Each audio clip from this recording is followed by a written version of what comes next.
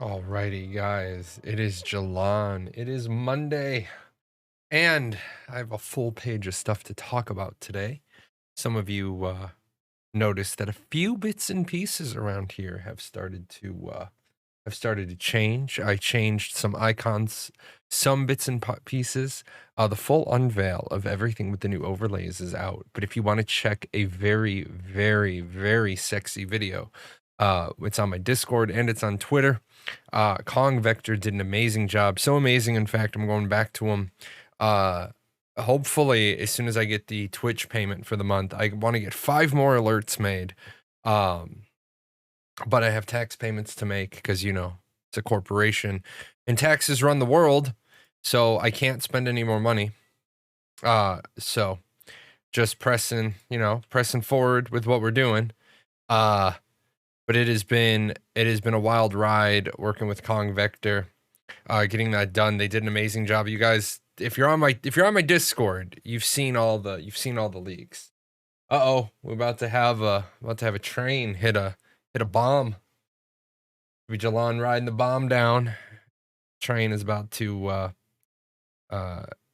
hit. Any new streaming gear you still have on my wish list? I do. So as you can see, I'm still working on the background a little bit. Like that corner looks pretty cool with the flame bulb. I need to do something in that little dark corner right there. I need to get something to fill in there, and then I need to get a second webcam. I need to get a better mount for the camera. The camera sits right on top of the monitor right now. I don't like that. And then I need a second webcam. That way I can do some stuff with just breaking up when we're here for a long time, breaking up the show a little bit. But I think I have everything now. I'll appreciate that. Princess Kenny 00 subscribing at tier 1. I appreciate that. I will let you guys know that I made a couple of changes to the stream today. I'm running a stats test.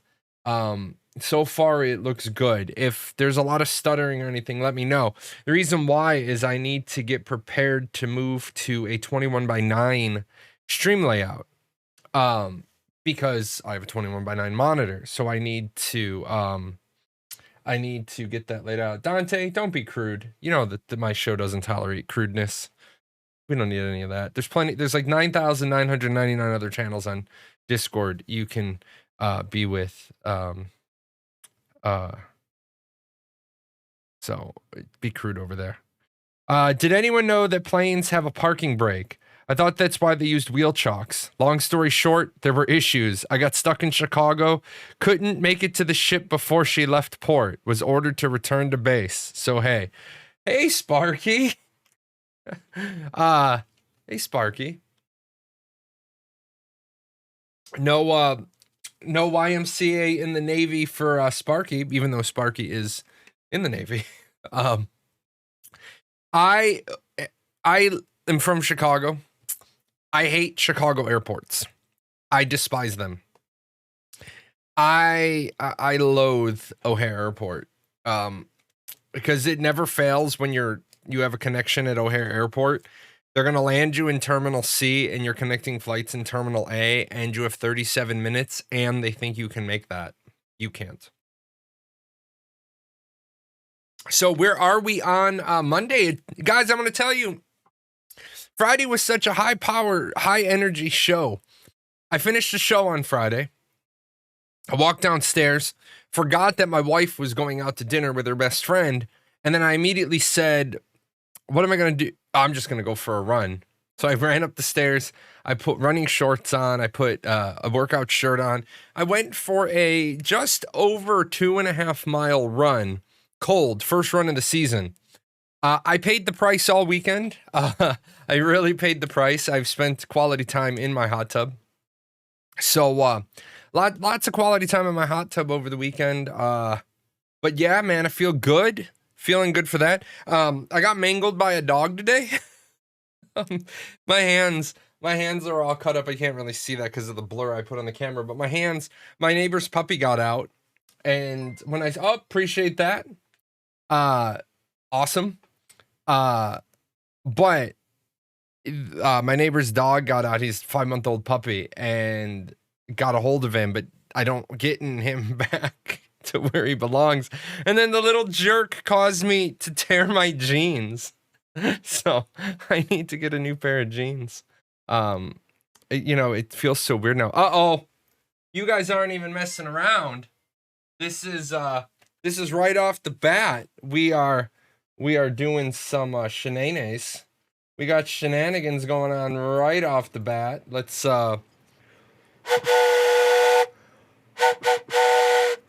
so we got a 4-pack going on right now, making sure Chibi riding a bomb doesn't get hit by the Paradox Express. Look at that. Also, I want to tell you guys that for all you subscribers, if you play around with the emotes today, you will find more. You will find some new emotes mixed in there. Uh-oh. T-Elf dropping some bits. I got a new, one of the new alerts I'm going to be buying is a new alert bit. I did not get, I have a really cool donor bit, but I didn't get a new bits one. So I will be, I've already got the write-up for that. It's gonna be magnificent. Uh-oh, 500 bits. That takes us up. Mission complete for level 1. So, yeah, good start to a show, guys. I also want to say thank you to everybody. Seeing good growth on Twitch. I don't know if you guys know this, but growing on Twitch and growing on YouTube at the same time is really difficult. And in my blog this week, yes, I have a blog. I talk about how I'm gonna put the focus on Twitch for the time being, because I just put out those videos and they're doing really well, but people are unsubscribing from my channel for it. So I'm gonna stop worrying about YouTube right now. Let's see. How are you liking the game? Just read about it. Good vibes so far. Well, I will tell you right now, I'm not playing the game. I'll also tell you right now that I have misplaced my compression gloves. I don't know where I put them. So that's a bad day for me. I gotta tell my wife I lost my Christmas present. Because, hold on, maybe they're in my jacket. But yeah, I lost my compression gloves in and around the way somewhere. I went to put them on and I was like, where are they? But, as you can see, I'm not playing the game right now. I will be playing the game hopefully next Friday live for you all. March 19th, next Friday, not this upcoming Friday. March 19th, which is ironically the same day I'm going to unveil my new steampunk overlays. Although you guys are going to get a sneak peek of a part of one of them today. I want to show you how one idea leads to another idea. But next week, we should be live for like 12 hours a day for 7 days. Knocking it out, answering questions, multiple notebooks on the desk, learning stuff, answering questions, figuring stuff out. Princess Kenny just dropped a 5 bomb. I appreciate that. Don't let that go to waste, guys. 13% to pop us up to the next level. So, I'm fanboying so hard. Just found out about this game this morning. If you just found out about the game this morning, welcome to the Ashes of Creation community. If you have a lot of questions, feel free to ask them. What I am going to say to you is I have a website called ashes101.com. So, it's like your textbook and your lecture series, and then this is like the live lecture because I'm an educator. My background is in education. And then it links to the wiki if you want all the citations. I'm not going to go through and cite everything. If you're looking to be like a fact checker, you can on the same page. So it's Kill a Lot TV. Ran into Kill a Lot earlier today. Kill a Lot is a very receptive content creator. Pointed out to Kill a Lot. I said, hey, good time for a rebrand because that name isn't going to go places for you. And I like when content creators say, yeah, good feedback. Thanks for that. Let's see. Best Ashes of Creation channel covering on the webs. I agree with that. Yes, T Elf caught me. I will not be playing. I will be testing. Okay, let me be honest. I'm going to spend like 90% of my time testing, but I will definitely kick back with an adult libation and just have some fun playing in alpha just to see what the... I'm gonna play so I can see what the new player experience tests out like. This game seems to combine many of the good aspects of WoW, Guild Wars 2, and perhaps ESO. This game combines many of the good aspects of ArcAge, Lineage 2, Revelation Online, EVE Online. I would actually say this game does not have any of the aspects of WoW or Guild Wars 2. That would be a good discussion point of what do you think in Guild Wars 2 or in WoW this game has. But having played Guild Wars 2, having played WoW, I would say no. Ashes doesn't really conform to that because WoW is a textbook, very, very, very textbook theme park. And since it's a very, very textbook theme park, that means dungeons are all instanced. Ashes of Creation, only 20% of the dungeons and raids are going to be instanced. The rest of the time, you are going to be in this big open world, and you're going to be doing PvX content. It means not only do you have to be able to do the 5D dance while you're doing the mechanics, you also have to be able to PvP. You have to be able to defend your boss at the same time. So there is going to be oh, you just missed it, Nabs. You would have popped us over. It's okay. I appreciate the effort.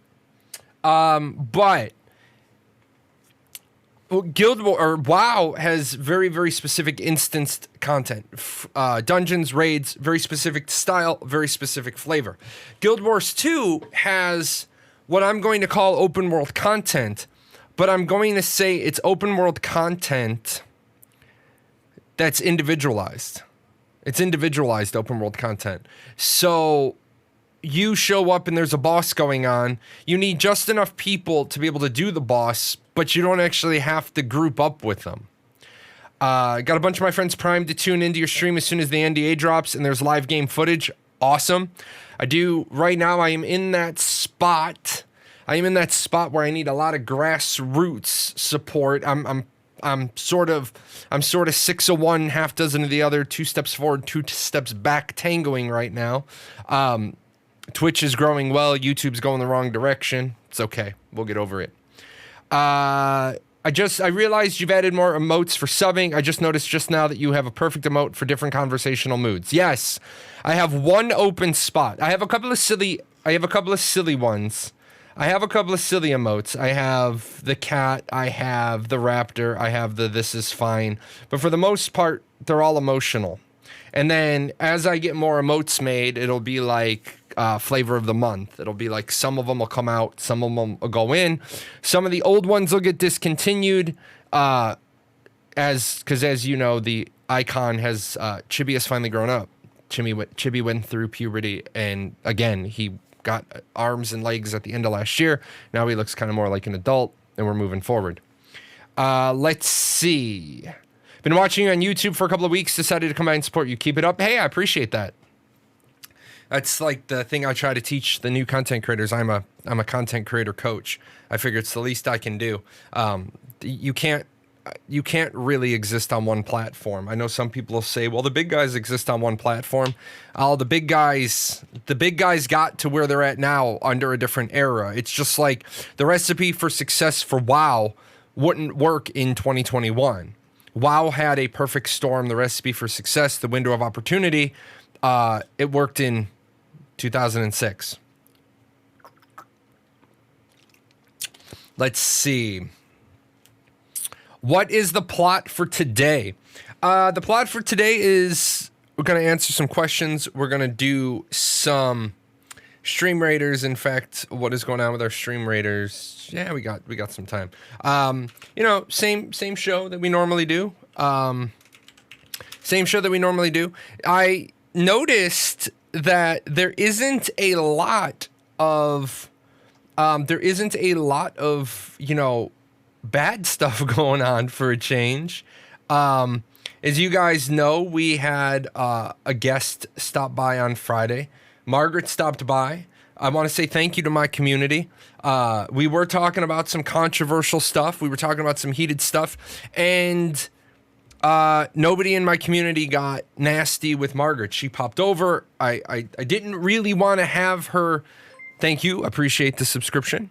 I didn't really want to have Margaret engaging with us via text. I don't think that's fair. I didn't. It was ironic because that morning I had taken off my dial-in for guests and I had to rebuild it.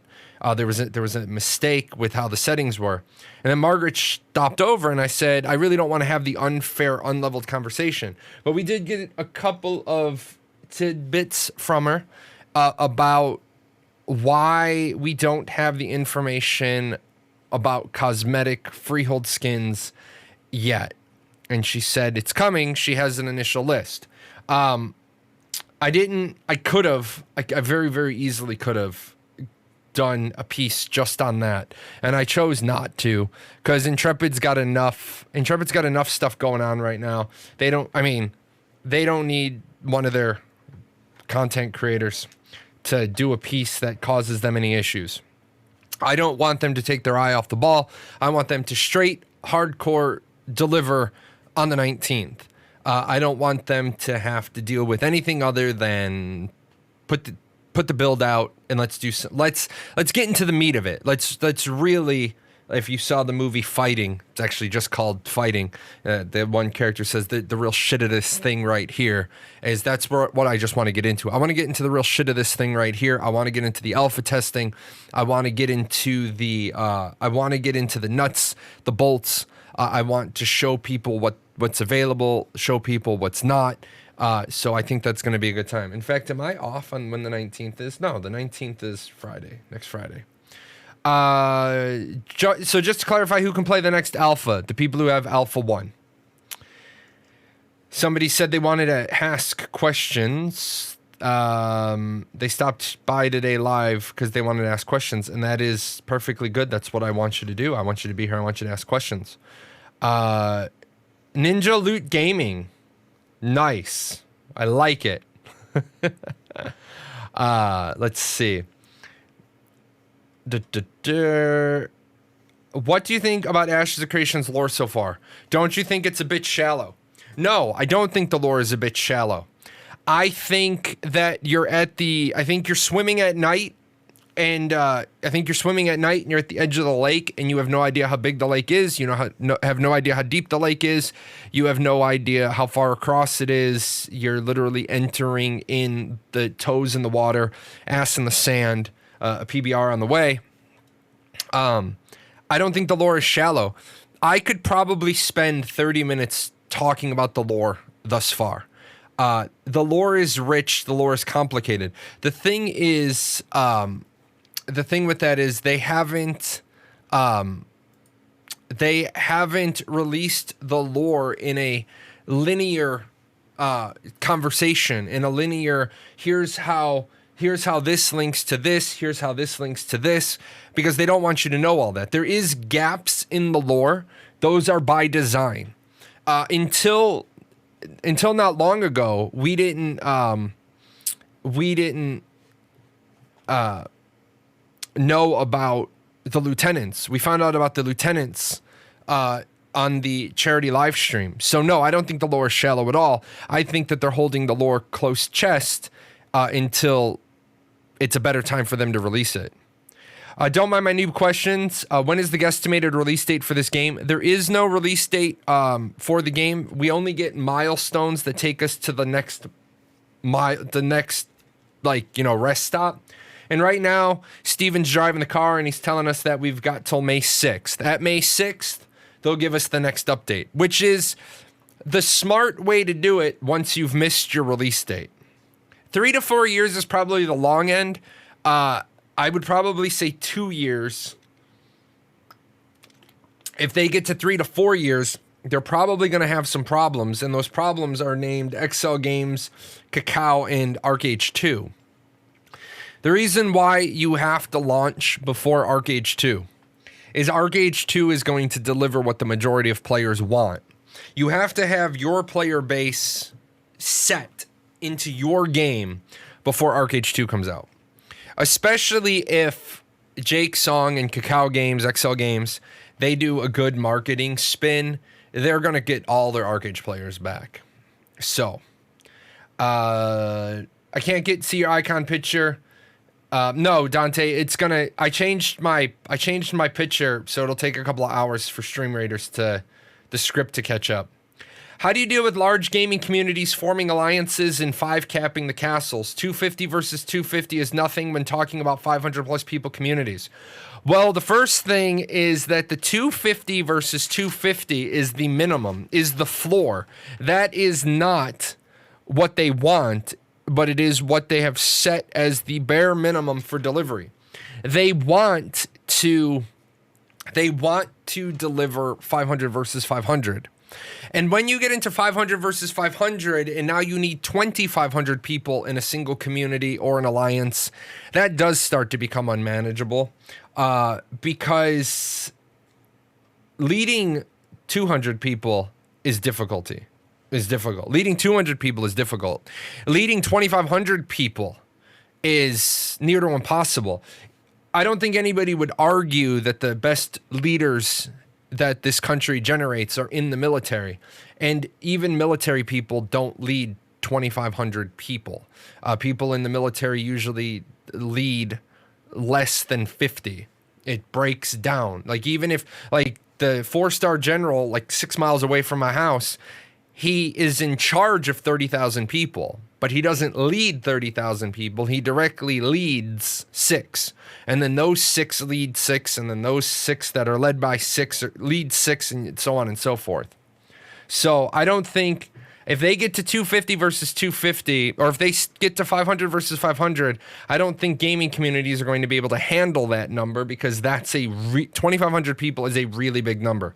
Plus, remember, the map is really big, so you're going to have the scenario where your people are going to be geographically isolated. So having a really big community doesn't mean anything when the distance counts. Like, most really big groups tend to lean towards zerging versus high skill gameplay. And if you're zerging, that's great, but you're only strong when you have your numbers. If you're talking 2.5 hours to travel north and south, 3.5, 4 hours to travel east and west, well, if you have to travel 3/4 of the world to get where you need to be numbers wise, you don't have that time, and you can't have your reinforcements everywhere. So no, I'm not worried yet. With all the systems that are already in place, I'm not worried yet about any one organization taking over the whole server. Appreciate that. Means a lot to me. I won't tell you guys that in order to get the next emote unlocked takes 700 subscriber points. Hopefully during the alpha week we can knock that out. Do we know yet what the inventory system will be like? Is it unlimited craft bag? Is it craft bag shared with alt tunes? So we know a little bit of that. The inventory is very small for a player. You have storage points, but each one of your storage points is different. To bring this map back up again, if you have storage points in all 4 of these circles, and you have 100 iron ore in one, and 100 in the other, 100 in the other, 100 in the other, you don't have 400 iron ore. You have 4 stockpiles of 100. You can share storage points with your alts. In fact, you have to share storage points with your alts, because housing, and a lot of this stuff, guys, if you hear me talking about a particular topic, Ashes 101 has a tab on housing, inventory, all this stuff. On each server, all of your characters share your house, all of your characters share your apartment, all of your characters share your freehold. You're only allowed 1 house and 1 freehold per server. You're only allowed 1 house and 1 apartment per server. You're only allowed 1 freehold per account. So if you have iron ore somewhere and then you want to switch over to your processor can take that iron ore out of storage, take it over to the smelter, turn it into iron ingots, put it back in. You can log in your crafter. Your crafter can take that stuff out of storage and then make something with it. Let's see. Do I have Alpha 1? Yes. How's the new monitor? Beautiful. Beautiful. It's amazing. And I hate to say it, but I haven't even had a chance to play Cyberpunk on it yet. I worked all weekend. I worked all fucking weekend. Oh, it took all day to clear out the Jack and Sally notebook, and I'm not even done yet. But I got all the merchandise redone. I got all the new stuff laid in, the new emotes, the new overlays are all set up. In just a couple of minutes, you guys are going to see a 50-50 blend of my old overlay with a little tiny piece of the new ones. It looks pretty sick. I like it. I hope Ashes of Creation can give the same feeling Duskwood gave me in WoW. Perfect storytelling, scary environment, and some badass mobs. Why am I not remembering Duskwood?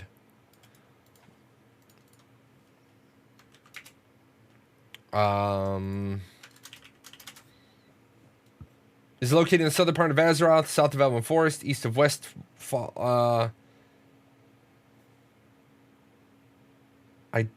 is that an Alliance side? Yeah, it's Alliance. I don't know that one. I don't know that side. I never played Alliance. I never played Alliance, so sad face. Sad face. Maybe I'll jump. I think my wife canceled her account. I'll see if my wife has any playtime left. And no, I can't. That'd be account sharing. Maybe I'll make a free account and go over there. Maybe I'll spend $14 and activate my account and go over there. Still have WoW installed downstairs. Wouldn't you say most organizations follow the delegation model? Good ones anyway. I would say no. I would actually say no. Most organizations don't follow the delegation model. I would say good organizations do, but most organizations aren't good organizations. Like Samsung is not a good organization. Not that I'm biased or anything. Not that I had to wait 36 days for a refund from Samsung. Not that I think that this video needs to go viral.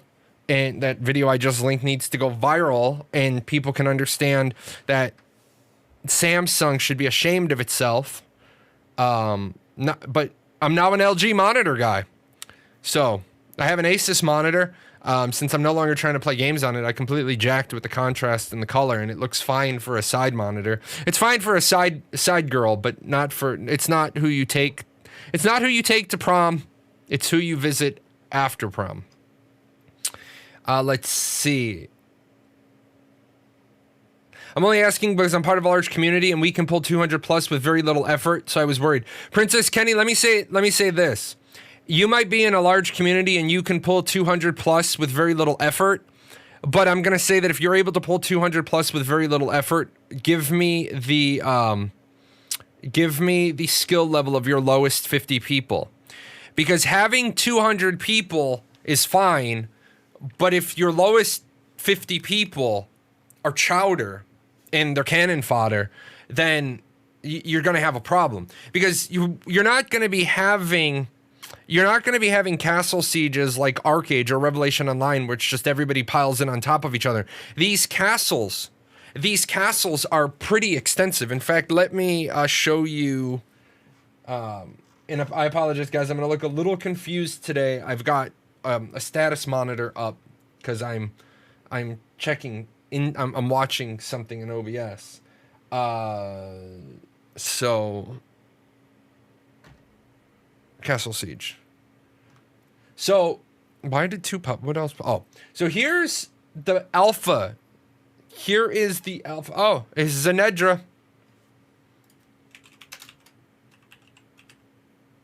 I'm gonna spell it wrong. So here is the castle for the alpha, and this is 1/4 of the size of what they want for launch. This is 1/4 the size. You're going to be fighting on multiple sides of the castle.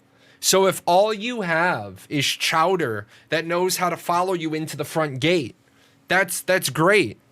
That's awesome.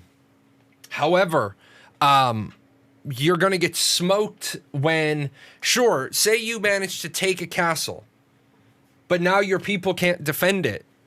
You're going to have an organizational problem because you're going to have to fire half your guild. And how do you think half your guild is going to find out? Or how do you think half your guild is going to feel when you fire them?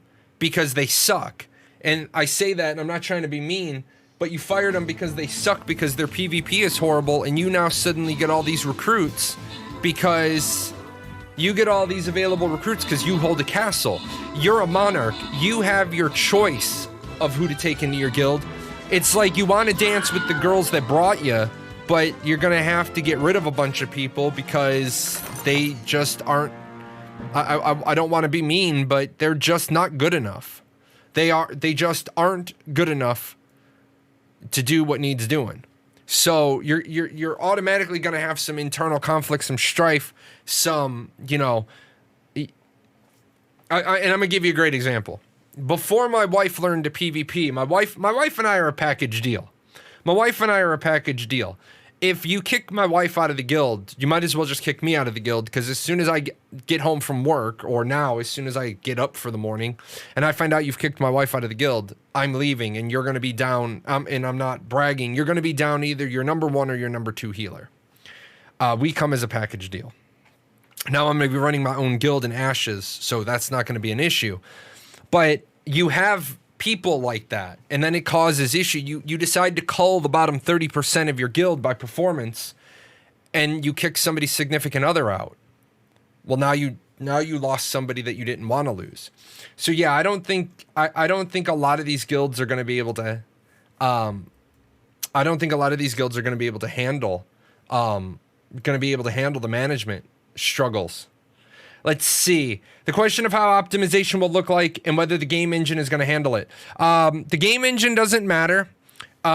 We could go into a long diatribe about game engines later if you want, but what I'm going to tell you is the game engine is a tool. It's a hammer.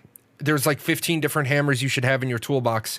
If you call me and you say, hey, Jay, I need your help, bring a hammer, I'm going to bring a regular claw hammer because you didn't specify. I'm not going to use my regular claw hammer with a wood handle to knock out cinder blocks. I'm going to look at you, call you stupid, and say, why didn't you tell me to bring a sledgehammer? I'm also not going to install air conditioning conduit with a claw hammer. I'm going to say, why didn't you tell me to bring a ball peen hammer? So the engine is a tool. Intrepid Studios has cut the whole back end of the tool off, of the engine off, and they've wrote custom code. So you're not, when people say, well, they're using Unreal Engine 4, they're using Unreal Engine 4.25, they're using the front end of Unreal Engine 4.25. They've completely done the back end on their own. Is it possible to fill up a caravan with exclusively your resources? Yes. If you have them all. However, you can't ensure that it's exclusively your resources because somebody else might have already filled it up. And then say somebody already filled up 20% of the caravan from the node. You want to fill up a caravan with 10,000 things. Well, you put 8,000 in, it triggers the first caravan, and then your 2,000 go on the next one. On the topic of caravans, there's 2 types of caravans. There are node launched and there are personal. If you launch a personal caravan, it will be all of your stuff. Because I understand a mule increases carrying capacity by 10 and caravans are times 100. So are those storage points like node storage. Storage points are warehouses, inventory that are found in your apartment, your house, your freehold, and then in the node. Now, if you get a storage point in every node, if you have to rent it, if you have to buy it, if you have to lease it, we don't have that answer. We know what the answer probably is, but we don't have the soundbite. Do I think Ashes of Creation will have fast travel eventually? What about like WoW had originally with airships and boats? Let me say this. First of all, boats and airships are not fast travel. Boats and airships are classified as automatic travel, pathing travel, or fast-er travel, shortcutted travel. The reason why they're not fast travel is because you still have the time investment of going to the boat, waiting on the boat, getting on the boat, traveling on the boat, and then arriving. That's why WoW eventually did away with the airships, and you could still take an airship, but they put a portal everywhere. With that said, Ashes of Creation is already going to have carriages, airships, flight paths at launch. However, they aren't going to take you all the way across the world. They're going to take you to the next adjoining node. If you have more questions on that, let me know. Am I running a guild? Yes. Will I be recruiting? Yes. When do I see that ramping up? Pre-Alpha 2. I will start ramping up. I will start ramping up the guild in Alpha 1. I thought I was going to have more people, and then I'm Theroden, and I've been sleeping for like 10 years, and I didn't realize it's been like 6 years since my guild did anything together. So a lot of them have moved on, formed their own guilds. Now, a lot of them are probably going to come back. A lot of them are probably going to come back to Paradox for Ashes of Creation. It's like getting the band back together. But no, I'll be recruiting. Am I planning to make a game guide in the future? Yes, I am the Ashes 101 guy. If you want to see the quality of the guides you'll get, you can go to my YouTube channel. I already have, 200 videos done. My ArcAge 101 videos are still up, but my production quality has like quadrupled. So yes, I will be doing game guides in the future. Now, I am the manager captain of the Ashes of Creation stream team. I will be recruiting streamers for the archetypes I don't play. I will talk to each individual streamer. This isn't going to be a mass marketing team. It's going to be like a school. It's going to be like a set of faculty. I will remove anybody from the stream team who doesn't answer questions. I will remove anybody from the stream team who gives false information. If I find out that they're doing it deliberately or maliciously. The point of the stream team is to get people squared away with the information that they need. The lazy peon, no, the lazy peon is the level. He's like what you call the tip of the spear. The lazy peon is a brand in and of himself. While he makes content for a game, he is not what I would call a content creator. He is a influencer. He is a professional YouTuber. Will he make exclusive content for Ashes of Creation? I don't know. Does the man have to make any content ever again after Ashes of Creation comes out? No, because just like small content creators can say, hey, I have a referral link, and if you use it, I get a monetary kickback, helps me out, lets Intrepid know I'm still reaching new people. Doesn't cost you anything, but it helps make stuff like the music you heard at the beginning of the show. The Lazy Peon has tens of thousands of those, and he's going to be able to live. He's going to be able to live on his referral money alone. Princess Kenny says, those are all fair points. I'm probably overthinking it. Thanks for answering the question. No, that's what I'm here for. I am here to answer every single question you have about Ashes of Creation. I do this 15 hours a week. 15 hours a week. I am like the help desk. Now helping customer, or now serving number 42. Ding! And I love what I do. I love what I do because sometimes somebody asks me a question I don't know the answer to. We have to go find the answer. Most of them I know. Occasionally somebody wants to get belligerent with me. And if, don't ever at somebody on a Discord and tell them that they're wrong and then not realize that you're going to get fucking owned. Like, if you're going to at somebody and say, no, you're wrong, be 100% sure you're right. Let's see. How can you loot all of that even if you destroy the caravan? Good question. Good question. When a caravan is destroyed, it does not drop the resources. Let me bring up March's video footage. And so what you see here in the prototype caravan, when they destroy it, so what you see here is a bunch of finished goods on the road, right?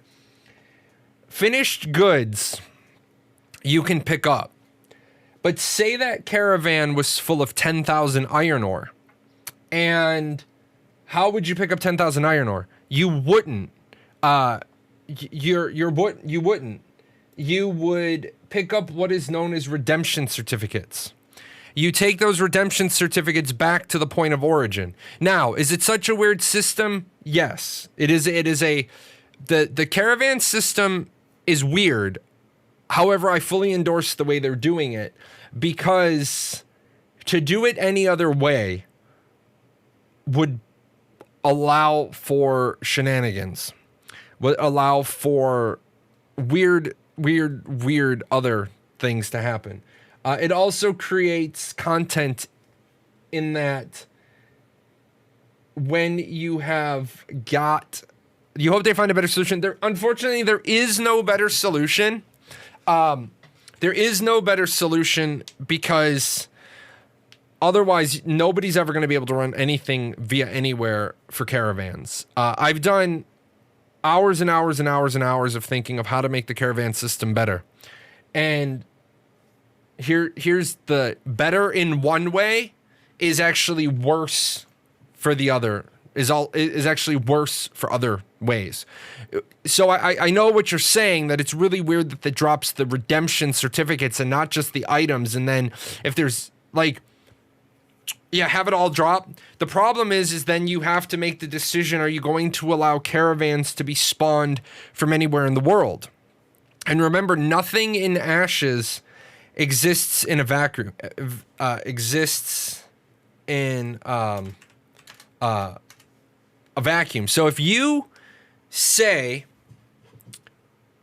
you can spawn a caravan out in the wild so that you can pick up all of that stuff, that's fine. That would be a perfectly valid thing to say, well, just let me spawn a caravan in the wild. But now you have the problem that you have to allow a caravan to be loaded in the wild. Okay? So now when you find one of those multiple hit mining nodes, a guild could go there and then they could load up one caravan with all of the silver or all of the gold or all of the mithril. And if it's a powerhouse Zerg guild, there's nothing you can do, because they're just going to load up one caravan with all 10,000 of the mithril and ship it back under a massive amount of protection. So when you touch the same item in one place, you touch it in another place. Now, do I think that it's a bad thing to allow people to go out there and fill up their caravan while they're gathering? Maybe. What about gold farmers now? See, one of the systems in place of the gathering system is that the gold farmers can't just max fill their inventory. Well, if you allow the caravan, yeah, but they do that anyway. Except they can't do that, because in order for one guild to mine out an entire 10,000 hit node, they would need to have 100 people. They'd have to have 100 people there. Is the issue is because the amount of dropped of gatherers is too large to carry on persons? Yes, that's the problem. Now, could you then just have all of the items drop on the road and turn it into a free-for-all? Sure. However, do you think it would be feasible to load up a mule instead? Yeah, you kill one caravan, you have to load up 10 mules. Sure.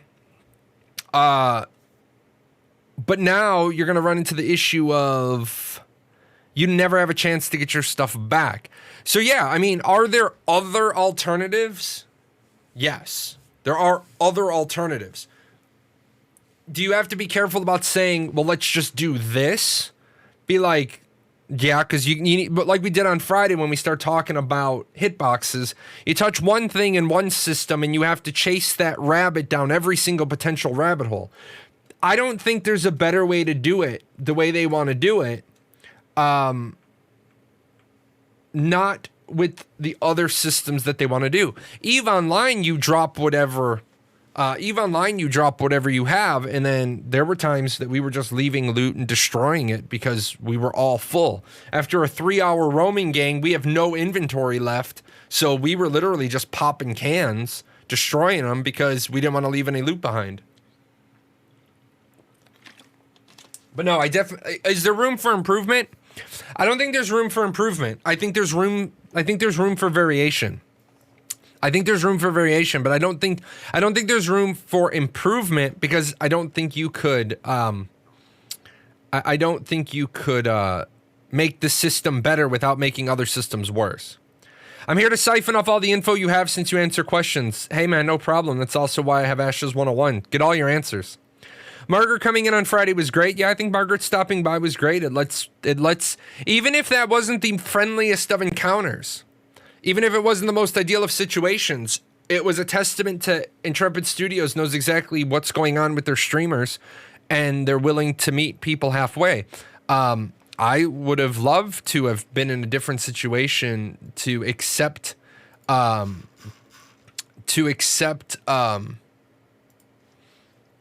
onto the show. I think it was a bad time to come in. I'm glad she stopped by. I think it was a bad time to come in. I think we could have done that a little bit differently, but that's what happens. It is what it is. Will the caravan system be available only for economic nodes? No. Caravan system is available for all nodes because it's a key integrated part of node development. I have a feeling the non-NDA alpha delay announcement is coming any day now. Not upset about it though. So let me say this to Intrepid Studios. Let me just say this, and whether or not they get this message, whether or not they follow this advice, if you know right now, if you know that you have 0% chance of doing this testing next week, you need to say it right now. Bad news, unlike wine, does not get better with time. So if they know right now that they have a 0% chance of delivery for next week, they need to punt now. If they think the odds are less than 70%, they need to say that right now. They need to say that right now. Because if they don't say that right now, then the problem comes is you don't give a shit about your community's time, effort, energy, resources. So what about the person who schedules off work?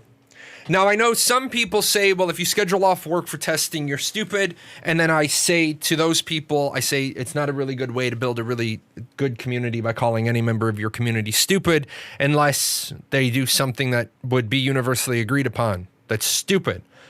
I think that there are people who have real people jobs that also want to test. And so they schedule time off because that's what they enjoy. If you're going to tell somebody that taking time off from work to test makes them stupid, I'm also going to say then, well, you're not going to be here like 16 hours a day during launch week because you're going to be at your job.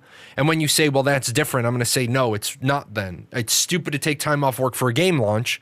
So why would you tell somebody else how they spend their time is stupid? I think it's stupid to go to baseball games. I think going to a baseball game more than once in your life is stupid. Go once, have the experience. But when I watch a baseball game on TV, which is like never because I have all daughters, I don't spend $8 for a cold hot dog. I don't spend $7 for a flat beer.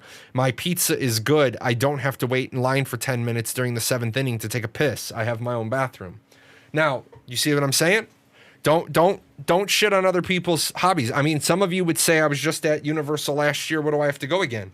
Because I want to go to Halloween Horror Nights. How I spend my time is mine. You manage your chess pieces. I'll manage mine. Let's see. Is the issue because the amount of drop of gatherables is too large to carry in a person? Yes, we got that one. Have I said what class you plan to play? Cleric. I will probably play, well, during the testing next week, I will play every class it'll be like, I'm going to play this, I'm going to play this, I'm going to play this. I'll probably do 2-hour blocks every day. It'll be like, or maybe like 3-hour blocks. Like this is cleric time. This is, right now it's a cleric, but I'll do like, this is my cleric time. This is my tank time. This is my mage time. If they have the ranger ready, and the showcase is done, I'll do that. So it'll be a good time. Any idea how to deal with bots is one of the biggest problems of MMOs. So first of all, let me tell you, there are a lot of games that don't give a shit about their bots. So when you say that, it's one of the biggest problems of MMOs. Some games don't care about them. Some games don't actively try to deal with their bot problem. Other companies realize their economy would be horrible if they took out the bots, and they don't know how to fix it. Steven hates bots. Steven hates cheaters. He detests them. He loathes them. Steven has already said, and I have no reason to doubt him, that they plan to aggressively engage to stop bots, to stop bot behavior. That is really easy to do if you have active GMs. I also want to remind people that GMs don't play like player characters. GMs, their screen can be set up really easily so that as a GM, I'm sitting here and I basically have a 4-pack on my screen. And for Ashes, you would need a 5-pack. They just don't have this. I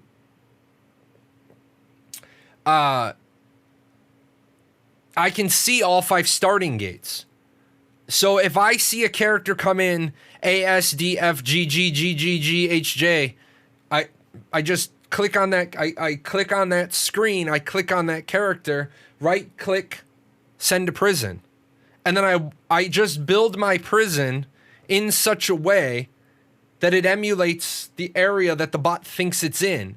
And when the bot is literally repeating behaviors, the fastest way to slow down bots is to not ban them.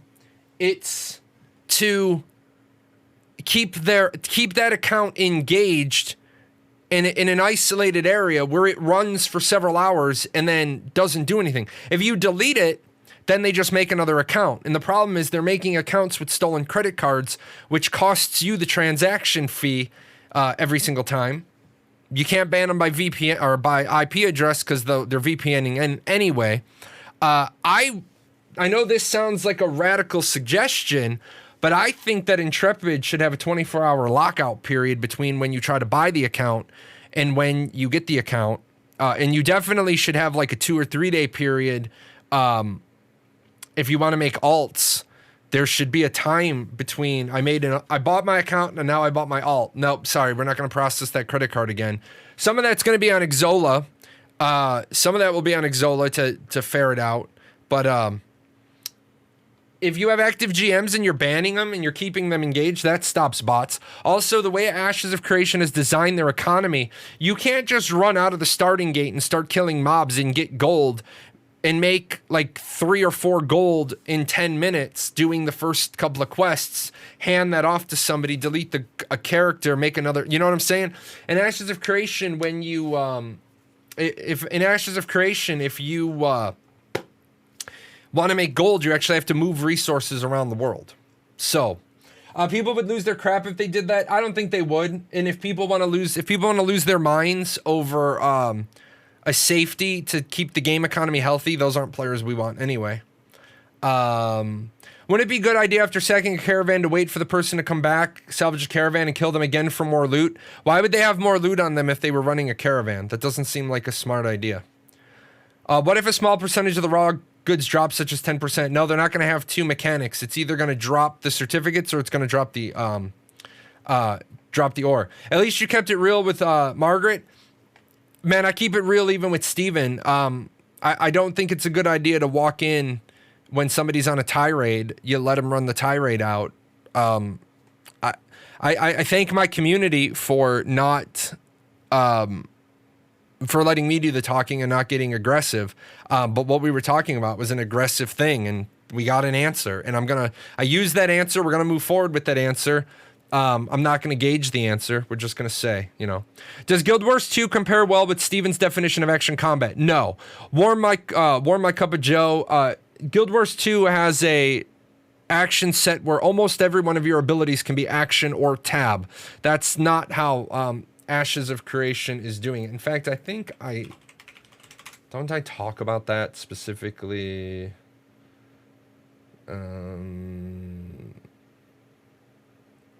Why not? Game mechanics. Combat system overview. Yeah. I did a video on the combat system. I have a page on the combat system, I should say. But yeah, for Intrepid Studios, a tab target ability is you are locked, a locked target, cycled through with tab, and you hit 1, 2, 3, 4, 5, it fires off an ability at you. That's a tab ability. If it's a frontal cone, if it's an off-center AoE, if it's a ground reticle, or if it's an ability that you have to line up the crosshairs, that's an action ability.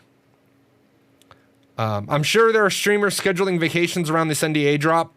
I would agree with that. I gotta get caught up, man.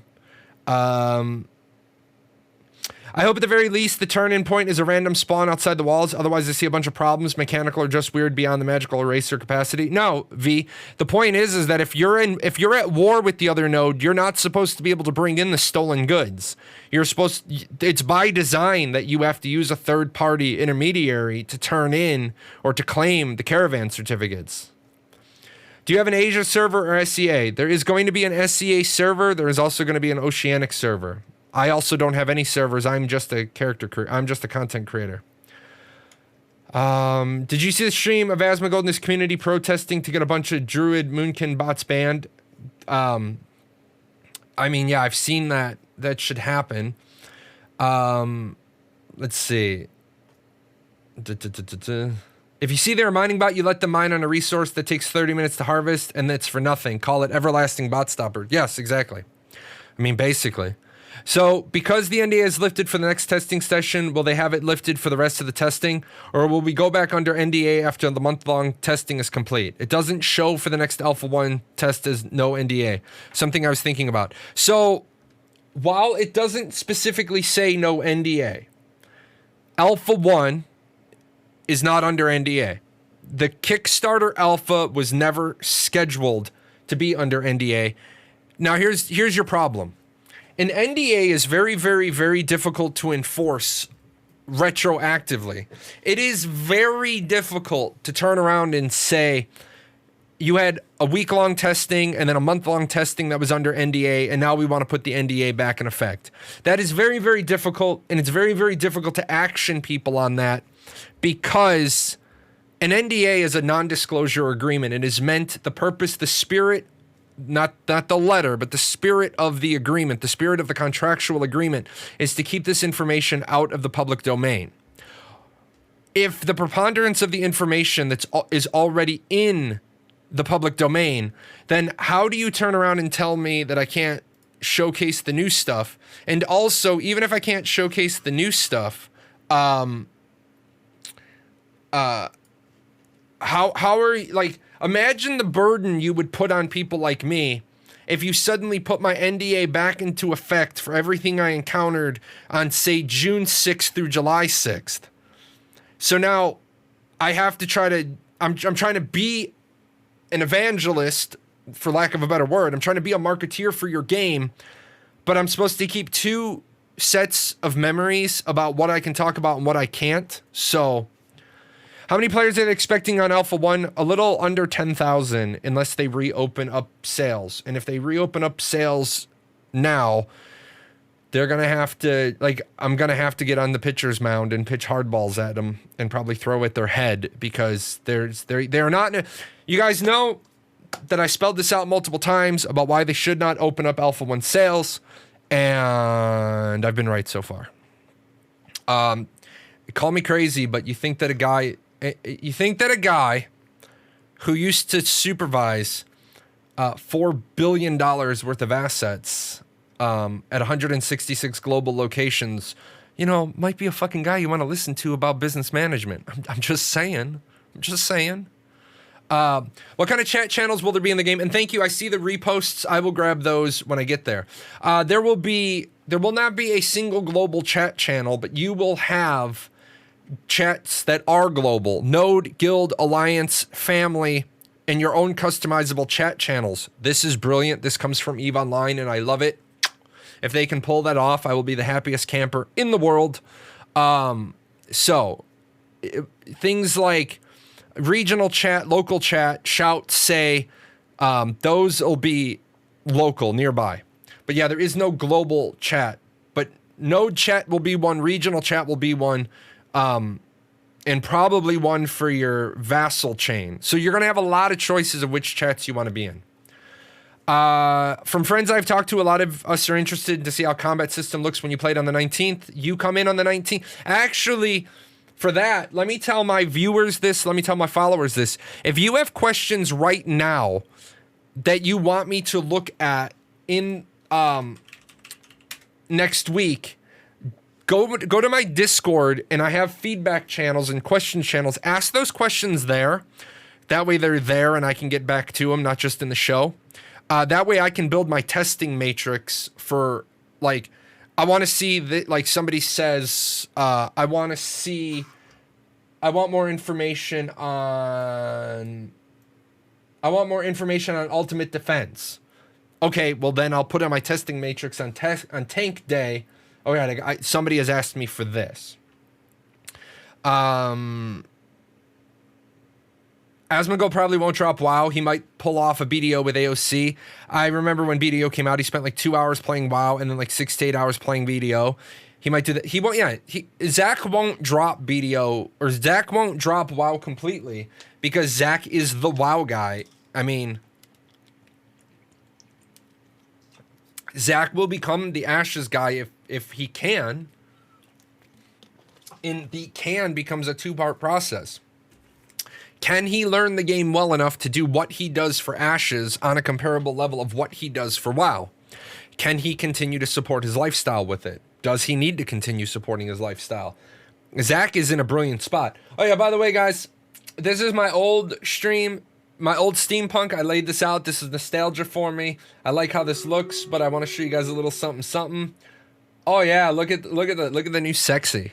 Look at the new sexy. We got some gears running. We got this new sexy frame. Oh, I like it. I like it. Let's start our battle. You guys all run off and do your thing. With the NDA dropping, do you think that the millions of new people who find out about Ashes will see enough potential in it? I mean, people who are familiar with the concept of a Western alpha. Yes. I think that I am going to be sitting fat and happy. I think I am poised with multiple products that are gonna... Millions of people are gonna see Ashes of Creation next week. Millions. You already heard one guy saying, I'm his go-to. Paradox Gaming is his go-to to get the information that he wants. That his group wants. I think that if you keep... I think, in all sincerity, if you keep the new people off of the idiot channels and you keep them on the channels of people who can articulate what Ashes of Creation is, I think Intrepid Studios is going to be in it to win it.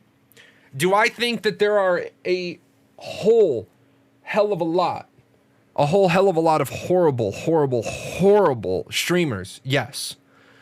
Am I going to be working my ass off cleaning up everybody's mistakes? Yes. Do I think there's a lot of content creators who have jumped on Ashes of Creation just to make money for themselves? Yes. So yeah, I'm going to be fighting an uphill battle. I'm going to be the Prophet Jahlon Snow, and I'm going to be fighting an uphill battle. Maybe I should be smart and put the chat directly under the camera. Let's see. Will you be streaming every day during the first non-NDA? Yes. What's my streaming schedule going to be like for that week? My streaming schedule will be Monday, Wednesday, and Friday. My streaming time will be, yes. I will stream. My family's already prepped. I will stream for probably 12 hours a day, every day for 7 days. Then I'll spend time with my wife. I'll go for a walk. I'll shower, because I shower at least twice a day. Just saying.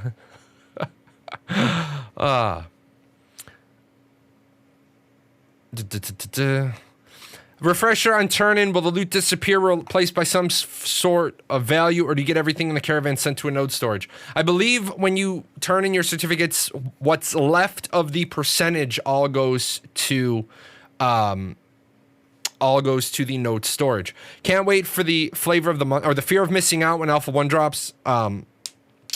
Can't wait for the fear of missing out when Alpha 1 drops. Yeah, I mean, that's another big one why I said very vocally to Intrepid Studios, you need to not sell Alpha 1 the way you're selling it, because that's going to be unfair. New lights or new cam? Actually, new lights in the background. I put the blue lights up. I do have some new lights coming to wrap around the steampunk piping shelves. And then I want to get this floor light that looks badass, but I've kind of spent a lot of money this month. I spent $1,500 on 2 monitors. What are you doing? Why are you playing again? You shouldn't be playing again. So I'm holding off until I pay off the credit card bill, and then I'll get that floor light. I think it looks pretty cool. And the other thing is that what makes the camera really, really sweet is NVIDIA Broadcast. So this is the camera. This is the camera without NVIDIA Broadcast running. And then this is the camera with NVIDIA Broadcast running. And that blur is all done with software, and it's excellent. Let's see. Please don't go to the fake gaming channels. Even YouTube is a nightmare. Oh yeah, let me tell you. August Jade, your kitty senses are tingling. Actually, Kitty is in his bed. He hasn't been spending a lot of time in the big doggy bed. He's in there today, so he's nice and quiet. So the MMO market is such a shit show. They get a leg up. Man, I don't understand how these bad creators get all these views, and then people complain. Like here's what I don't understand about communities. You're willing to go to a bad content creator's channel, view his stuff, watch all of it just so you can rip it apart, yell at the screen, talk shit about it, but you won't go to a good content creator's channel, leave a thumbs up and a comment and a like. Because if you did that, you would help move the content creators that you enjoy to the top. People don't realize how important thumbs ups and a comment is to the life of a video. So 7 months of Jahlon, my favorite performer and not the owner of the channel. Yes. Yeah, that's people in general, always quick to tear down, slow to build up. That's just the way it is. Let's see. People will be here. Fizzy Bubble. I like that name. I like that name. That name makes me smile. Oh, speaking of what makes me smile, my wife is so happy, and when my wife is happy, I'm happy because, if my wife is happy, then it means I'm doing a good job. I bought the new monitors, and all my wife asked me for was a vector bot, and I was like, okay, get a vector bot. Happy early birthday. She got a vector bot. She is so happy about her vector bot. It explores her desk. It picks up its cube. It gives her a fist bump. She can talk to it. I spend all my time upstairs now because she knows I'm in another production cycle. And so I have a gaming setup downstairs where I can game and we can be in the same room. But right now, I'm laying the foundation for something bigger. So I'm not down there with her. I just hear her today while I'm working. She's like, hey, Vector. And he makes this sound. Give me a fist bump. She's so happy. If my wife is happy, I'm happy. So put a smile on my face. So that put a smile on my face. Fizzy Bubble's name. My wife's Vector bot. Do I have a quest you're working on for Raiders? I am working on kill 3 bishops and place 2 berserkers. If Talnar predominantly contribute to a node's development, will they have an architectural type that the node will represent? Yes, there is a Talnar architecture. We have not seen it yet because I'm guessing, this is my guess. My guess is that they are going to, for loan purposes, business purposes, business management purposes, projections, timelines, a whole lot of things.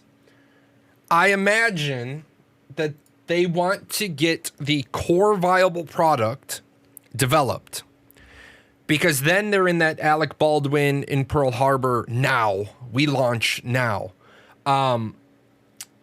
Remember, Intrepid Studios ran into a 9-month re-engineering problem. They need to get to the point. They need to not make the mistake that Star Citizen has made and not have a we launch now. Would it piss people off if the Talnar was delayed and turned into an expansion? Sure. Would people scream up and down fraud, this, that, the other, because it didn't show up at launch? No. Well, yes, they would, but I think reasonable players in a reasonable audience and a reasonable community are going to realize I can get the game now or I can get the game in another 12 months. What do I want? Now, do I think that it will take them 12 months to develop the Tulnar? No. Do I think that the Tulnar are the easy part? No.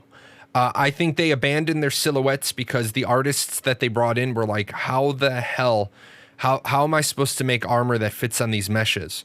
The problem with going crazy with your characters is that I almost, and I know this would irritate people, but the Tulnar should have stock appearances. Not every single piece of armor shouldn't appear on the Tulnar. And when Tulnar players are like, that's unacceptable, I say, well, what would you rather have? A really cool character mesh and default armor templates and the cosmetics? They take the time to tailor the cosmetics, or do you want to have less character freedom on the mesh so that you're basically a weird looking humanoid? Because the old silhouettes looked awesome. I think I might have them. I may have deleted them because they're now excommunicated. Let me see real quick if I have them. I think I did decide to delete them though. Oh no, I didn't. So here we go. So up here, right, these are some old silhouetted models from Ashes of Creation. These are all disavowed, guys. These are all disavowed. But these are the Tulnar models that they came up with. Now the problem is, look at 5, 6. Look at number 8. Look at number 6, 7, 8, 9, and 5. 5, 6, 7, 8, 9. Look at those. Those aren't going to fit into a standard mesh model, right? So that's probably why they abandoned these. Oh, I loved 5. I thought when I saw 5, I thought we were going to be able to have an insect Tulnar. I was stoked. These do look awesome. These look amazing. The problem is that they look amazing, but if you can't make these work easily, then they're no good to you. So, I think the Tulnar, I'd love to sit down with Steven and be like, what do you think about the idea of not making a Tulnar specific armor? Not making a Tulnar specific armor, and then only having like 15 total appearances of gear for Tulnar. Like, this is your 1 to 10, 10 to 20, 20 to 30, 30 to 40, 40 to 50. This is your cloth, your plate, your leather. That's it. You've got like 15 appearance sets for the Tulnar, but you make the cosmetics work on them. I think you talk to the players. Star Citizen, I want to believe, how can you mess up development so hard with that much capital? Well, Mob Tech, let me tell you really, really quickly how you mess up a project when you have that much capital. You don't have that much capital. You've burned through that much capital, and therein lies the difference. If I tell you that I'm going to give it, or we'll use me. If somebody says, if a billionaire comes to my door and says, "Hey Jay, here's $100 million, make an MMO." I'm like, okay, I got $100 million. I'm gonna make an MMO. I know I have $100 million from day one to launch, and that's all I have. I have $100 million, and so I have to fit everything into that $100 million. But when you're doing continuous crowdfunding and continuous capital earning, you don't feel that pressure. You don't feel the pressure to pinch every penny, because you're like, oh, well, I'll just, in the case of Star Citizen, I'll just make $250,000 tomorrow. My project management experience comes from the military, where you cannot go over budget, period. That's it. Now, see, like some government branches, yes, but in the military, if you get allotted $100 million for a project, that's it. When you hit 100 million and $1, holy shit, the oversight that you get. There are literally projects that don't get finished because they're 3/4 done and you're out of money, and now you have to go through the acquisition and the funds briefings. And I mean, there were times that there were projects that people would show up on my doorstep and they would be like, well, I need this money.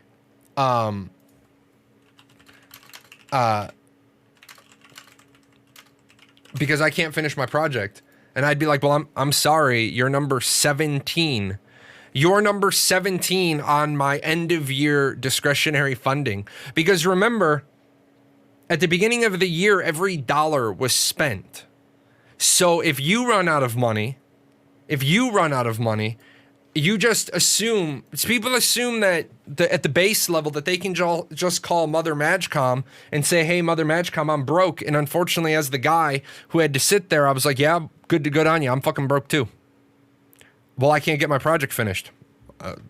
I don't have money to give you, and 17 other people are broke too. And then unfortunately, the way it works is, how much money do you need? I need $500,000. Well, I put you on the list of $500,000.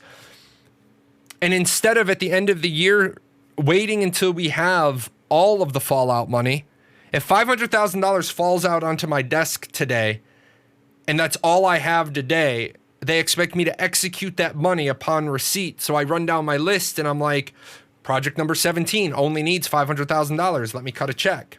Oh, project number 3 needs $150,000. Let me cut that check. Who else can? It's all bullshit management. I can't really go into too much more. I would love to tell you guys how fucked up spending on projects in the military are, but it's so asinine you wouldn't believe me. You would say there is no way that is how it is, and I'd be like, yep. Meanwhile, in the U.S., the government printed 26% of its total cash and existed within the last 12 months. I'm really worried. Don't be worried about that. Most of America's debt is to itself. That's what the media won't tell you when they're trying to scare you. Most of America's debt is to itself. And most of America's debt is to itself. And the way the law is written, it's mandatory spending. So you have to spend it. You have to spend it before you can downgrade it. I don't think highly of the military. The government is lying to us. If the government is lying to you, why don't you think highly of the military? Those two things don't go hand in hand. The military does what it's told. Unfortunately, the military doesn't have a lot of discretion to not obey orders. As long as the order is legal and moral, the military must follow it. Otherwise, it's treason. And for an officer to get charged with treason is a kind of bad deal. Last time I checked, I think there's only like one penalty for treason, and I think it's death. So yeah, because the military is their puppet. All right, Killalot, I'm gonna give you the free one time. If you're gonna shit on the military, realize I'm a retired captain, and half of my channel or more has veteran experience. If you're going to shit on the military, you fucking better have an education about it, because the military is not their fucking puppet. The military has to follow every order. I am a veteran. Okay. That's really strike 2. You probably just been to 4 wars. Okay. I am probably not the channel for you. You probably want to seek life elsewhere. Have we heard about wand weapons in the alpha? The renders look cool to see in action. Yeah. There was an item called orbs back in Alpha 0, and I can talk about Alpha 0 because the verbal NDA was removed. Now, back in Alpha 0, there were orbs, and I'm trying to pull down. No, we have one that's just orbs, right? Yeah. Let me grab this. So.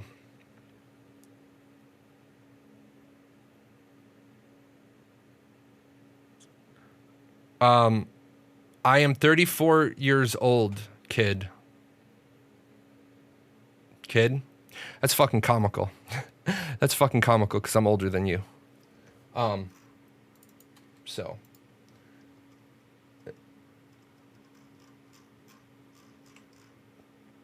And remember we said earlier?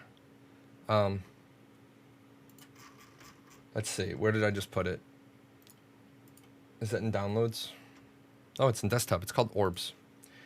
Oh, because I'm not on the desktop. I was like, where the hell did it go? So here are the orbs. Now these were kind of funny, right? You can't be my father, so no reason to talk to somebody that way. Yes, there is, because you're a fucking idiot. There you go. Enjoy. Does anybody ever get confused on my channel? Does anybody get confused on my fucking channel? And by the way, just for people like that, we now have this. Yeah, Sparky, I wasn't even gonna go there. I wasn't even gonna go there. And technically, we've only been in one war. Yeah, which he can't answer because he's banned. So, yeah, Halo Wars. I don't know. We've been in the Gulf War and the War on Terrorism. So there's been two. And those aren't actually declared wars. Well, the Gulf War isn't a declared war. The War on Terrorism is. That's why we all get the shiny, pretty ribbon. Anyway. Where were we? Orbs. Yes, something relevant. Orbs. These were ranged weapons in Alpha Zero, and I really, really enjoyed them. I will say that there was a little bit of a problem with them, and a lot of times the orb would pop out of your hand and get connected to the bottom of your mesh, which is fine. No, they're not grenades. They, I don't remember if they, I don't remember exactly if there's a video on them. Because I can't show you, I can't show you the footage. But they're, and I don't, yeah, they don't have a video on the wiki, but, they were a ranged slot, and they fired out like a beam of light, which could very well be yeah, it looks like the red mage orb, Vale, very, very much so. It could very well be a tab target ranged weapon. However, then when they described how they were going to do their combat, you can't have a tab target ranged weapon, because you'd have to have an action with it as well. I would not be surprised if orbs end up on the cutting room floor and get replaced by the wands. Now, were the wands fun as hell? Yes, the wands were fun as hell. This is, guys, this is why it's so bad that I didn't know that the Battle Royale was going to be taken down. Otherwise, I would have gone through the footage. And one of these days, if I don't have internet, I'll go through all my BR footage down on my downstairs computer, and I'll try to pull out stuff. But if I knew that we weren't gonna, have the opportunity to create content more, I would have made more. Do we have any Battle Royale footage? Yes, I will give you. I got you. I got you.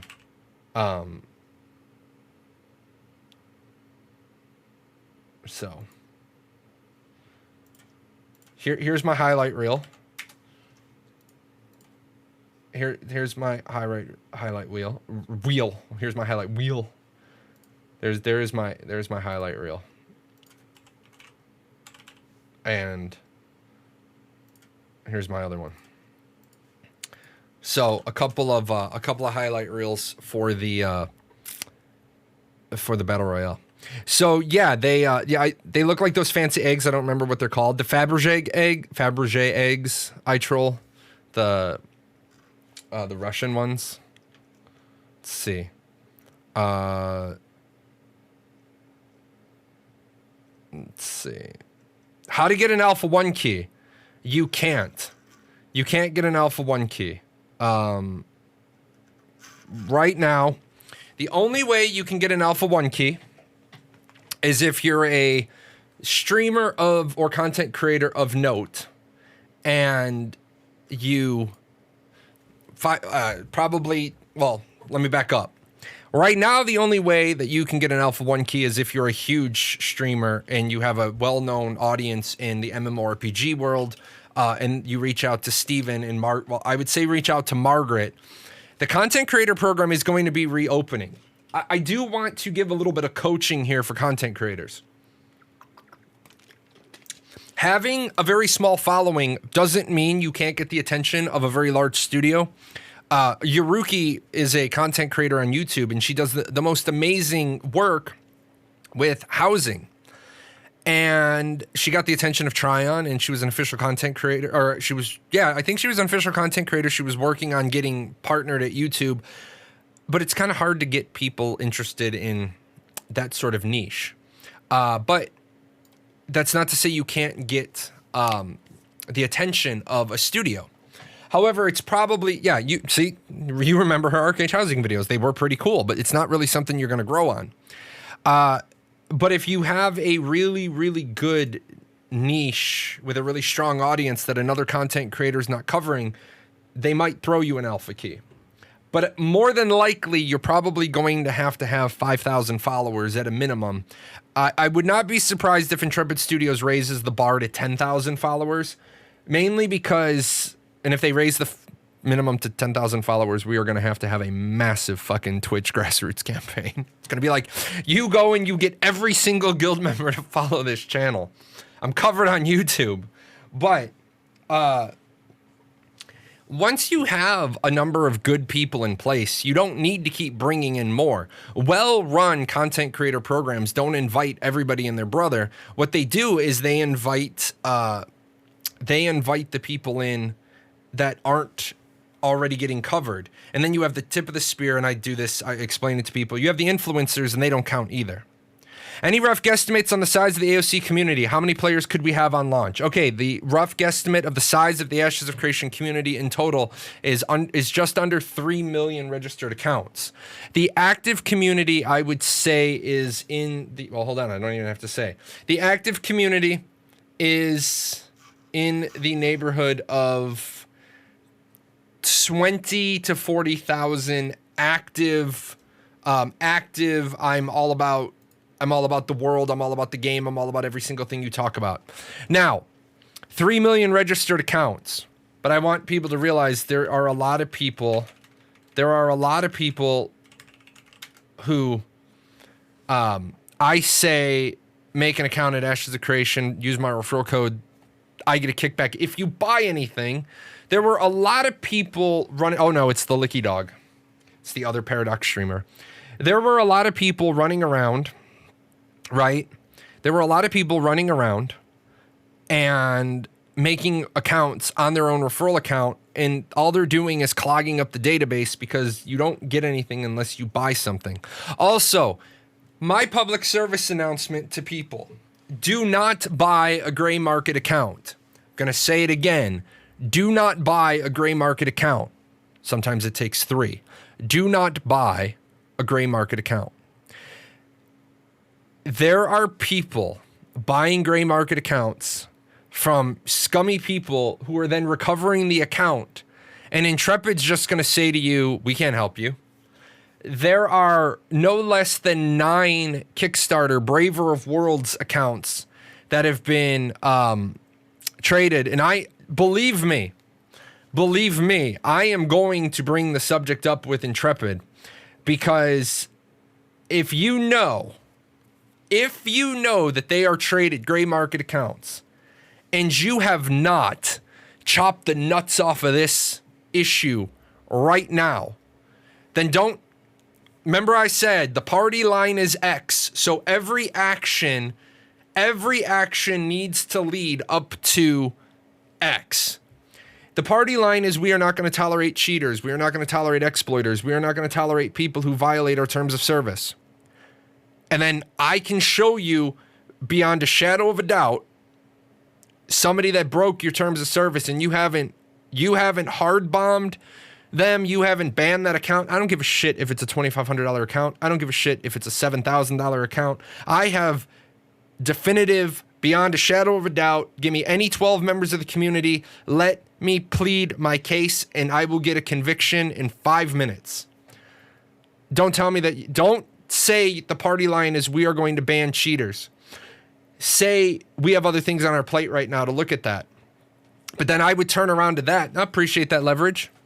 I would turn around if you say, well, we have more important things to look at right now than that.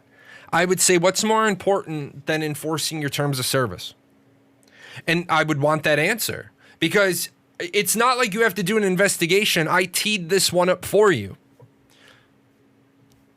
So I'm hoping to see some action on those things, because like I said, every single part of an organization needs to be listening to the same music. They need to be on the same page and the same sheet on the same note at the same time. Otherwise, your words are meaningless. So I am hoping to see about 9 Braver of Worlds and above accounts go bye-bye. And yes, I will bring this to Steven's attention direct. And I will say, hey, what's going on with these? Why are these accounts still in existence? There's no, now some of them, I'd say of the 9, I would say there's like 3 that it's not like beyond a shadow of the doubt. It's 6 of the 9 are immediate convictions. 3 of the 9 are maybe a little iffy, but those are easy to solve too. You have the name on the Kickstarter. You have the original Kickstarter email. Just ban the account and say, please send us an email from the original email address. Easy enough. Kapow, please give us the information from the original purchase. Easy, no problem. The person won't be able to do that. So, I wonder what the conversion rate of pre-release registration is to actual players. That is what happened with other games. Other games are between 10% and 50%. So.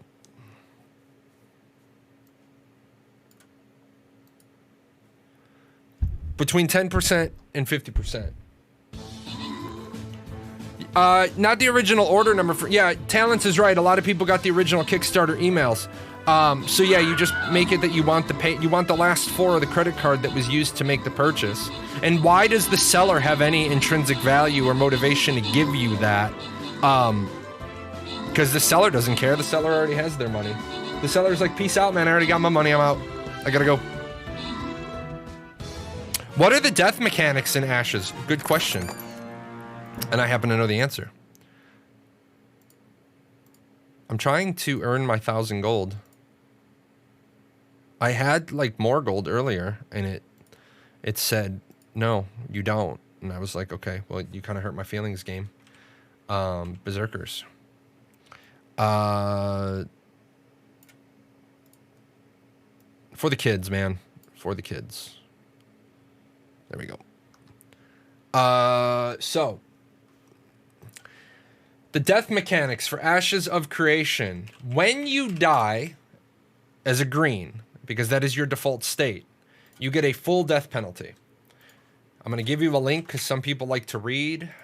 You gain negative experience. Your gear takes a durability loss. You drop a percentage of your raw materials, processed goods, and certificates. And if you die as a corrupted, you have the potential to drop weapons, gear, other finished goods.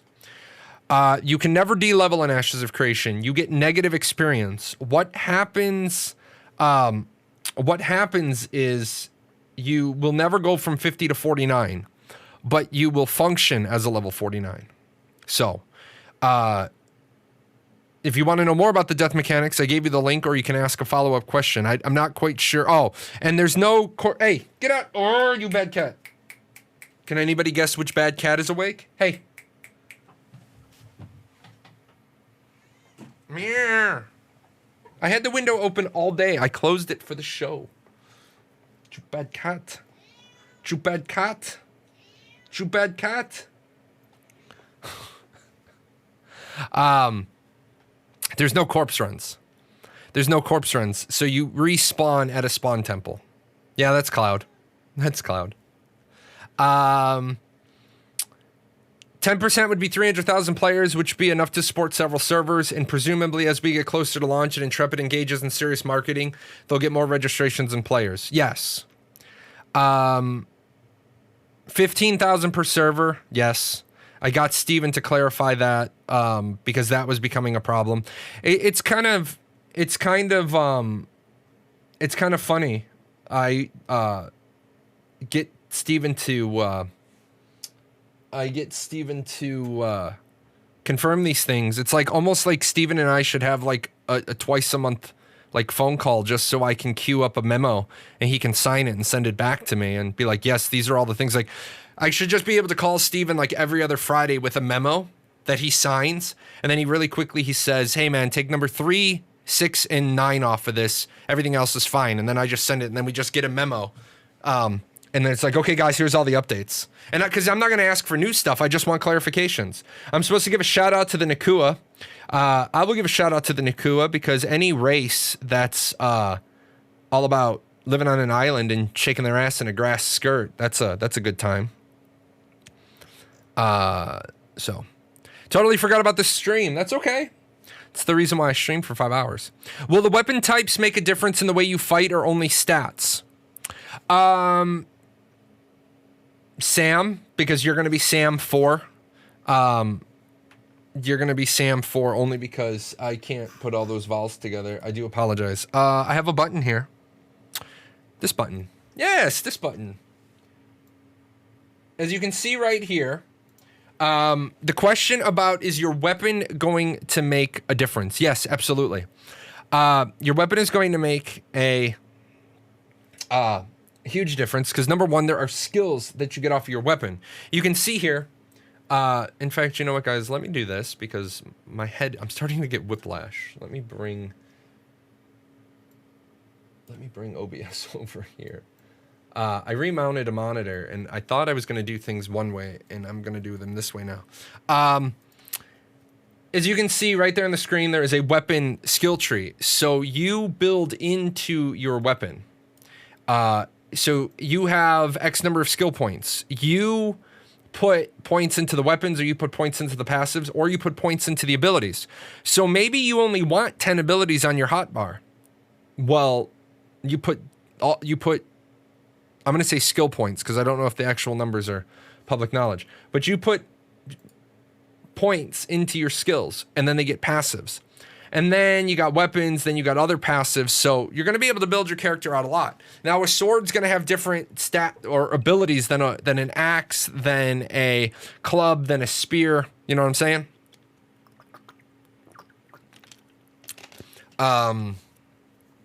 15K per server will probably be okay at launch when everyone's playing, but might be a concern several months after launch when there's only 2 to 3K concurrent.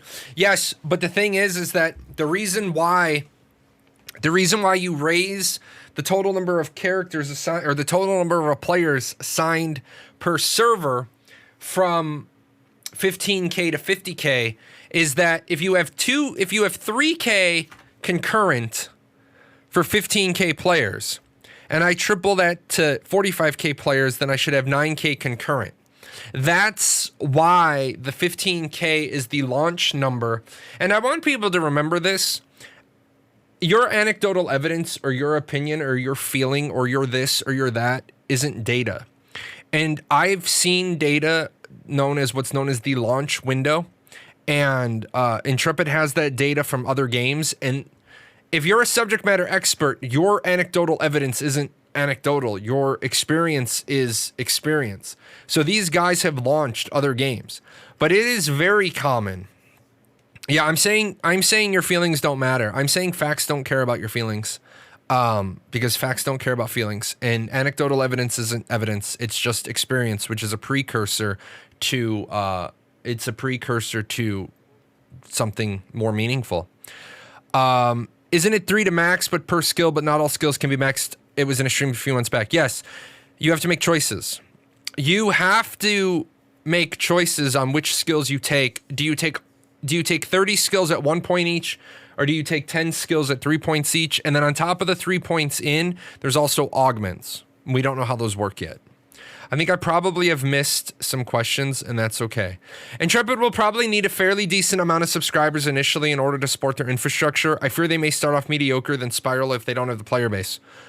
I mean, that's a fair fear, but what is driving your fear? I fear they may start off mediocre, then spiral.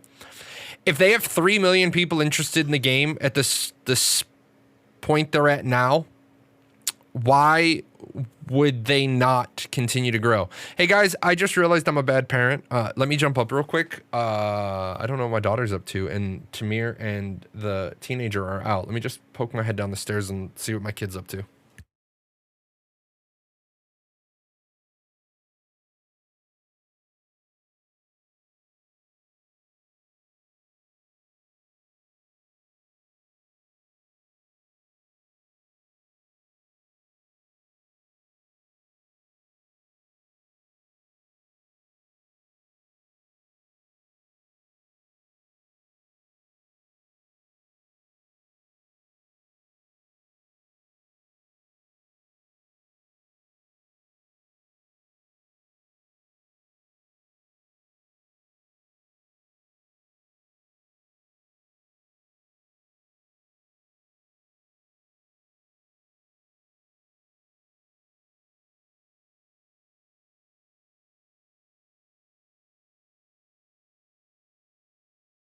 So it's not like I forgot about a 2-year-old, in case anybody's getting, you know, the urge to be like, oh my God, what a bad parent. She's 8. She just turned 8. So, whoa, easy. Scared the shit out of me, cat. But yeah, I just changed my logo today on Twitch. It was today, producer. It was while you were sleeping. You were sleeping, Shoepuff.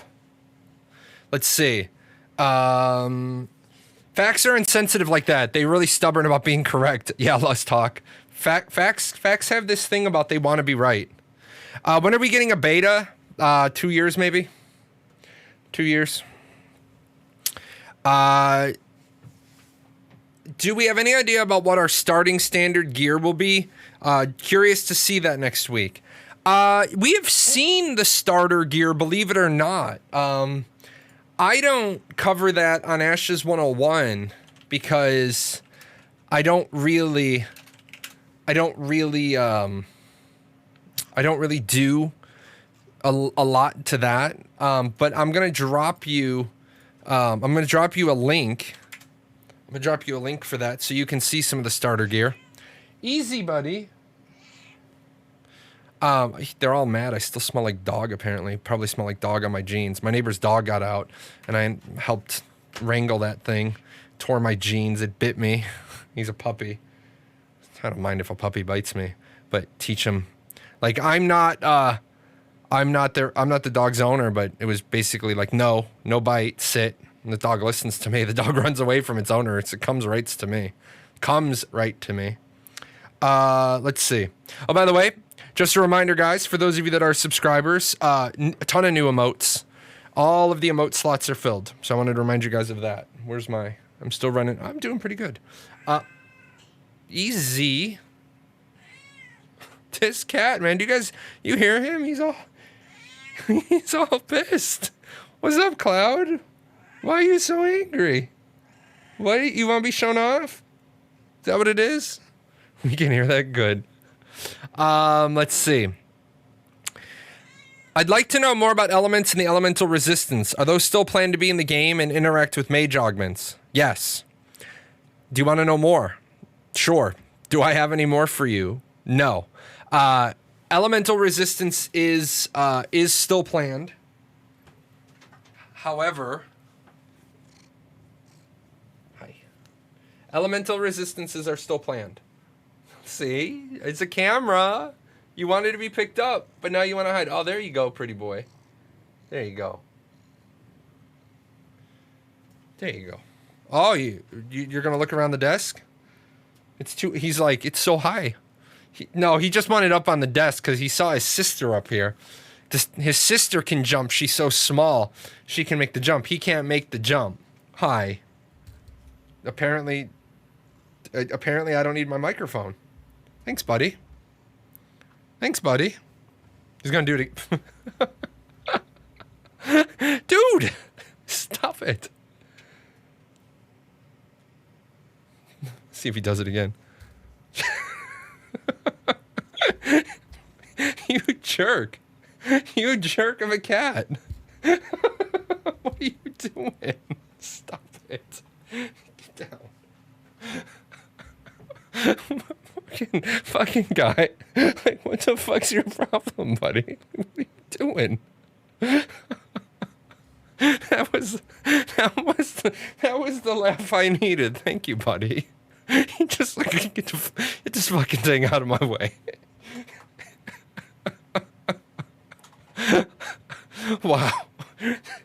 Now he's just tearing up my chair. I'm not even gonna stop him. He's cloud is cloud. Thanks, buddy. Make me smile. Hey, he's like, this is my time.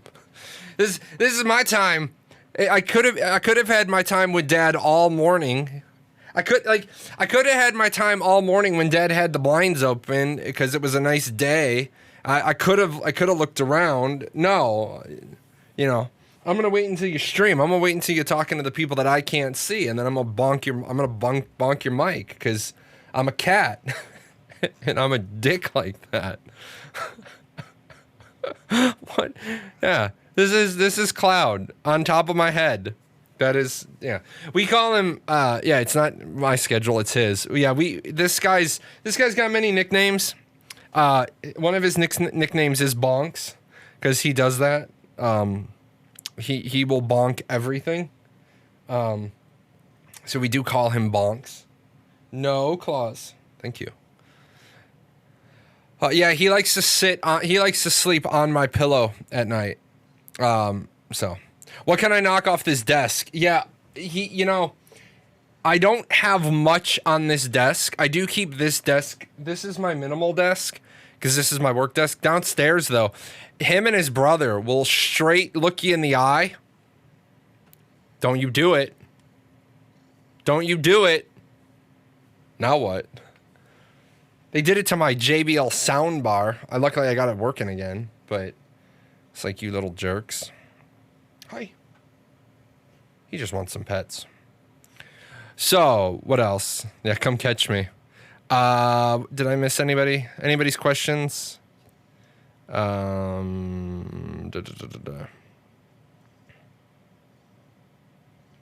Ashes does it right, I feel they will hold the community for years. Yeah, I believe that if Ashes of Creation does it right, the game basically will sell itself. However, if Ashes of Creation gets it wrong, then the game will fucking spiral. Ashes doesn't really lend itself to many second chances. Are they planning on server merges after the window closes? No. Their plan, and I like what I hear about this, their plan is to aggressively manage server population and health so that they don't open too many servers at launch, and so they funnel enough players to each server. Now, there are things that, if you guys know, I'm a huge West Wing quotes fan. 10-word answers will kill you in presidential elections.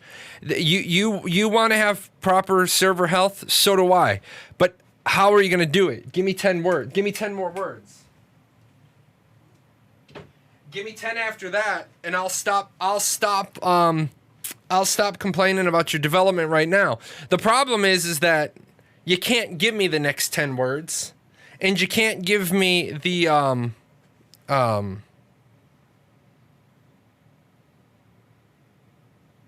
You can't give me the 10 if that. Lore on the gods and their involvement with the races, good and bad. I don't understand how that's a poll.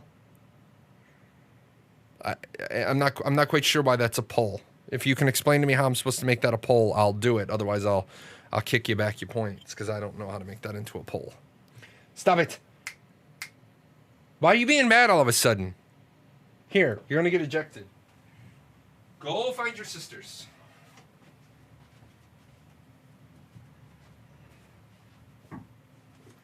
I'd say go find your brother, but they don't get along. And it's with that on so many topics like the cosmetics and the freehold items. Yeah, I mean, I 100% agree with you.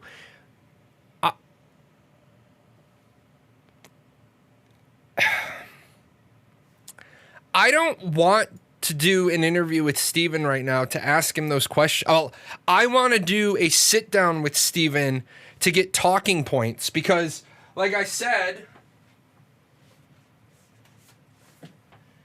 and they say in this book, if I don't understand what you're trying to do, then Steven's the commanding officer of this, dealio. And I'm the next, I'm not in his organization, but I'm in the community.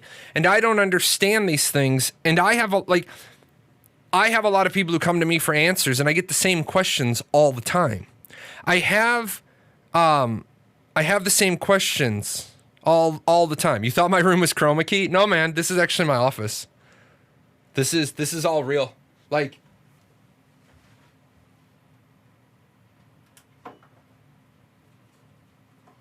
All real stuff, man. All real stuff. Real Joker painting. Everything's real.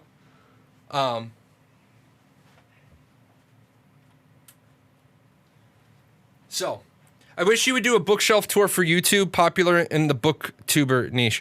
Yeah, the problem is I'm not a booktuber. I have a couple of more things. I want to do to the office, and then I'm going to do an office tour.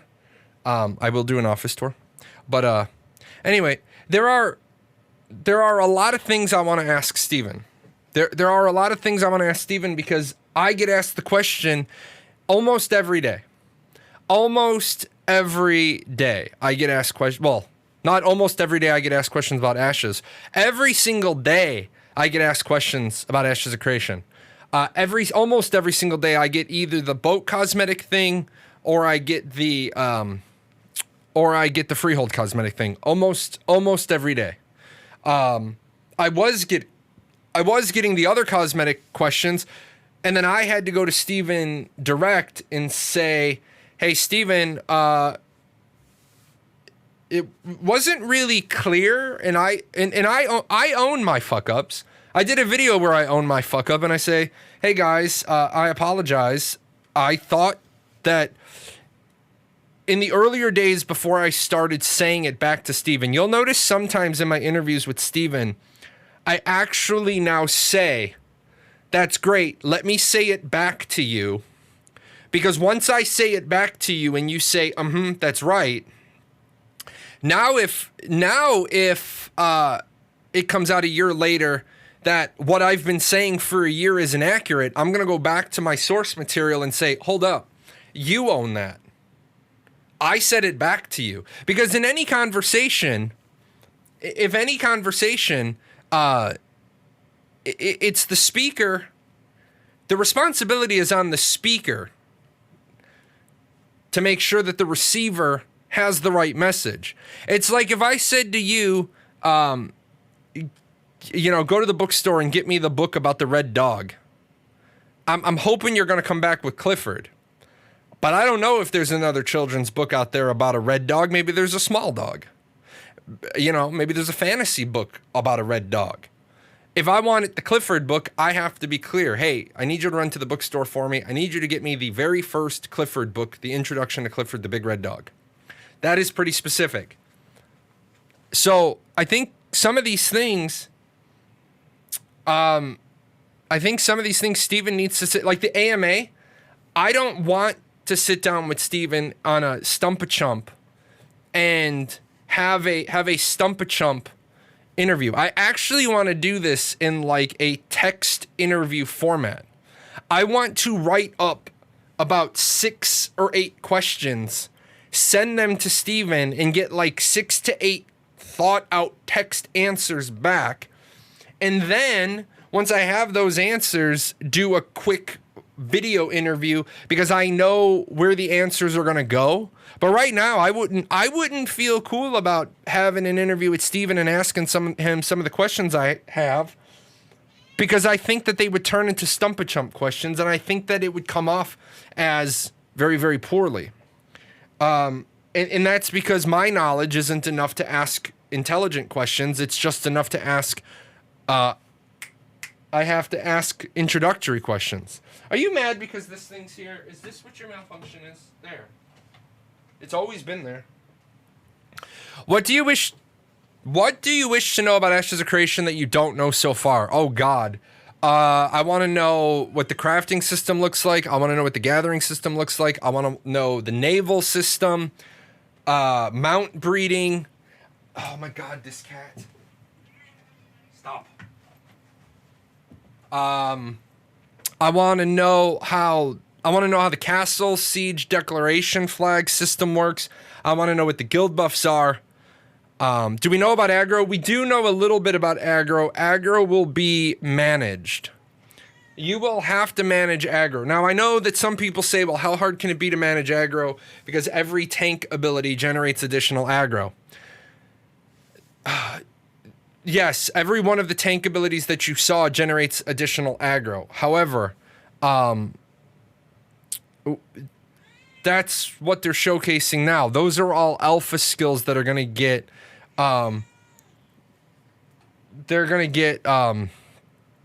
tweaked, turned, twisted. Some will get more aggro, some will get less.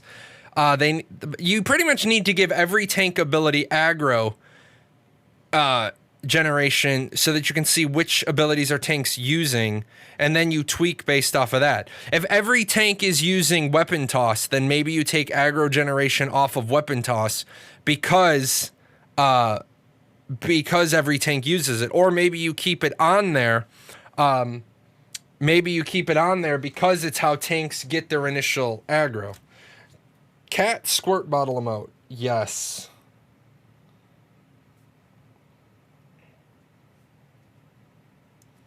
It's going to be Cloud again. He's going to appear in 2 emotes because he's the senior producer. But you can't see Steven falling for that again. You already made him shave his beard. First of all, I did not make Steven shave his beard. You all made Steven shave his beard by donating $30,000 to Extra Life. With that said,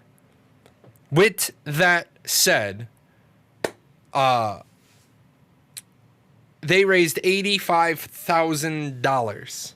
They raised $85,000 for children. They raised more money in 1 year than they had in their previous 3 years. So if the Shave-a-thon raised $85,000 plus the couple of thousand we raised for kids, then I do not feel bad that he had to shave his beard. They could have directed people to my channel and said, hey, we've already hit the Shave-a-thon. If you guys can get to 10,000 on Jay's campaign, he has to shave his head. And so that money all goes to Radies as well. So divert $10,000 worth of donations to Jay's account or Jay's channel. I would have shaved my head live on, I would have shaved my head live during the live stream. We were all set up to do it. We had the clippers, we had the plastic bag, we had the Barbazol. I wouldn't have done the whole dome. With the safety razor. I mean, I would have done most of it and then jumped in the shower real quick just to smooth the bald off. But you know, it's for kids, man. It's not like it. And he picked the number. He could have said 50,000. He could have said 60,000. They made 85,000 for the kids. Steven created a Twitch account. Good luck, Tim. He made his own Twitch account. I didn't see where he made a Twitch account. I saw where he made a Twitter account. Did he link his Twitch account somewhere? So.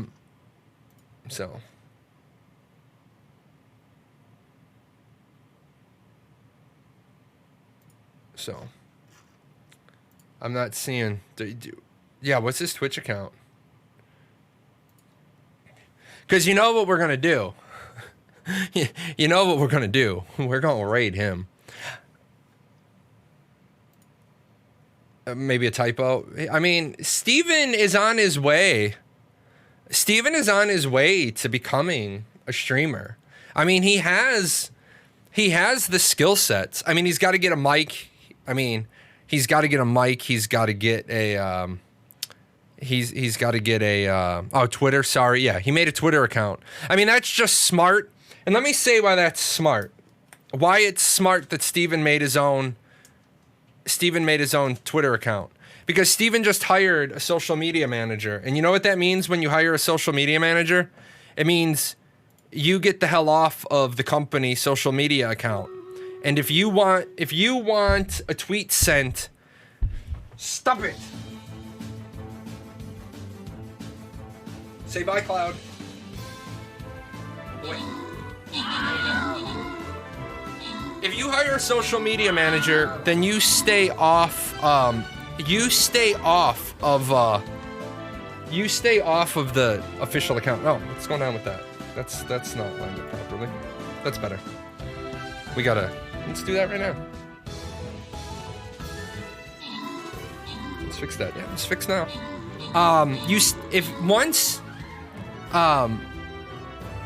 Once you have a social media manager, you stay off of the company account because you shouldn't be on there because you shouldn't be interfering with your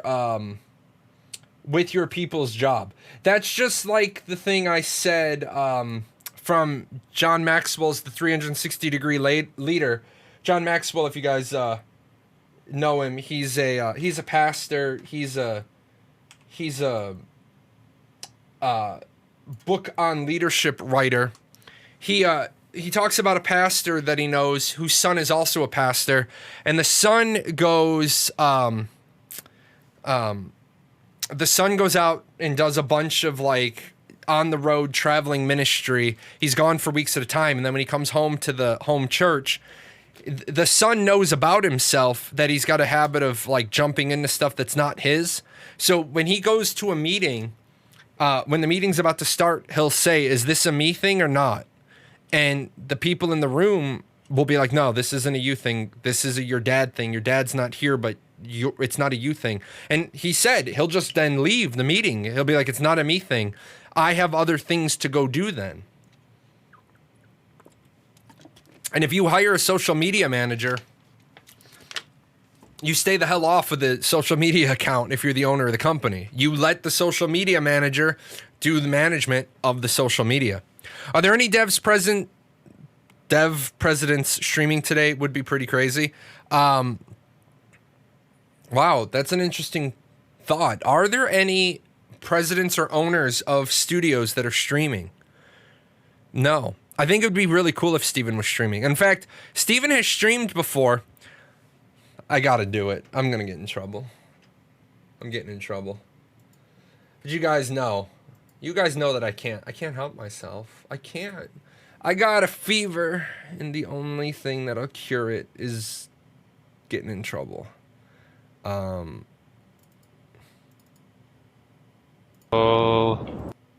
So I'm gonna get in trouble.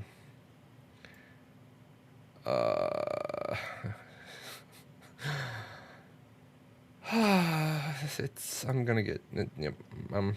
happening. We're doing it.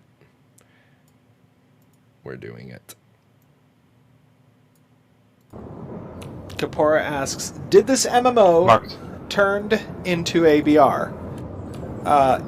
Yes. Yes, Kapora, it did. You got to stop it, don't go. Just let it happen. Then I gotta clip it, and then... I know. And Margaret's gonna be angry. You can only hear it so many times. So, I think Steven has the chops.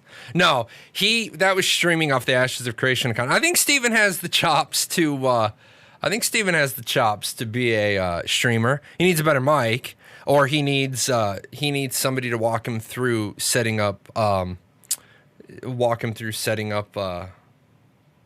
you know, how to make his audio sound better. Yeah, that was APOC. I got pretty good. I got pretty good at APOC near the end. I have a couple of you know, highlight videos out there. One of my highlight videos is called Bourbon and Bad Decisions. So will they make a live before A1 opening? Will they make a live stream? No, I don't think so. I don't think they're going to do a live stream before A1 opens. No. So in a way, you are to Steven what I am to you, doing stuff that'll get you in trouble because it's just too fun not to. No, I mean, I gotta bring up the good, the bad, the ugly, because I can't hide anything. If I know there's something out there that's funny and I don't bring it up, right? If I don't showcase it, then it becomes very easy for people to look at me and say, well, that's the guy that doesn't bring up the good, the bad, and the ugly. So I gotta bring up the good, the bad, and the ugly. And when I do that, it's why it's very difficult to, it's why I can't be contained. It's why I can't be contained. Because the argument is, what's your argument against what I'm saying? Like, you got to be really careful when you engage a person like me, because I'm not out there. I'm not out there in left field spinning off conspiracy theories. I'm asking you legitimate questions. No, the 375 pre-order pack does not have Alpha 1 in it. That only has Alpha 2 in it. The Alpha 1 pack was $500. Let's see. Did Margaret close? No, Kickstarter. Alpha 1 is not Kickstarter only, Dante. That is incorrect. It is incorrect. They sold Alpha 1 from December 2017 through August 2018. So even if you missed Kickstarter, you were still able to buy into Alpha 1 for almost a year. Did Margaret close the discussion on cosmetics? I don't know. Let me find out. I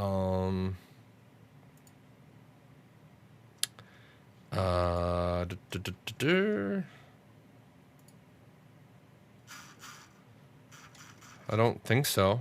It doesn't. No, I could type a answer to that.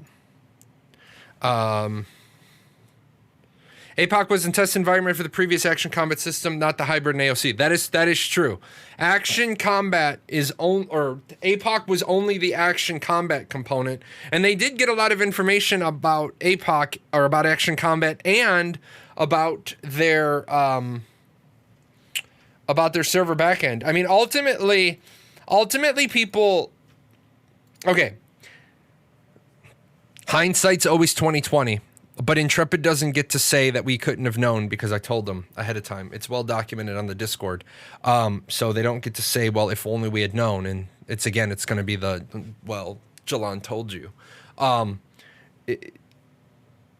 In that kind of, I'm glad that they don't ever try to say, well, we couldn't have known. They go, there's giving an answer, and then there's giving the most accurate and truthful answer, and then there's giving a politically correct answer.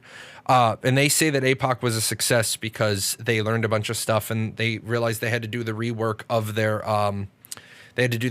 back end, which is all very true. They learned a lot of stuff about the installer, the account management integration, the deployer, back end. They got all those things taken care of. That's all true. But the problem that when they say that APOC was poorly received, APOC wasn't poorly received because it was a testing environment. APOC was poorly received because it was poorly thought out and poorly executed.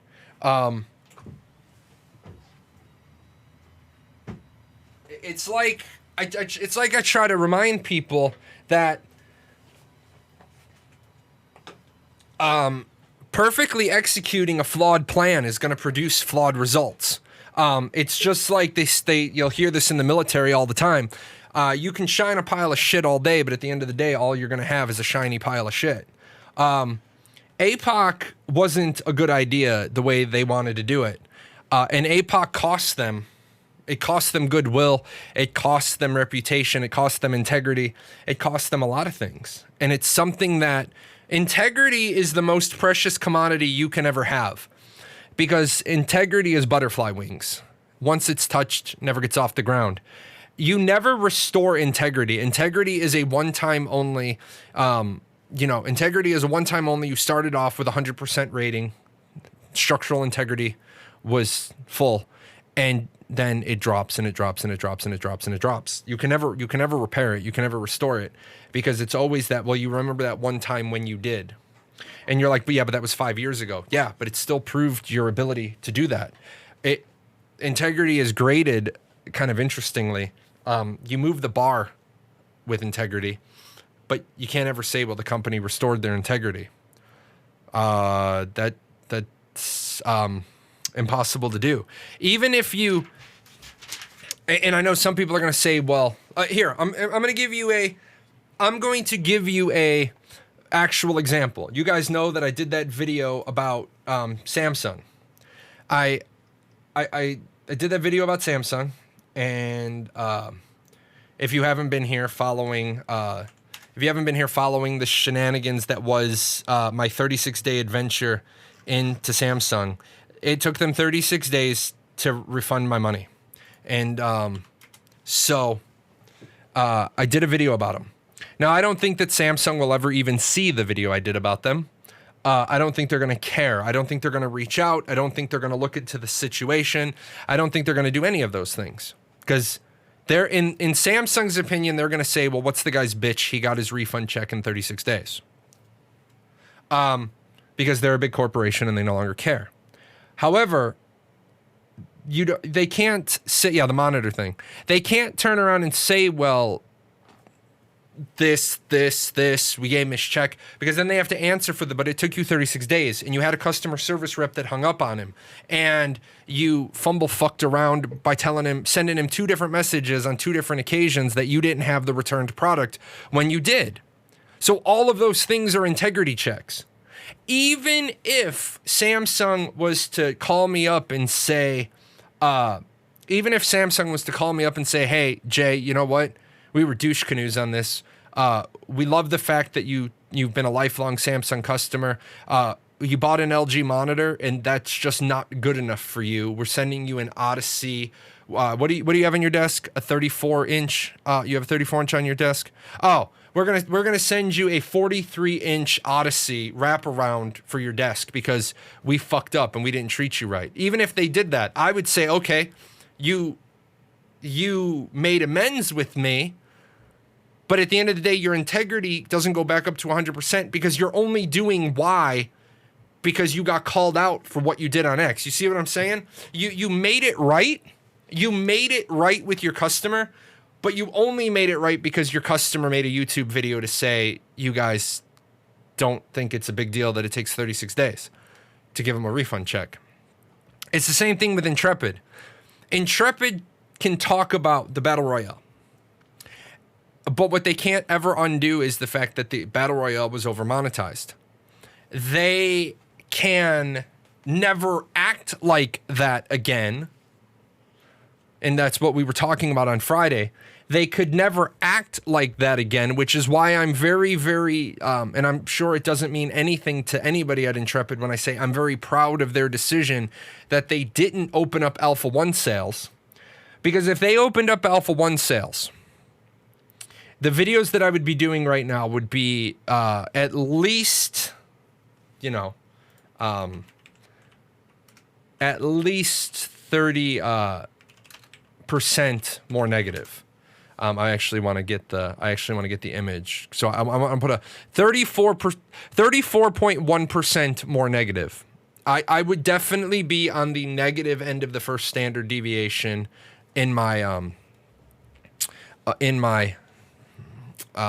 spin, but they didn't open up Alpha 1, so they made a good decision. Is there any cosmetics that will be exclusively available to founders? Yes, there are a whole shit ton of cosmetics that are exclusively available to founders.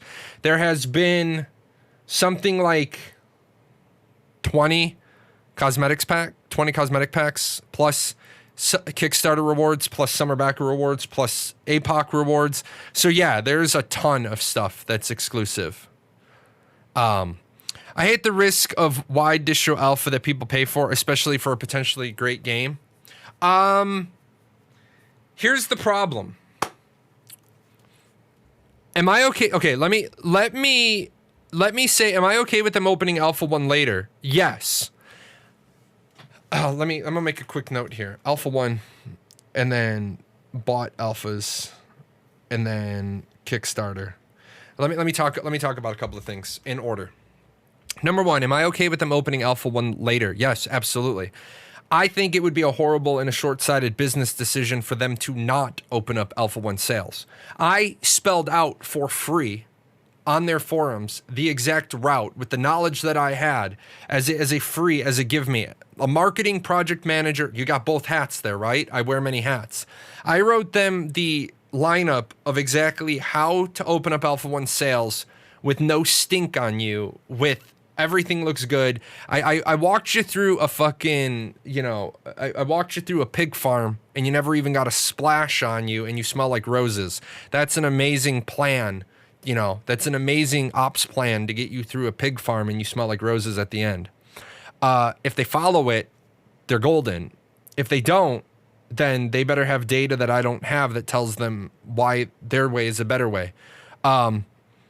Yeah, the stink. Yes, that's more what I mean about risk. It's hard to wash off. Exactly. So that's the thing you have to realize. And I'm glad that we're having this conversation. You can do all of the right things. But what you don't realize is all of the right things make you dirty. Sometimes doing the right thing isn't doing the right thing.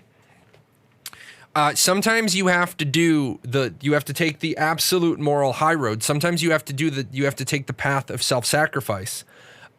In order to make sure that you stay above the stink. And they said, and I'm going to quote them specifically so I don't get myself in trouble. They said on the last live stream that they ran into issues during the February testing. They ran into issues. Now, this is where I get to be right, but I said it before. So it's not like, oh, well, you're saying that because it's after the fact. I said it before the fact. Until you have exhausted all of potential testing possibilities with the amount of testers you already have, you do not open up your Alpha 1 sales because you have to own your own fuck up. You closed Alpha 1 sales, you missed your launch date, you misplotted your development timeline, all those things were on you. Now, if you didn't open up Alpha 1 sales and you ran into an issue, it means that you already have the amount of testers. I can't tell you because they didn't say, so I can't say. All they said is we ran into issues. Because I have an NDA, I must only use public domain quotes. So they said on their live stream, we ran into issues. Well, you ran into issues with your initial pool of 10,000 testers. You didn't need more testers. The only way you can open up Alpha 1 sales without getting stink on you is to say, we have exhausted all possible testing with the number of people that we're getting.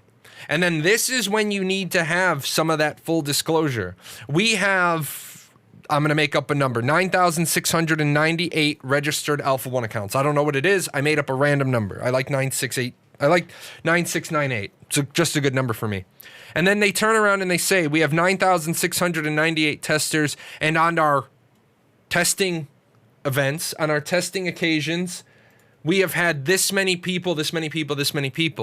Because we're not getting the total number of people that we need to properly test the things we need to test, we're going to go ahead and open up Alpha 1 sales. Now, the immediate pitch that someone's going to throw is say, well, then why don't you just invite all the Alpha 2 testers? And then Steven gets to crank that one all the way over the stands and say, because we designed our alpha and our beta testing to be representative of certain milestone markers, it would be disingenuous of us to invite the alpha 2 people because we can't just slap the alpha 2 label on the product.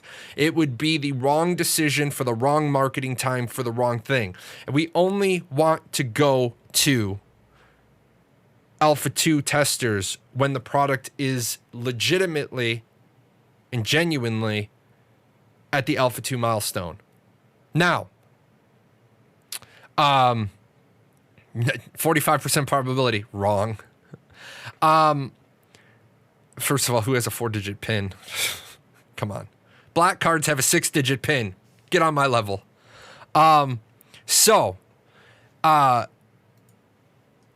You say that in such a way that you craft your responses in such a way that now they don't have another hardball pitch. We didn't invite the Alpha 2 testers because the game is not in Alpha 2, and there would be a lot of confusion, and people would be like, we have, oh, you buy everything with Bitcoin? I don't understand Bitcoin. I don't. I'm not gonna lie. I don't understand it, so I stay the hell away from it. But if you walk through people, yeah, boomer coin. If you walk through the process, if every answer you give, it's like, and we had a person leave the Paradox Gaming Network Discord because they got mad because I say in discussions, every discussion is a debate, and you can't put information out there into the ether and then not. You can't put out an example and then not have that example used against your position, then stop giving examples. In chess, if any of you are chess players, there is a maneuver called a fork. And the fork is I fork your rook and your queen. You have no way to take my rook. Or I'm sorry, with a knight, I fork your rook and your queen. You have no way to take my knight. You're going to move your queen to safety. You must sacrifice the rook. You have no other option unless you can move into a one move mate. A fork is a trap. You've trapped them. That's why certain answers are a fork. They're a trap. If you line up your answer, most people. Yeah, or unless the rook has a mate position either. Yes, exactly. The only solution to a fork is a one move mate. But if you line up your answers to anticipate the 90% probability question you're going to get, then you already have the next answer, and now you're on a roll, and you've led them down. Because then they don't get to say, well, okay, well, what about no. What are you going to do? Just what if me to death? So I think Intrepid can open up Alpha 1 sales.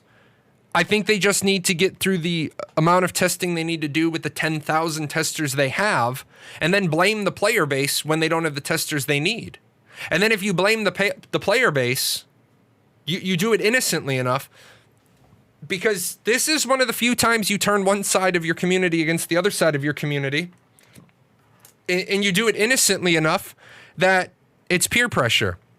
Hey guys, we're going to have to go ahead and open up Alpha 1 sales because we're just not getting the number of testers that we need. We've had 3 testing events. Boom, boom, boom. Here's some data. This is how many testers we have. This is the percentage of people who've tested. And unfortunately, all of our testing metrics, matrices, layouts require us to have at least this many. So we are going to open up Alpha 1 sales again. Why aren't you just going to invite the Alpha 2 people? Oh, we're not at Alpha 2 yet. We don't want to be disingenuous. There's certain things that we want to have in place before we move into Alpha 2. Remember, Alpha 2 is supposed to be persistent, so it would be disingenuous of us to release that product at this time. Let's see how it goes with people upgrading into Alpha 1 and opening it up to people who weren't around for the Summer Backer program and the Kickstarter. And because, guys, and then this is where you remind people that you've acknowledged that you're late. Because, guys, we were supposed to release before 2020, but we were a young company then. We didn't really have a good milestone chart. We appreciate your patience. This is going to help us get to the next evolution of testing. What's anybody going to do when you are, what's the argument to that? These are the things we're going to do to get ourselves to the next evolution of testing, of development, and it's your community members' fault. If you start arguing with Intrepid, this is where it's awesome. If the overall community wants to argue with Intrepid, they have to defend the entitled. They have to defend the 1% that have Alpha 1 who can't be bothered to log in and test. So what is that argument? There's not an argument. It's not going to happen. There's going to be people that are like, fuck yes, take my money. And the fuck yes, take my money people are going to say, I don't give a shit. Fuck yes, take my money. They're going to branch off away from the overall community. The people who have Alpha 1 that aren't testing are going to be like this, hiding in the corner. And then all of a sudden, you've walked through pig shit and you smell like roses. And then Kickstarter. Let me say this about Kickstarter. If Steven could go back in time and redo the Kickstarter, well, if I could talk to Steven and give him the DeLorean and send him back in time, I would say go back in time and never do your Kickstarter in 2017. I think having done the Kickstarter in 2017 has put so much pressure on Intrepid, and it's kind of ruined everything that Intrepid had going for it, because they would probably pull a $9 million Kickstarter right now if they kickstarted now, and they can't do another Kickstarter, and they can't really do any more crowdfunding because then it just opens up more questions than it gives answers if they do more crowdfunding. You've reminded me that Alpha would still be exclusive. I only worry wide distro. I've seen so many games die on that horrible model. What games have you seen die on the model of opening up alpha testing to a wide distro? I'd just be interested to know which ones you're saying fall into that, because they're arguing. Sorry, not MMOs. Got it. Okay. Yeah. Games, yes. MMOs, no. I do agree with you. Yeah, I agree with you. What was that thing called? My brain is rusty. The Steam, the Valve developer choice thing, where if you got voted up, you got money from Steam, from Valve to do development. And if you didn't get voted, it was this weird program. I want to say it was the developer's choice. Steam Greenlight. Thank you. The Steam Greenlight. That caused a lot of problems for a lot of games in development. New World, I'm not going there. Oh, I am going to go there. We publicly, during my show last week, filled out the content creator form for New World. I never even got the confirmation email. On Wednesday of that week, on Wednesday of that week, I reapplied. I never got a, oh, nice. We're going to do that. I never got it confirmed. So I sent them an email to say, hey guys, I think your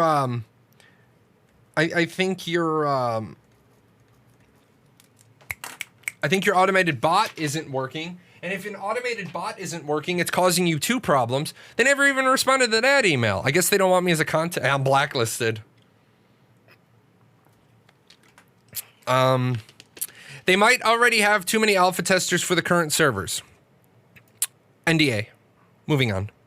Some users might find it concerning that packs keep being sold for really high prices while the game is being developed. Does the office voice concerns on already monetized so much? No.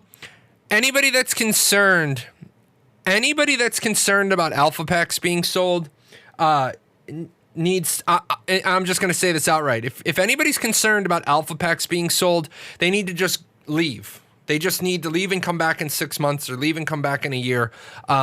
Because how do video games get made? They take money. If you don't believe in what Intrepid's doing, don't give them a penny. You don't have to. See, in games like Arcade that do founders packs that have very, very tangible pay-to-win advantages, you almost have to give them the money. Otherwise, you start at such a disadvantage. Now, there is nothing in Ashes of Creation's Founders Packs that you must have. You want to have it. It's you want it. You don't need it. It's like I tell people, I want to go to Halloween Horror Nights. I don't need to go to Halloween Horror Nights. When I go to Halloween Horror Nights, I want a Haunted House Express Pass. I do not need a Haunted House Express Pass. Those are wants. I want dinner. I don't need dinner. I had lunch, okay? So when people say I want or I need, they often confuse these things. You need refreshment. You need water. You do not need soda. You do not need coffee. You do not need tea. You do not need liquor. Most people would say, I need my coffee in the morning. No, you don't. You can kick your caffeine habit. You can get more sleep. Wants and needs.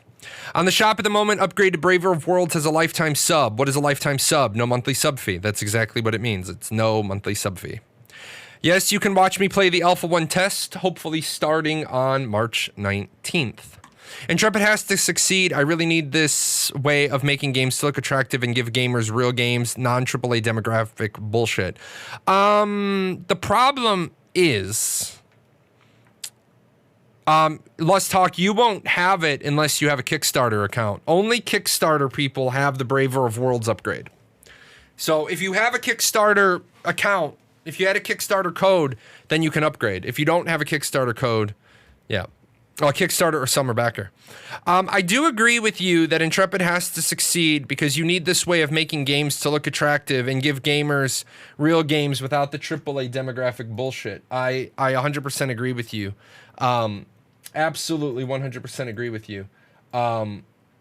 If Intrepid can pull off what they're doing, then it's going to force the rest of the industry to adapt those models and those mentalities. However, the problem I see is that I think the AAA studios will adapt just enough of what Intrepid has done, and so I think people are going to directly compete with Intrepid Studios only because Intrepid Studios is a danger to the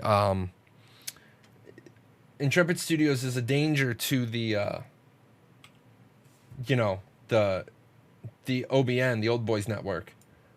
Uh-oh. Am I about to get raided by a child?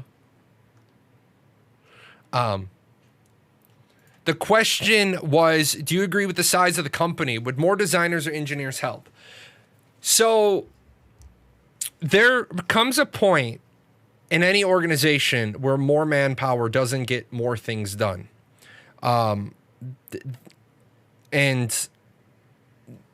a game like Ashes of Creation, you have to have like exquisite project management, especially in a situation now where the art team is conceivably well ahead of the development. Like, so you don't have like one stoplight chart, or you don't have like one metric of the project is here. In every project, and some people try to use, it makes me smile and it makes me laugh. Some people try to use like really, really basic project management charts that they can pull off Google. And they try to start saying, well, I stayed at a Holiday Inn and I read this for 5 minutes and now I know everything about project management. Most projects have things broken down and broken down and broken down. I would believe that the art team is further ahead than the engineering team. I would believe that the art team is ahead of the engineering team if I knew nothing else. If I knew nothing else about Intrepid Studios, the fact that the engineering team had a 9-month rework and the engineering team is now hiring on some certain key positions, right? I would say that the art team is a little bit ahead of the engineering team. So do you need to keep hiring on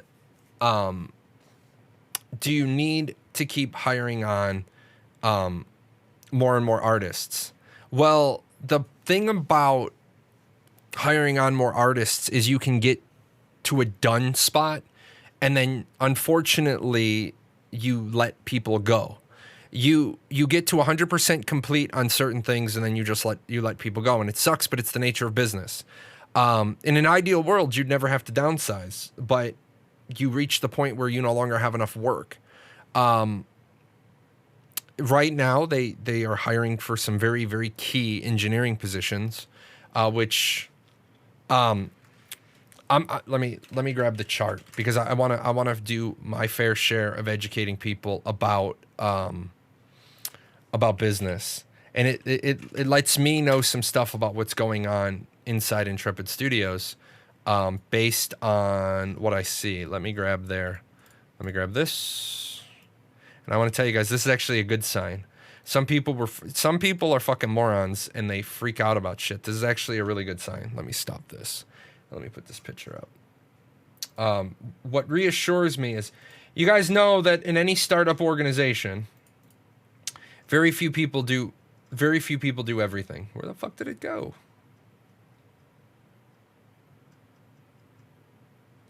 I just downloaded it. Where did it go?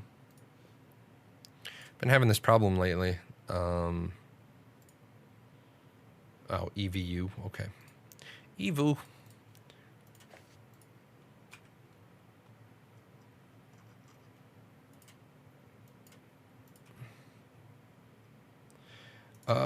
Sort by name. Here we go.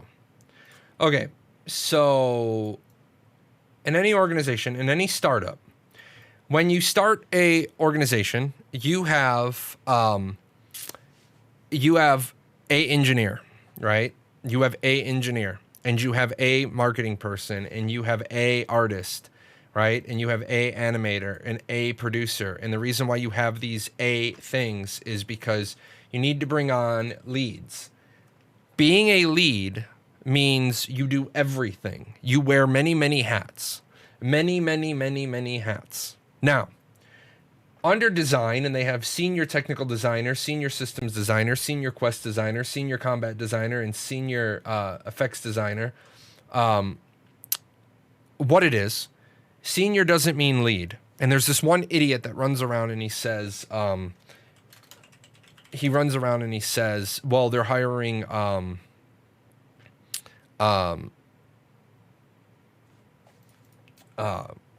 they're hiring like top people. They're not hiring top people. They're hiring people with X amount of years of experience. And if I pop over to their website real quick, I can look at the careers, and I'm going to look up one of these jobs, and they're looking for I don't want that one. I want senior technical artist. They're hiring a senior technical artist. And when I go down here, 3 or more years of experience crafting complex character-based rigs. So they're looking for something very specific. Their technical animator, even it's not a senior listed position. The technical animator needs 4 years of experience. They want 4 or more years on the senior effects artist. So they're looking for terms or time of experience. I see Lust Talk says that senior equals a technical subject matter expert. That is not the same as a lead. A lead is a manager. Now you'll see in engineering, here's where I see good stuff right now. They're hiring an Unreal Network engineer, a security engineering officer, a quality assurance automation engineer, a senior quality assurance engineer, and a network security engineer.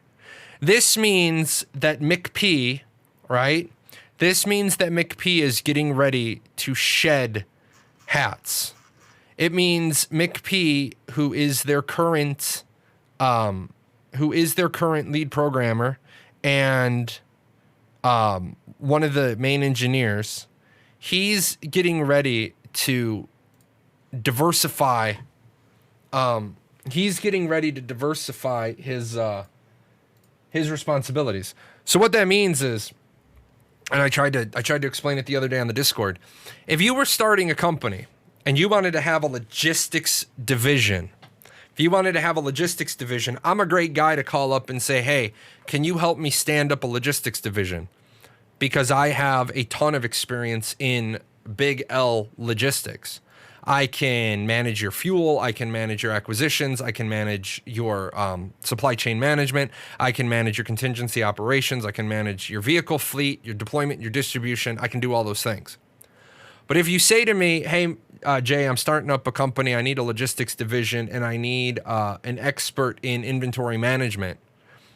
I'm going to say to you, I'm probably not the guy, because in my logistics career, inventory management isn't what I did. I did acquisitions, procurement, supply chain management, but all I did was deliver it to M-Flight. I didn't deal with where do we store the nuts and the bolts and how do we do this, and I didn't do that. I just never got around to being an M-Flight commander, material management flight commander. So I don't have that skill set. Well, the good part is that now McP is going to be shedding engineering hats, which allows him to move up on the. I'm moving up the mountain to look at the big picture. Meanwhile, I'm going to be managing 6 people who manage everything instead of me personally managing everything. So this is an amazing thing that most people don't understand, but they get caught up with listening to the fucking morons who say, oh my God, they're hiring all their senior people again. They're having so much turnover. They're not having any fucking turnover in senior positions. The senior positions just happen. You'll notice they're hiring a junior community manager. Now, what I will say about this, and this isn't going to earn me any friends, especially since I've been pissing off the marketing and the community management department. I don't think we need to start moving into having more and more community management people on the team yet. Because I don't think, I think 3% of your team being community management and marketing is too many to begin with. And now you're hiring a 4th. Unless this is a junior community manager / help desk / ticket answer and then yes, they need one of those. I think having too much community management, like, what's the and then, right? What's the ROI? Yeah, talents, I agree with you. Having a social media manager before Alpha 2 is probably too soon. But then again, I'm Commander Riker. I'm stuck in the Ferengi Bridge. I'm trying to play chess and I can only see half the board. Does it make any sense to me as a CPI expert to bring on these many people? No. Does Intrepid have other stuff going on? Yes. For all I know, the Pathfinder thing could, for all I know, the Pathfinder thing could be getting close to fruition, and Intrepid's going to have a product that they're going to have to manage. Then they're going to need those positions. So there's things I don't know, but I think Intrepid's going to catch some flack for it. Especially since you hired a social media manager. And then the immediate question becomes, and I don't want to pick on Margaret because I picked on Margaret on Friday, but it's my wheelhouse. Marketing is my wheelhouse. If I have a community marketing lead, where the fuck's the marketing? And I'm not trying to be a dick. I'm really not. But marketing is my first career, and it's what I retired from at 19 years old. Okay? If you retire at 19 years old, you have a fat stack of cash, right? I retired.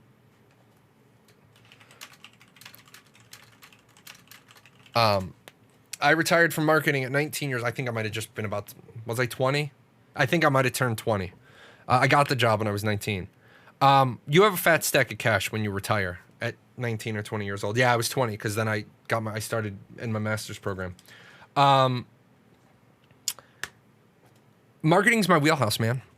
They also have a public relations company. They're called Critical Hit. I hope they fired them at this point because Critical Hit public relations did a shit job on them and sent them in a bad way at Gamescom.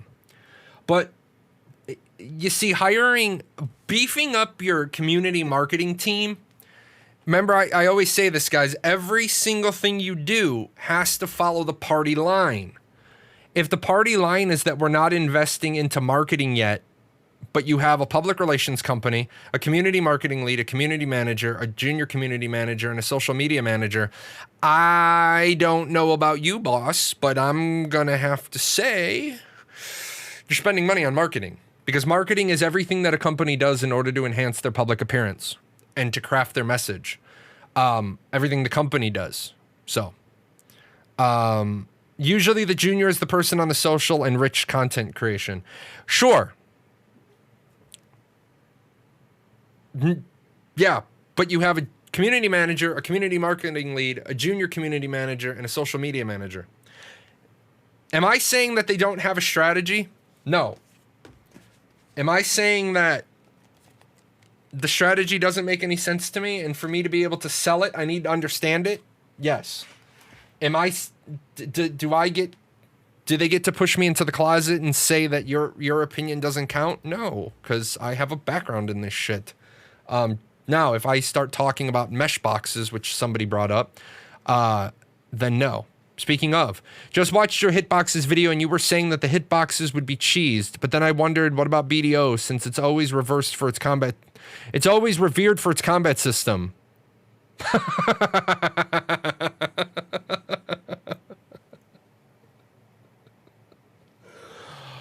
And it's an action combat system. Couldn't they just do the same thing then? No. Because, first of all, I would argue with you that BDO is not revered for its combat system.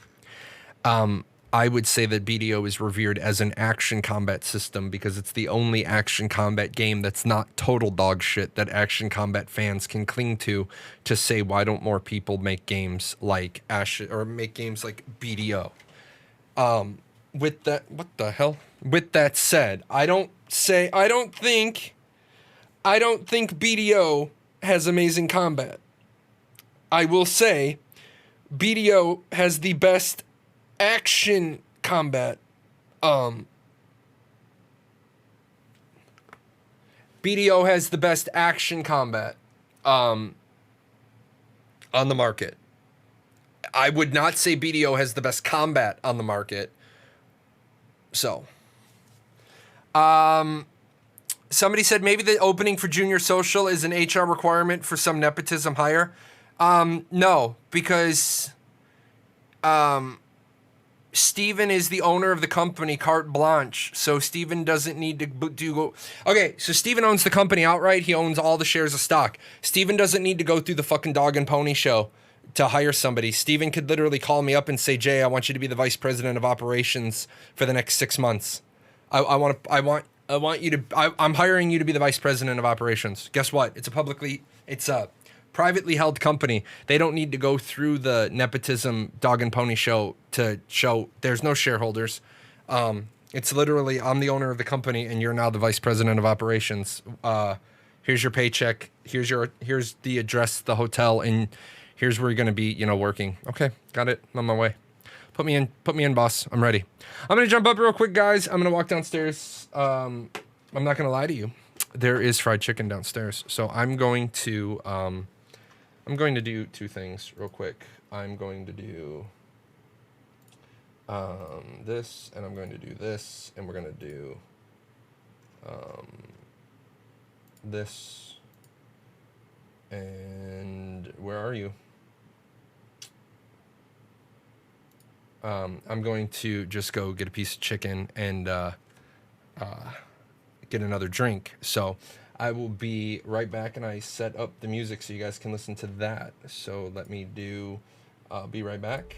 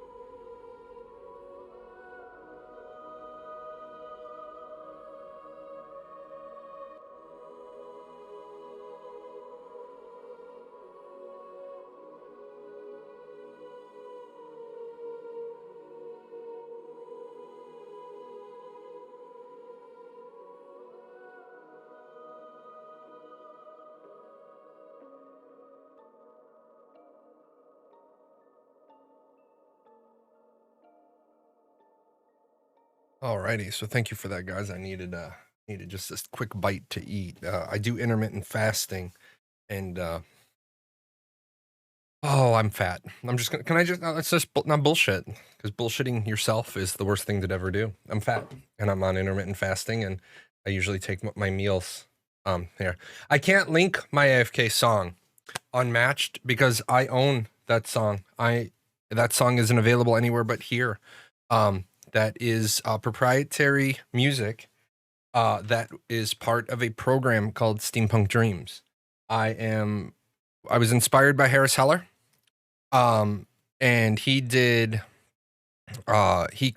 Senpai Records so that he could put music up on Spotify for streamers to use. Well, since there's not a good collection of steampunk music, I am currently in the process of producing an album called Steampunk Dreams. I have 6 of the songs back. Thank you, Sparky. I do not personally own it. The Paradox Gaming Network Corporation owns it. I will be finishing up the rest of that hopefully soon, and then I will get that out on Spotify so other streamers can use it. Once it's out, I will have it on YouTube as well. I'm going to be using a place that puts it out on like 100 different places. So with that said, 2 of the songs in Steampunk Dreams can be found on YouTube. I'm not going to put all of them up as singles. I just wanted to prove to people that where your money is going. Somebody was asking me, like, where's the streaming money going?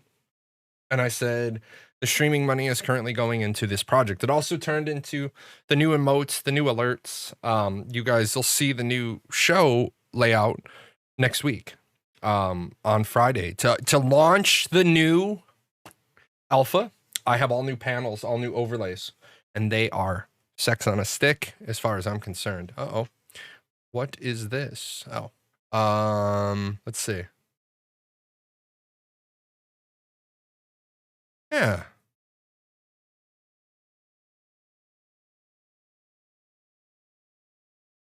Drugs and hoes, that's where the money goes. No. What was it from the 90s? Bitches, hoes, and clothes.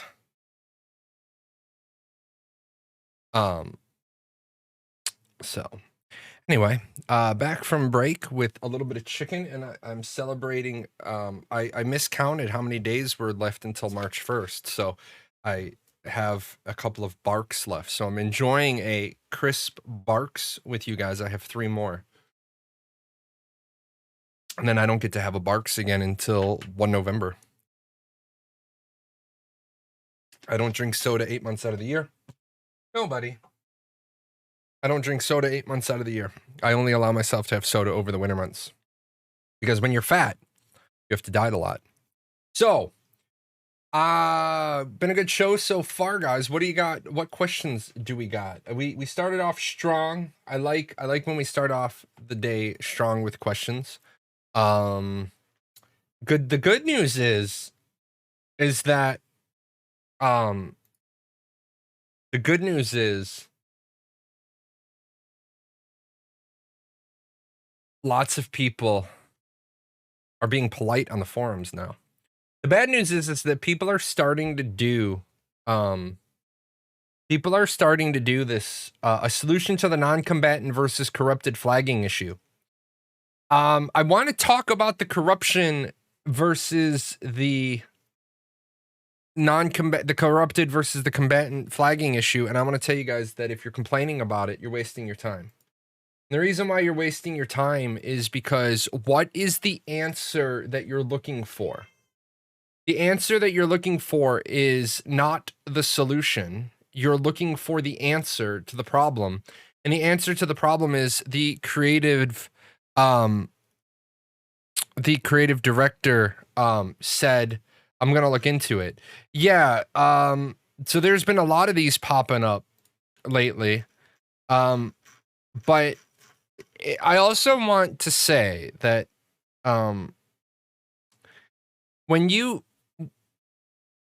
first of all, a TLDR should be put at the top of a post, okay? It should be put at the top of a post, and you shouldn't call it a TLDR. You you should have one sentence. It's called a bluff. It's the bottom line up front.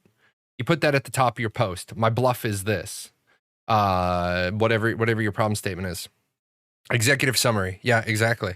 The problem is when the average person is not going to read 18 paragraphs. And it all boils down to this saying. If you can't explain it simply, you don't understand it thoroughly. And then somebody, where is it? One of these.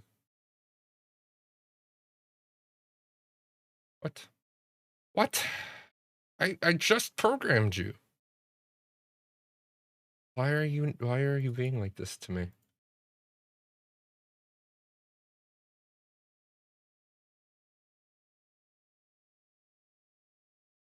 Okay. Immersive offline players. Does anybody find the idea of immersive offline players to be oxymoronical before we even start? When a player logs out while as a member of a node, their avatar character, well, first of all, that's not an avatar. First of all, okay? The avatar is a picture. Okay. Should remain in game and transition to an NPC state, going through different immersive tasks around town, drinking at an inn, chopping firewood, or playing guard for the town. This would introduce a high level of immersion to players because you could see your friends still participating in the world if they're not online. So, no.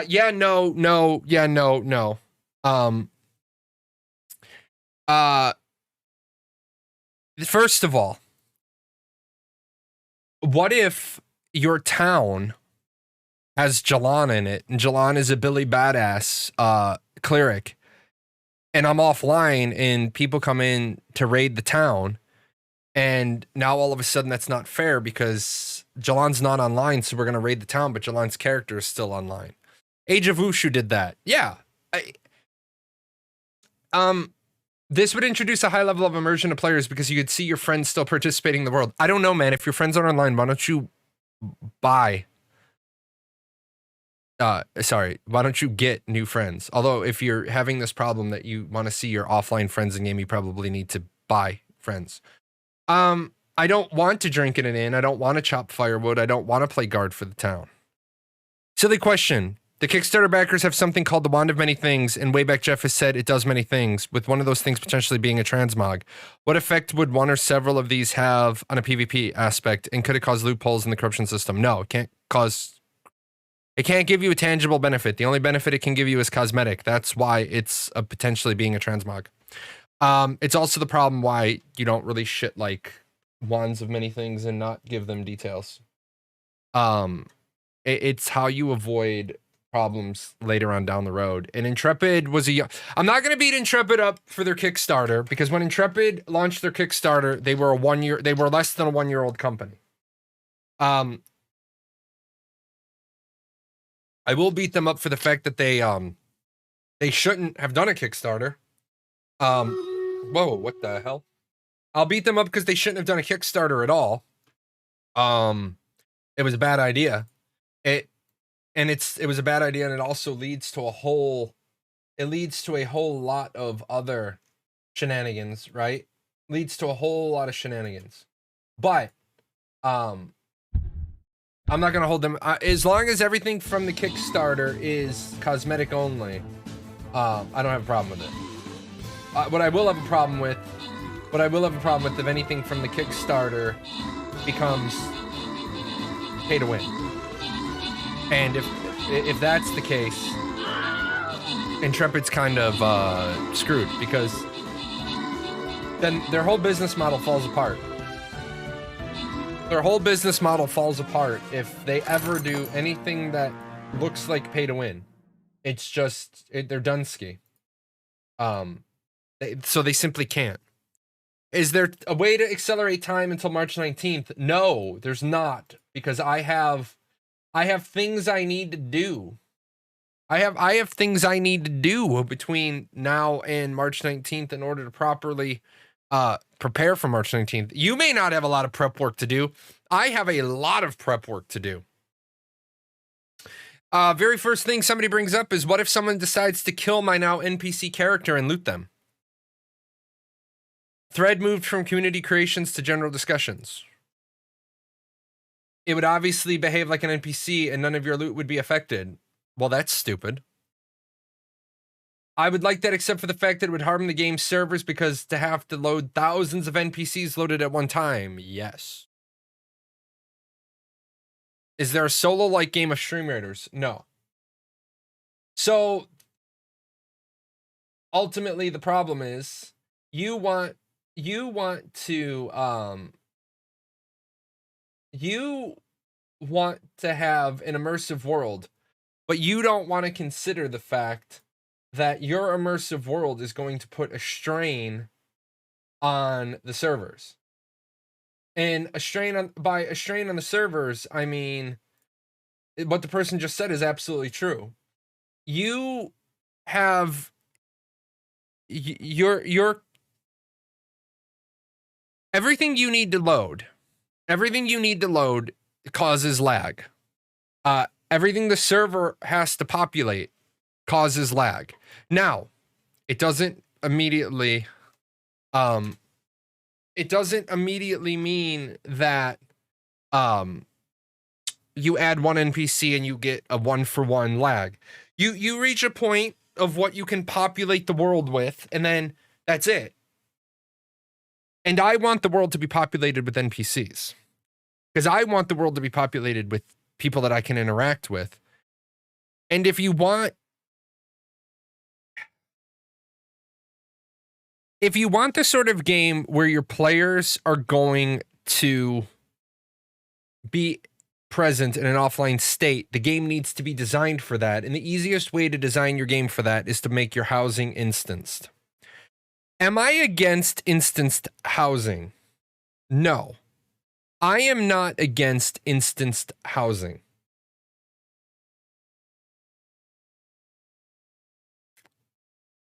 I think that if housing is going to be a big deal in your game, but it doesn't touch any other system, then why are you not doing instanced housing? Some people would say, well, cost. And there is a cost to instanced housing. That cost is server space. The more instances you have, the more hardware you have to have. The more hardware you have to have, the more cost you incur. The more cost you incur, the less money you make per account, because it's profit per player. So the apartments are instanced, yes. So you're already going to have instanced apartments, but the thing is that housing in Ashes of Creation does in fact touch other systems. So Ashes of Creation doesn't lend itself to instanced housing because housing leads to citizenship. You must have housing in order to be a citizen. So you can't really, like, they've come up with the perfect housing solution. They've come up with the perfect housing solution, believe it or not, because what more could you want? What more could you want with the housing system in Ashes of Creation than what they've done? And if for those of you that aren't familiar with the housing, boom, there's another whole, like, text book on it. Now, do you need to have instanced apartments? No. However, if you're going to have apartments, instancing is the best way to do apartments. Now, do I disagree with Intrepid on the idea that apartments are infinite? Yes. However, it's a game. And in a game has rules. And everything in the rules has to be built on one system or another. And one of the systems is there is a finite number of buildings that the mayor can control. So you have to, no, it's not 50 apartments. It is not 50 apartments. The apartment building that appears at a stage 3 node only has 50 apartments in it. The mayoral constructible building that appears at stage 4 is a soft cap. The more apartments that are rented, the higher price per next apartment. So no freeholds. There's no promise of freeholds in this alpha build. So I understand why they're doing instanced apartments, and that's because in a real world, in a realistic world, in a free building world, I could just move the town walls. If every apartment could only have, if every apartment building only had 50 units, then I could just move the wall in a free build world and add in another apartment building. But the metro has a specific footprint. The mayor only gets X number of buildings that he can dictate. So I understand why they're doing instanced apartment. It fits. It's a game. You have to remember at the end of the day, we don't have infinite technology. We have to play with the toys the gods give us. Think we're going to see relevant content on Alpha 1 or just testing mechanics? You're not going to see any relevant content on Alpha 1. That's not what an Alpha 1 is for. Because nothing is done, nothing is built, nothing is decided because they haven't gotten any data. Alpha 1 is probably going to be a lot of stuff between the 10% and the 30% solution. Now, that's not to say that at this 10% to 30% check mark that they're not going to be off to the races once they get data that confirms what they want to build. But remember, you're going to be seeing 50% or less of the archetypes, and you're going to be seeing 20%. You're going to be seeing 20% of 50% of the archetypes. So, yeah. Does Intrepid have a long way to go? Yeah. However, development speed picks up once you have some data to build on. If we forgive the fact that Intrepid completely stumbled and bumbled the first 3 years of their company. Okay. And again, they can never undo the damage to their reputation that they took. But reputation and integrity are two different things. You can rebuild your reputation by delivering a badass product. By delivering a badass product, their reputation will be the story of, well, we started off poorly and we moved forward and we kicked ass and we delivered.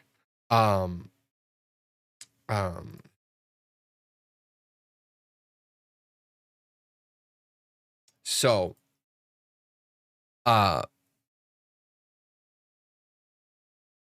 they're not going to be able to repair their integrity, but they're going to be able to repair their reputation. And they're going to say, look, we were a young company. We made mistakes. We were too aggressive. We were too ambitious. We were too arrogant. We were too cocky. And all those things that we were. We did the mea culpa. We were humbled. We threw ourselves on the altar of please forgive us. We delivered this badass product. Now let's move forward from here. The problem is Intrepid. You guys ever run a foot race on a track and on a mile on an 8-lap race, you don't, unless you're so badass that you can flat outrun everybody by several minutes. If you have another runner who's close to you, what does that other runner do?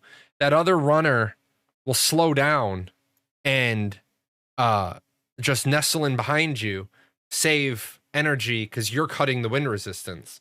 Well, normally what happens is there's kind of like a gentleman's agreement or a lady's agreement between two runners on an 8-lap race. They flip-flop who's in the lead so that they each, when I'm talking about when you have two badasses and the other 6 runners don't count, they'll flip-flop between each other and they'll each lead a lap, so they cut the wind resistance between them, and then they basically, it's jump ball on the last turn, and they both enter a sprint. Well, when you're leading and you continue to lead and you continue to lead and you continue to lead, well, the only thing that can trip you up is yourself falling over your own 2 feet. Or like Critical Zen said, they keep getting tripped by the same rock.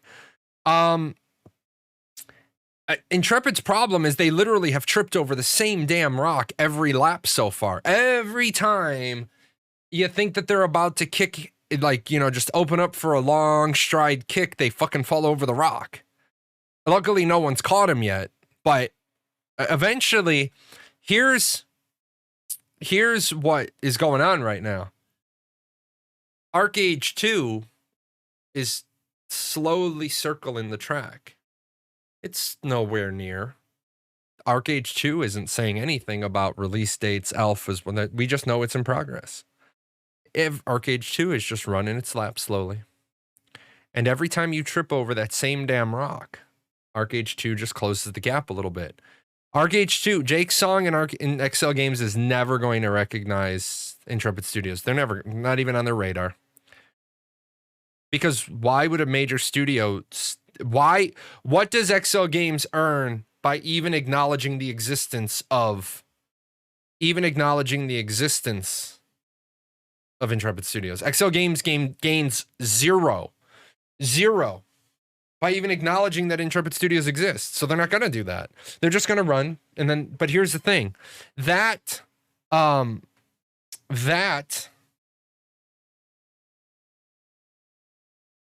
game is going to come out on a very professional, a very tried and true development pace. And that's going to be the problem. It seems to be a lack of experience. Yeah, it is. It is a lack of experience. Steven's got people on his team with chops. I don't want to say that his leads don't have chops. I have hold on, let me grab it, because you guys know I don't like to deal with ambiguous. I like to have very specific. Is this it? No, that was when they added staff. I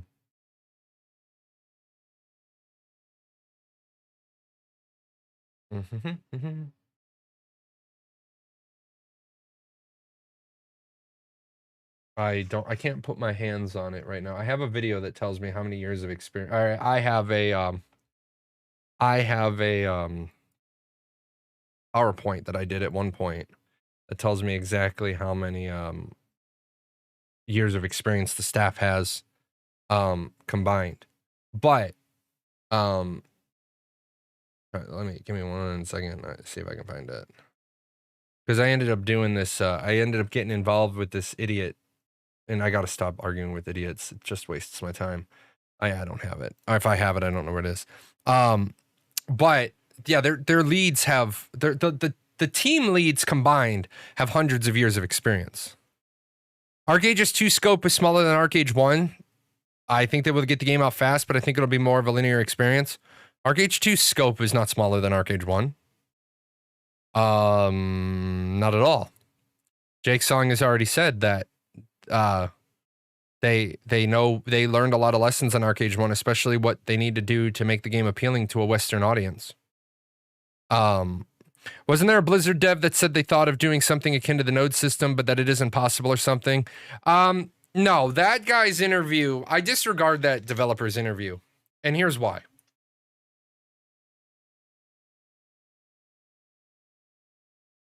When somebody turns around and says, I've had all these same ideas, but they're just not feasible, that's a bullshit statement. Of course you're going to say that. But if I tell you that I've had all the same ideas as all these other people, then the question is why haven't you acted on them? Why haven't you done something? Like, if I told you guys, and if I told you guys, here, I'll do this one. I've had all the same ideas that Harris Heller had for the music thing I just didn't think it was feasible. The answer would be bullshit. No, you didn't. But if I turn around and say, hey, I've been inspired by the guy, and I'm going to try to make a product similar to what he's doing for genres he's not covering, then yeah, I got inspired by a guy. I'm going to do steampunk and jazz. He doesn't have a jazz album. If he's not going to do jazz, I'll do jazz. Jay's a copycat. I had the idea of starting a Twitch stream answering Q&As about Ashes since even before it was non-NDA test. I just didn't think people would be interested in that game before even watching it properly. Yeah, right? Exactly. Everybody that was streaming Ashes podcasts for years and years and years had the idea of doing an educational show and answering questions for 5 straight hours. Let's see. Yeah, because board members, that's why. Now that's a fair answer. That's a fair answer. Blizzard's team members may have had ideas that the board shot down. And in a publicly held company, in a publicly traded company, the board of directors gets to decide the future of your company. And if they say that's not going to work, that's not going to work. And so, what'd you say? And so, what I'm inferring at is not on the engineering or development side, it's on the business side. Spire, I would say it's on the project management side, if anything. Magisto, hey, Jahlon, something that's been on my mind lately, and if you touched on this, I'm sorry, but it's server back end and their ability to have large-scale PvP battles they want in the open world. Hundreds of players participating at once. My question is, can Unreal Engine even support it? What are some solutions they can entertain that would be in line with their vision and not completely upset the community? Intrepid has set the bar pretty high, but can they deliver? Sure. I'm going to take that one. In fact, what we're going to do is... Give me one moment. I've been waiting all night for this. What I'm going to do is... Stream marker so I can find it later. Okay. So, I got to read the question again, folks. I apologize, but this is going to be tonight's segment cut. Hey, Jahlon, something that has been on my mind lately, and if you touched on this, I'm sorry. But it's a server back end and their ability to have large-scale PvP battles they want in the open world. Hundreds of players participating at once. My question is, can Unreal Engine 4 even support it? What are some solutions they can entertain that would be in line with their vision and not completely upset the community? Intrepid has set the bar pretty high, but can they deliver? Well, first of all, like I talked about earlier in the show, and it's okay if people come in and ask a question, Unreal Engine is a tool. It's a hammer.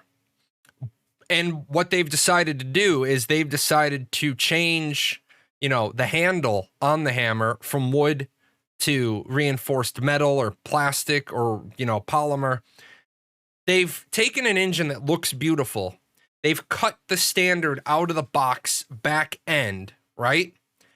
And they are going to go ahead and write their own back end. Intrepid released APOC in December of 2018, and then it limped along for they released it to the testers in August of 2018.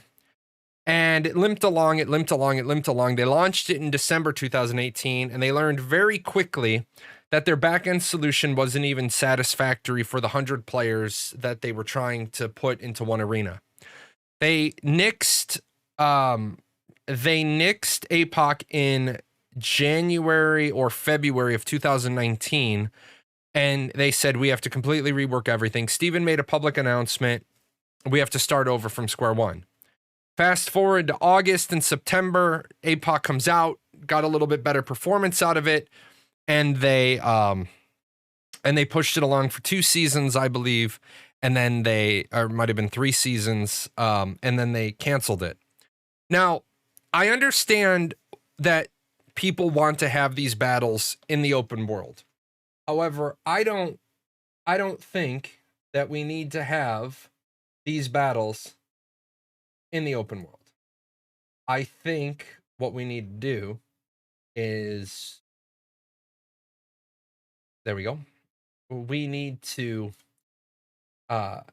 do something like this. First of all, why does the fight have to be in the open world? if you have to pre-register for it. So let me stop burning everybody's eyeballs. And what is that? There we go. So you have your server, right? And this is gonna be a very, very sexy server. So you have your authentication server. And then when you authenticate, it's going to drive you over to the game server. And then when you get onto the game server, so this is the authentication server. This is your game server, right? And then when you're on that game server, you're going to have this area that is a siege. And this is going to be either your castle siege or your node siege. And then around that area, during the time of the siege, right? There's... Oh, damn. Let me grab that. Thank you. Everything on my... Oh, that's right. Because some of my... I was laying in the new overlays. And some of them weren't fitting how I wanted. So everything around that siege is going to everything around that siege is going to be an area that you're locked out of. So if you're supposed to be in the siege, if you're a lawfully registered combatant, you don't die. But if you try to cross this border during the siege, right? You die. So my question is, why does this need to be in the open world at all? Why can't you just, and I know for nodes it might be a little bit more difficult, but why for castles at the very least, since castles are static, why can't castle sieges be on instanced servers? Because you already know what the castle's going to look like. You already know what the state of the 3 nodes is going to be in. Why can't you just put the castle sieges on their own server? It's not like randos can walk up to them anyway. And then some people would say, well, you've got this instance, seamless, zoneless castles or server setup. And that's absolutely true. And I've talked about it on the show before. If this is your castle siege, and we'll make the castle green. This is your castle siege, right? And now we put the lockout around it in red. Anybody that crosses the red dies. Well, you can very easily divide this castle siege into 4 seamless transition servers. Now, I don't know how well that this technology works yet, because it used to glitch out in ArcAge. But if you line these up properly and, you know, you lay out the castles with these seamless zones in mind, and this is your channel part of your siege, and then like this is your front door. You'll notice that I've deliberately kept the channel and the front door into different seamless zones. And if you have a respawn here and you have a respawn inside the castle, well, we won't do that. We'll put that there. Actually, let's back that up. We're gonna put these guys as respawn here and these guys as respawn here. Now we're moving all of the initial load-ins. I've died. I've got that loading screen because I have to go back to the respawn point, and generally when you go back to a respawn point, it's a loading screen. So I think that they could definitely lay out the castles in such a way. The castles, at least. One, you could put the castles on a instance server. Now, I know what some people say, and they say it's all about the open world. It's all about the open world. Okay, it's all about the open world. But that's a bullshit answer. Who cares? Is it about the open world, or is it about the open world, or is it about the experience? If anybody could walk up to the castle at any point during the siege and get involved, then yes, I would 100% agree with you. You have to keep it in the open world. But if there's only going to be 500 people involved, give them the better experience. That large-scale open-world PvP could be hell on the corruption system. No, because there's no corruption, there's no flagging during PvP themes. During the castle siege, you're either registered as a defender or you're registered as an attacker, and you don't flag into that. In fact, the only flagging that would potentially happen is a betrayal on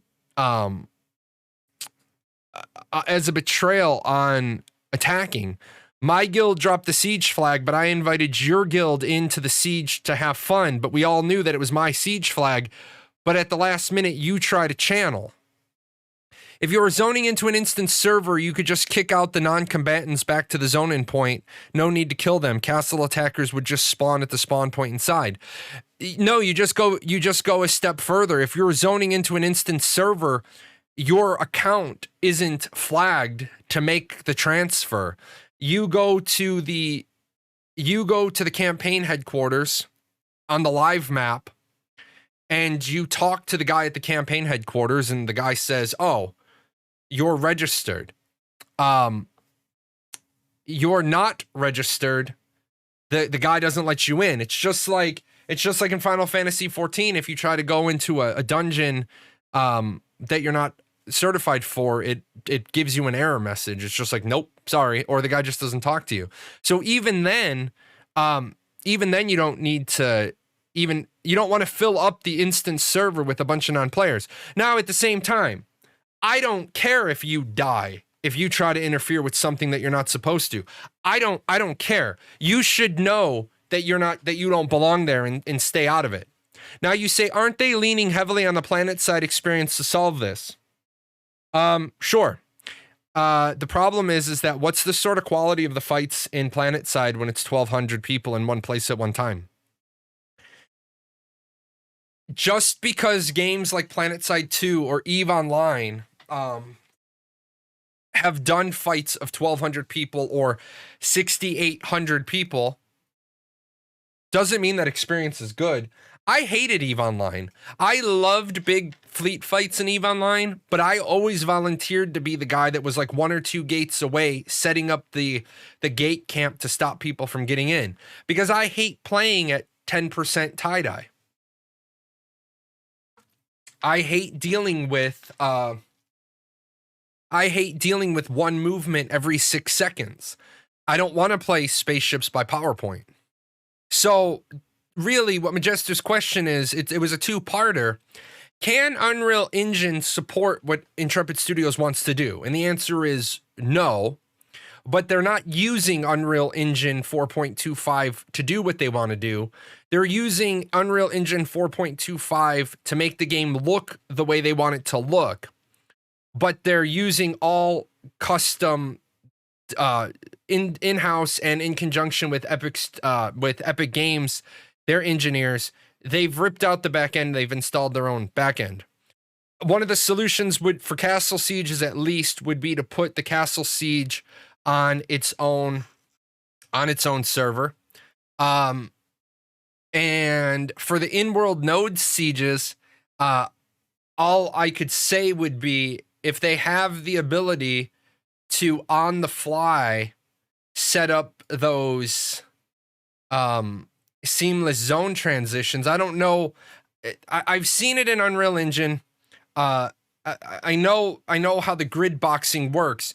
Believe it or not, the grid boxing in Unreal Engine doesn't mean, like, if you're walking from here to here, you might actually be walking from here to here, because when you reach the end, it's like when you have your monitors, instead of 1, 2, 3, you have your monitors as 1, 3, 2. And when you go to the edge of your monitor, you're like, I have 3 monitors here. I go to the edge of my one on my left, and the right edge of the one on the left is actually the left edge of the one on the right. And then when I go to the right on this one, it takes me to the center.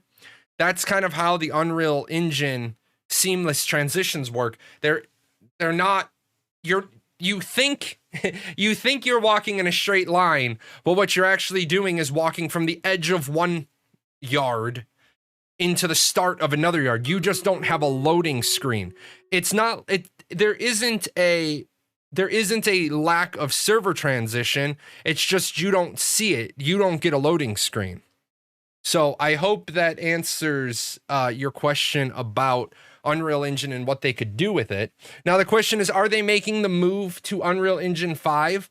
Let me say this, and this is a controversial statement. Unreal Engine 5 isn't really Unreal Engine 5. Now, what do I mean by that? What I mean by that is Unreal Engine 5 isn't a true first significant digit engine change. Unreal Engine 5 does a lot of things. It brings a lot of power to the engine itself. It brings the water physics, the chaos physics, the destruction. There are so many things, the poly count, the downscaling. There are so many things that Unreal Engine 5 does, right? That it should be treated as a new and unique engine.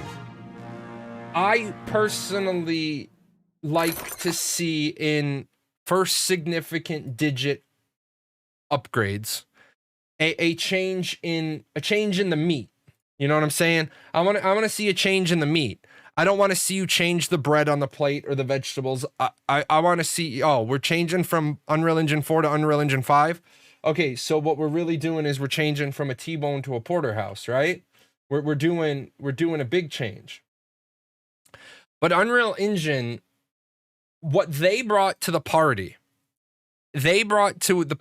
a flat rate, flat commission, package deal of their engine and their store. However, Amazon said, "Oh, well, fuck you. We're gonna take your deal and we're gonna add a cherry on top of your deal. And what we're gonna do is we're gonna give you Crytek 5. We're gonna give you CryEngine 5 for free, and we're gonna pre-optimize the engine for you for Amazon Web Services. And we're not gonna take a commission, and we're not gonna charge you anything if you don't want to use our services."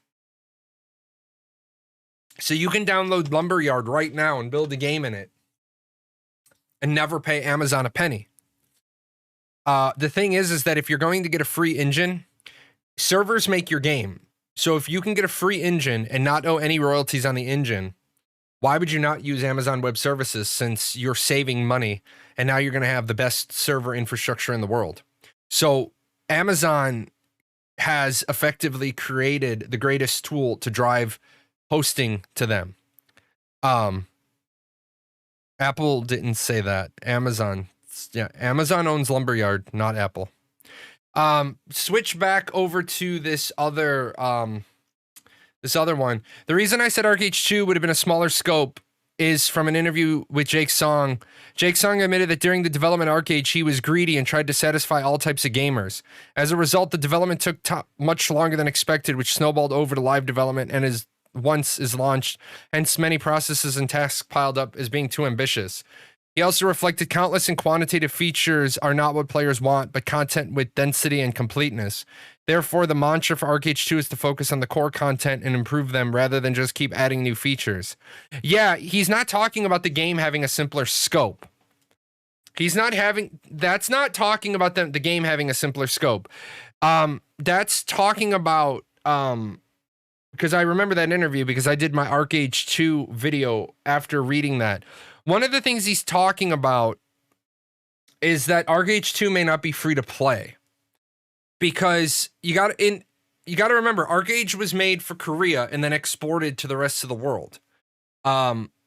Koreans like their free to play games because they like their pay to win games, and these Korean companies are now starting to figure out that Americans and Europeans, the Western world, doesn't want pay to win. We tolerate pay to win because we haven't had a Western game come out that was worth a shit since WoW, and WoW is 15 years old. Jake Song, what he's talking about there is he's talking about all of those systems that were in place that drove you back to the cash shop. Because Asians love They love their pay to win. Pay to win or gaming in Asia is seen as a rich person's hobby. It's seen as a rich person's hobby. It's also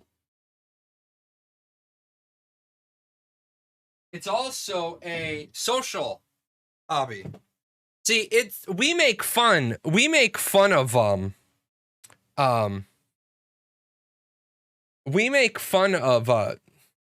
gamer cafes in the West, don't we? Don't we make fun of people who go to gamer cafes? In Asia, man. In Asia, gamer cafes are where you go for a couple of hours after work. You hang out, you have dinner, you have a drink, you chill with your friends. And then what they do is their monetization in Korea. In Korea, they have like I remember in Arcade that when you played for 100 hours in a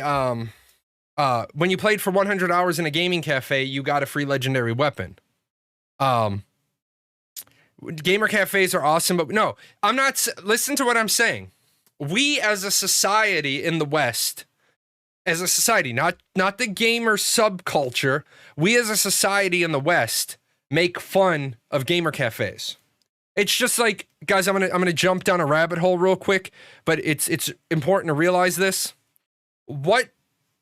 I don't know your ages, but I know in my age, you were always in your backyard.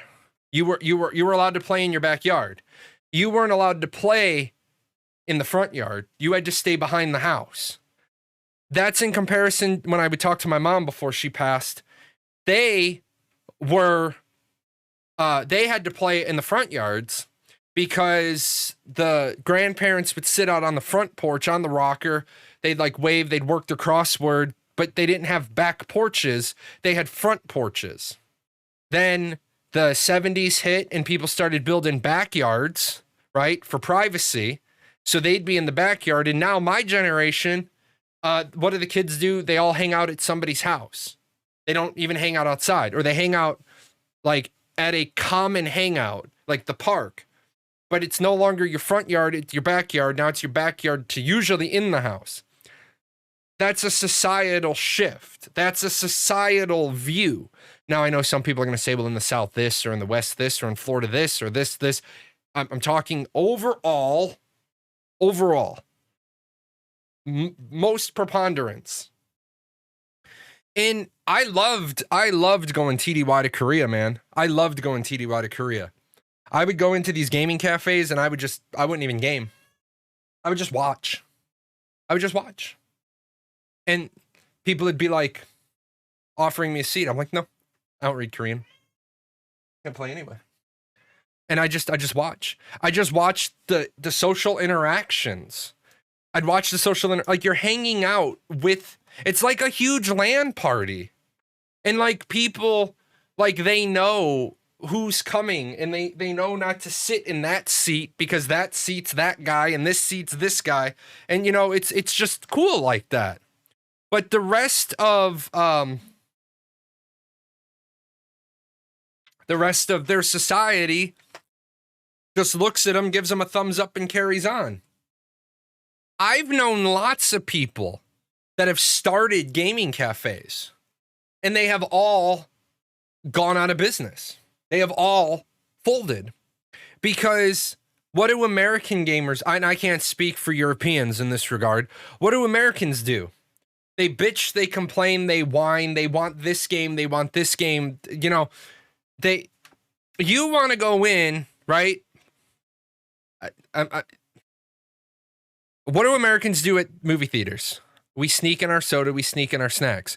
What do Americans do at the gaming cafe? They bring in their outside drink because they don't want to pay Bob, who owns the gaming cafe, right? They don't want to pay him $1.50 for a Barks.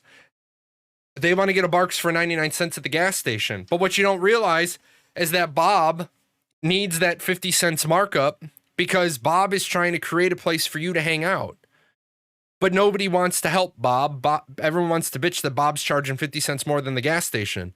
Where the fuck do you think all of Bob's computers came from? And Bob's internet and Bob's desks and Bob's lights and the heat in the bathroom. Where do you think all that comes from? It doesn't all come from what he charges you an hour to game on. It's like people forget, hey, casually, it's like people forget that business owners need to make money too.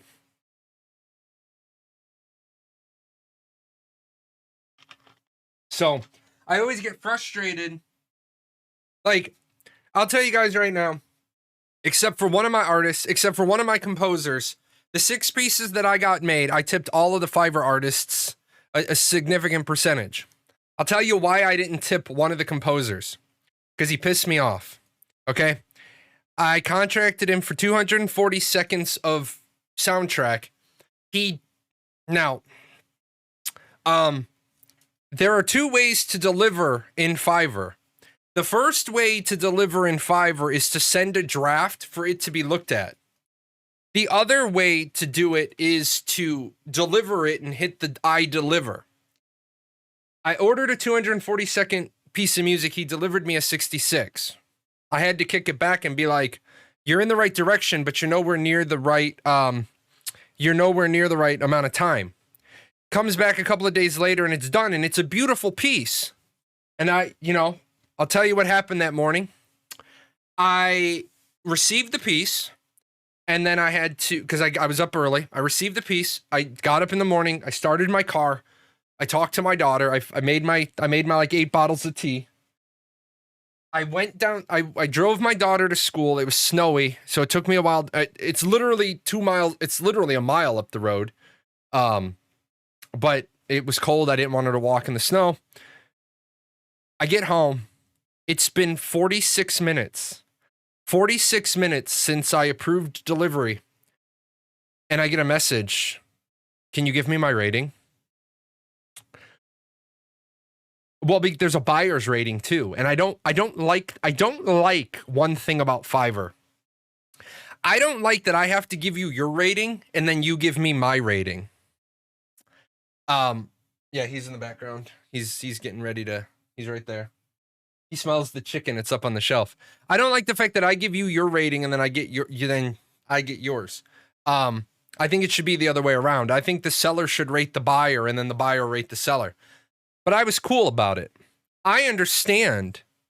Yeah, there should be a rating escrow. Let's talk. I 100% agree with you. The rating should be an escrow.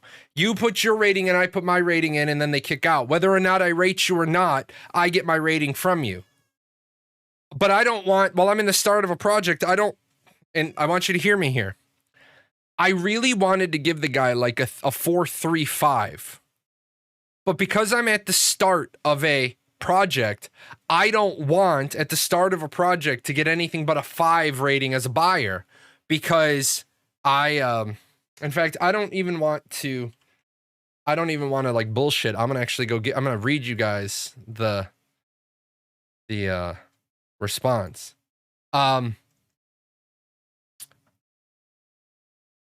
I said, I'm going to let you know as a courtesy, I left you 5 stars across the board. I did this because I didn't want to be responsible for you losing future business. I will tell you right now, I will not be working with you again. Your music is great, but your professionalism needs to grow a lot. First and foremost, I would have been well within my right to rate you as a 1 on service as described. Your gig has a 10-day completion window, and you tried to quick turn it inside 1 day. In fact, you delivered in just under 6 hours. Worse than that, you delivered the project at 66 out of 240 seconds, and you thought that was acceptable, even though not 5 hours previous we had talked about the length, and I even offered to do a shorter gig if you didn't know the style. Second of all, you gave me 39 minutes to leave your feedback. I want you to think about that for a minute. You gave me less than an hour to do my feedback before you asked for it. Hopefully this personalized feedback will help you in the future. My very first message to you said I was going to need 5 to 10 songs for the project I'm working on. You were in such a rush to get to the rest of the job, you didn't even think about how you were doing this one. I wish you all the best in your Fiverr career. You are a brilliantly talented musician and composer, but professionalism means a lot to me, and on this project you missed the mark. So I left him in a private message feedback he can grow on. Instead of fucking trying to mend the bridge. In fact, instead of trying to mend the bridge at all, I'm sorry you don't want to work with me. In my field, speed is everything. I was able to do some really difficult jobs in less than 2 days without making a single mistake. It is true that the gigs I write, the delivery takes place within 10 days, but that's relative. I always deliver jobs in 2 to 3, and I believe that professionalism lies in having speed, creativity, imagination, and commitment. You didn't even give a shit about free feedback you were getting that didn't cost. The feedback didn't cost you anything. I didn't rate you as a 1. I could have rated you as a 1. But I didn't, because I didn't want to tank your career. And instead of trying to mend the relationship, instead of coming back and saying, I appreciate the feedback, thank you, everybody else just rates me at 5 stars, pats me on the head, gives me a tip, and sends me on my way. Nobody's ever told me that that comes across poorly. Because if I sign a gig with you that says, you have up to 10 days to deliver, and you deliver in 2, you're going to look like a fucking rock star. But you try to deliver a quarter of the work in 6 hours, all you're doing is, I want to deliver because I want Fiverr to release my payment to me. Shit, man, even my poor ass Indonesian, Southeast Asia, I always tip them well, by the way, because I know they're getting boned by Fiverr, which is fine. But even my artists that are in poor nations that are quick turning the work, they quick turn it, but it's exactly what I ask for. You had 10 days. You tried to deliver in 6 hours, and you had no other jobs in queue. You could have probably gotten 3 to 4 pieces of the project. My boy Johnny Silverhand got less attitude than that guy. Yeah, right? Like, I've already contracted, the guy that did song 5 did song 15. And the only reason why I'm not getting more music made right now is I'm waiting for the next Twitch payment, and then the next Twitch payment has to go to the other 5 alerts I need. Anyway, I'm going to grab a bottle of water. I just had that soda. I'll be gone less than a minute. So no music.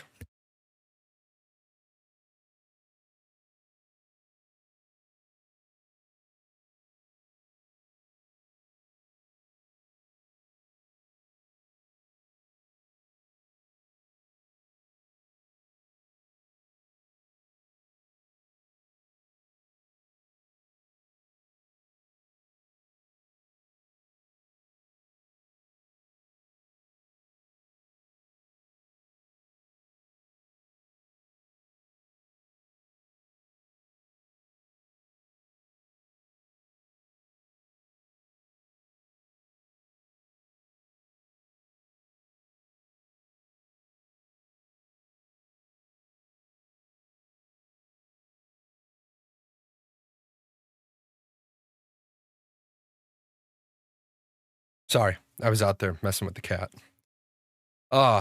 Anyway. So yeah, that's just a little bit on business. You know, why I don't know why people don't get taught better.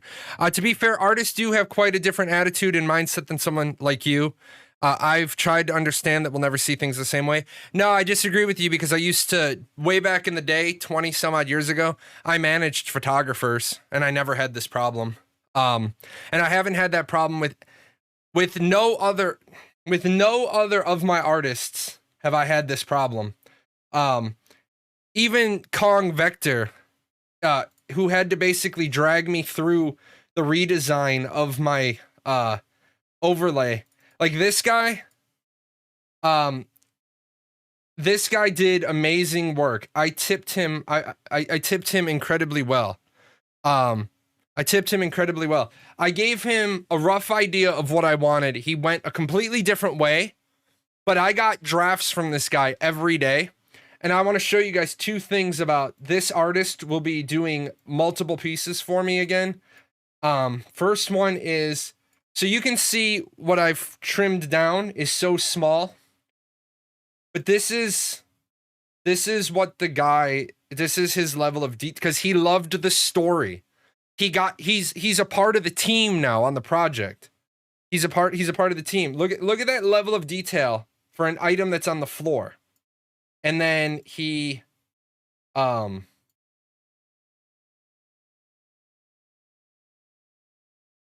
actually is responsible for the creation of the appearance of a couple of the characters, because look at this attention to detail. Look at that. Like, I didn't even have her designed yet. I didn't have her designed. Now he's basically done. He's basically done the character design for me. And so all I can say is this artist was worth every penny that I paid him, and probably 300 pennies that I didn't, right? And I tipped him well. He only charged me $35 for this piece. He charged me $35. He made a lot more than that, but he's definitely getting at least two more. Yeah, only 35. And then I think the one you're talking about is you're talking about the library. You're talking about this one. And this artist changed the novel as well, because I'm gonna let this sit on the screen one more second, then I want to show you guys. The artist read only I only have the like chapter layouts of these. I don't have the full book written for these, but I just want to show you guys. I just want to show you guys that this tree was never mentioned, and it's not supposed to be there, right? And so I was going to contact the artist and say, it's not soda, it's tea. I don't drink water. I drink tea. I was going to tell the artist to take the flowers off the tree, and I was like, nah, it's good. I like it. So these artists that I'm paying are like, they're changing the nature of the story. They're making organic changes, because that's what Steampunk Dreams is. I have the whole story mapped out, but I don't have the chapters written. The only person who got the chapter was the composer for chapter 1, because I feel that the first piece in the score has to be exquisite, otherwise people are going to listen to it and move on. Oddly enough, the most expensive composer isn't the guy that wrote the first piece. I got the one you heard while we were on break. Today's piece is written by the most expensive composer I've paid, and it's a great piece, but I wouldn't use him for the first chapter. He anchors the middle. So, but yeah, Nocturnal Demise, which is a cool name. I call these bottles of water because it's a Nestle Pure Life bottle, but I can't drink plain water. I gotta be next to dead to drink plain water. Cause man, Sparky, tell them about water buffaloes with the chlorine in them.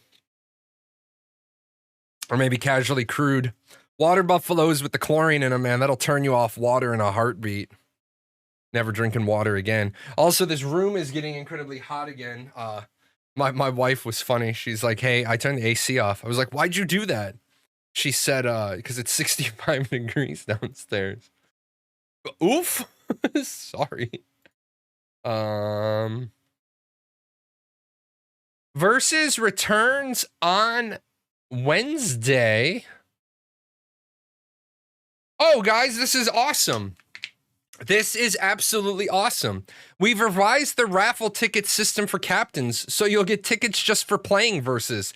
2 for a win or 1 for a loss for a cap of 45 tickets. Yes. We'll do better this time.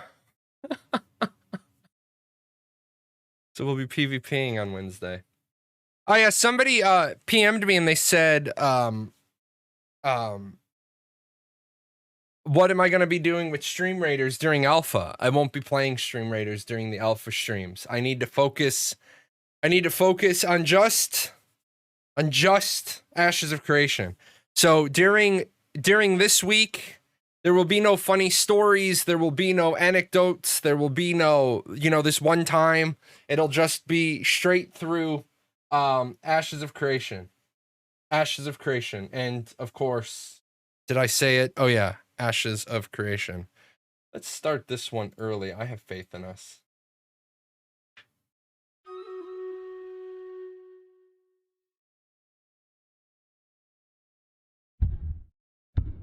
Yeah, I think most people want to see the game. I 100% agree with you. Oh, we're not going to get there in time. Bad placement. I think most people want to see the game. I don't think anybody at that point, people absolutely positively want to see the game. People aren't going to care about all the other stuff. They're going to care about, like, I know people hang out for the streamer, me. I know people hang out for me, but they come to the channel, they're like Ashes of Creation, and then they're like, wow, I'm going to get an education with this guy. So during that week, it's going to be all seriousness. It's going to be absolutely all seriousness. Which is okay. I mean, I love what I do. I also, man, the amount of hate I get, it just makes me smile. The amount of hate I get, it's like, what is your problem? Like, I live in so many people's heads rent free. It just, because I don't think about the people who hate me. I just, like, I see how many times people mention me in like a sarcastic or a condescending manner, and I'm like, man, it must suck for you. It must suck that you have that much of your brain empty, that I'm just parked there, because I haven't thought of you for 3 days and my name just came out your mouth again. You know what I'm saying?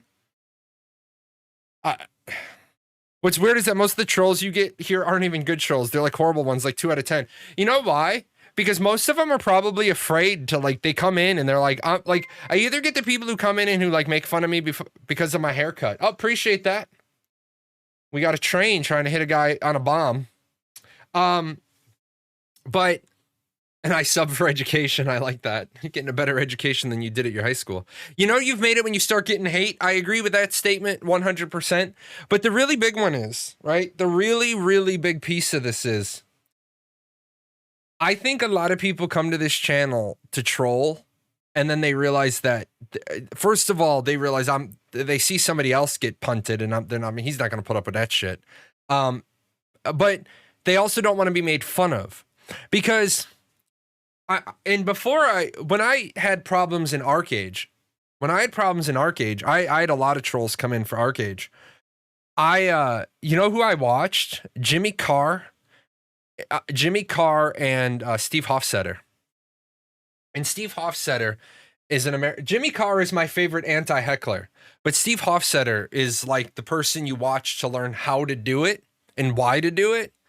And his response is, did you just pick a fight with a guy with a microphone?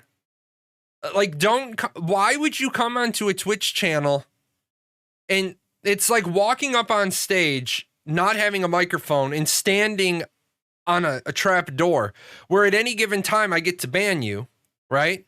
I get to ban you. When I'm tired of dealing with you, I just get to ban you. So you get the uranium. Fuck's sake. I was just talking to my wife about that on our walk. I think the day before, or yesterday. Yeah, I get the quality of trolls that come in and want to yell at me because apparently the United States is responsible for irradiating Yugoslavia for the use of uranium bombs. And it has nothing to do with the fact that Chernobyl went nuclear, you know. What the fuck do I know, right? I also, just to help the person out, I went and I checked, and we did not deploy depleted uranium rounds in Yugoslavia. It's not like Yugoslavia had a whole lot of tanks that were interfering with us. Chernobyl was bizarre, man. Chernobyl is responsible for the slaughter of goats in Scotland. Because when Chernobyl went, it threw all the radioactive isotopes up in the air, and the way it got caught up in the wind patterns, it came down in the rain. It came down in the rain in Scotland, and then the goats ate the grass, and the goats became irradiated, and you couldn't use their milk to make cheese. So Very, very interesting. Very, very interesting, you know, turn of events. You wouldn't have thought that, but it was. Let's see. Oh, I want to tell you guys about the YouTube thing. Oddly enough, I did the chopped up version of those couple of videos on Friday. I finished. So last Wednesday, I took the show and I chopped it up and I dropped it from 5 hours to 90 minutes. And I said, okay, but that didn't really change the performance of the video. So I chopped up Friday's video into 3 segments and I put the segments out, and then I was looking at the analytics. I was looking at the analytics, and I cannot believe how many of you, well, not you guys, because you're here live. Well, some of you that are listening to this right now, because we're 4 hours and 8 minutes into the show, and some of you are still here. I can't believe how many of you watch all 5 hours of the live streams on YouTube. So, yeah.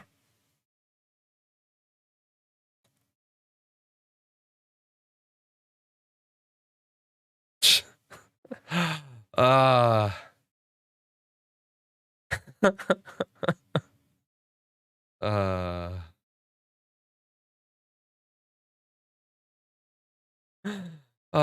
do. I'm watching all the streams I lost. Nice. I'm from the future. I'm watching the past right now. Aussie time traveler. Hey, can you tell me the lotto numbers? You tell me the winning lotto numbers, and I'll split it with you in half. Because I cannot believe that once upon a time in a land far away, I was actually sitting in a briefing about 9/11. I was sitting in a briefing about 9/11, and there were actually military people in charge of decision making who wanted to know why our allies hadn't told us that the attacks were coming. Because they were looking at a sheet that said,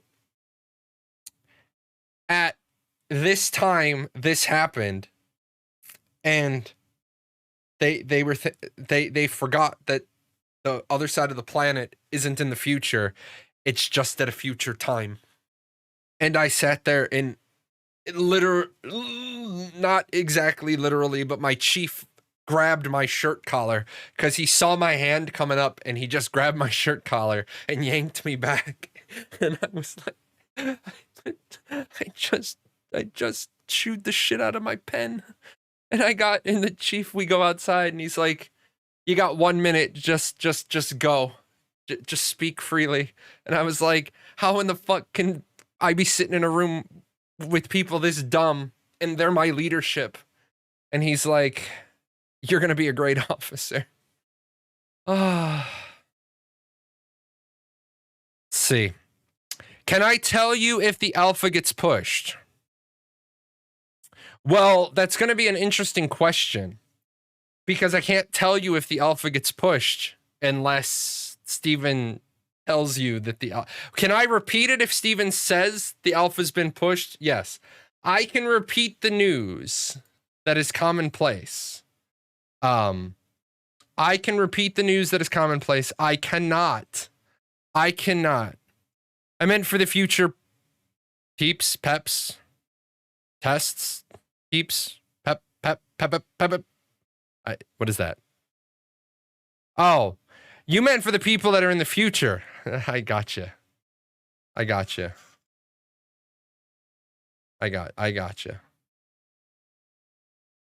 So I was like, what the fuck? Man, the thing about having 3 screens that are all this big, shit is everywhere. It is everywhere on your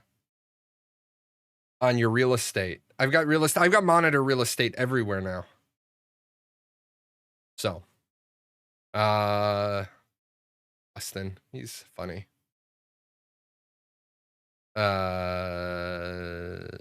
There you go.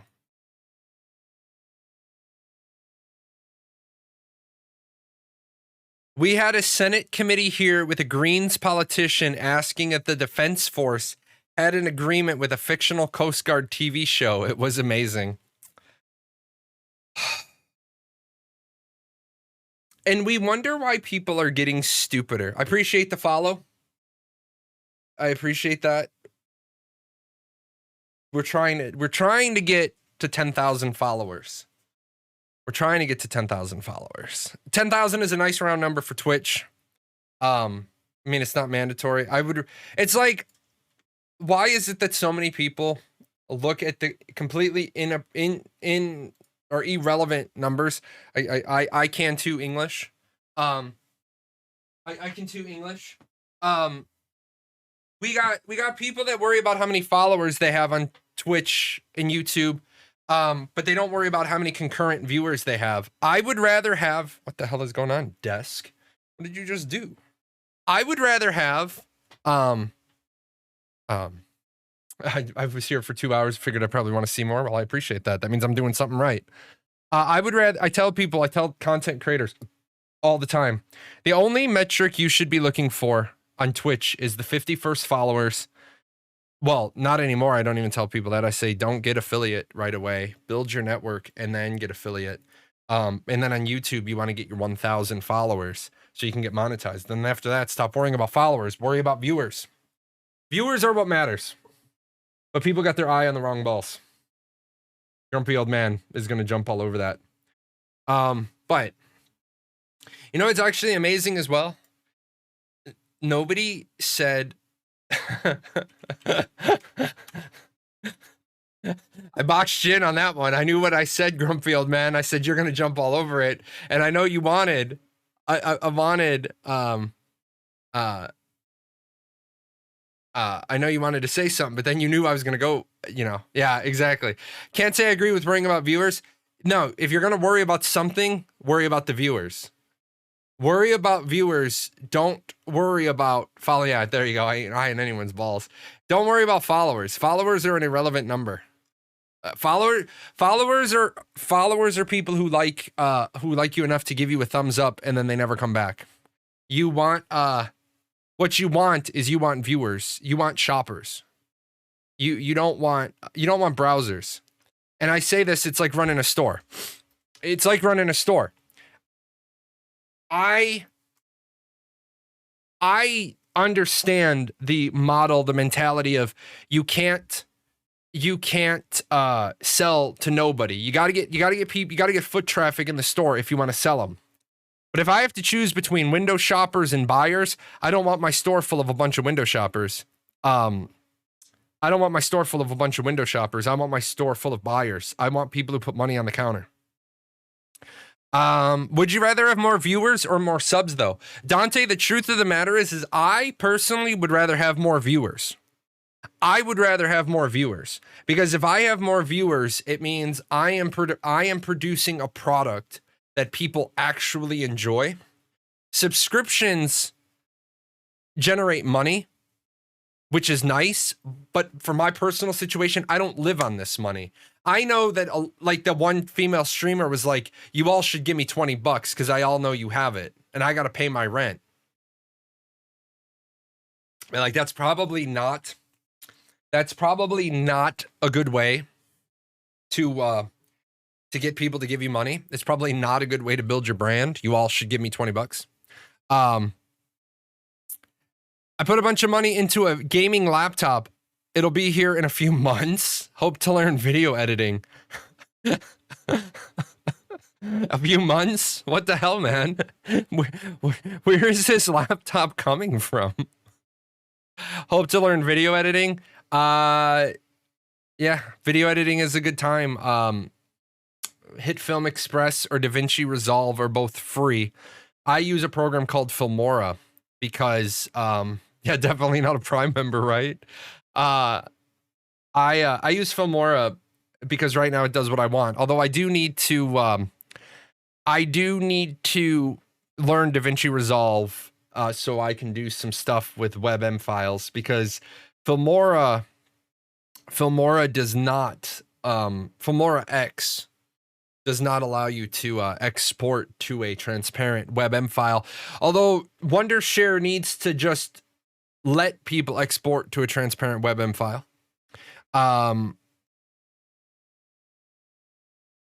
And by contrast, there was that Australian woodworker sculptor who kept telling his viewers that they don't need to sub or give him money for watching his stuff and they should watch it for free. I agree with that. It has a 3080 in it. It has a second screen. I put in a couple of solid state drives. I'll probably just play Skyrim and D2 Resurrected.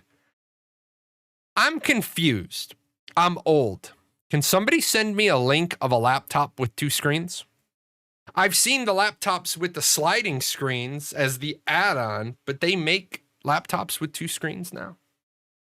Also, my daughter has a touch screen laptop. I want to know, on a touch screen laptop, can I just shoot you? Like, can I headshot you by just touching the screen? Because it registers as a mouse click.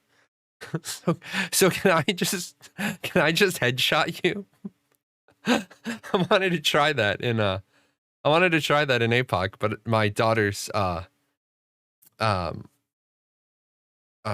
laptop wouldn't run it. Yeah, you can link the laptop in chat. Saint Gabriel, your name is on the screen as the top donor of all time on this channel. Of course you can link.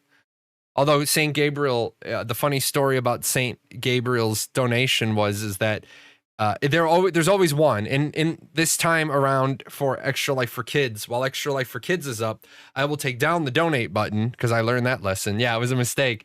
Saint Gabriel donated $200 to the Paradox Gaming Network, and that money was supposed to go to the kids, so it went to the kids.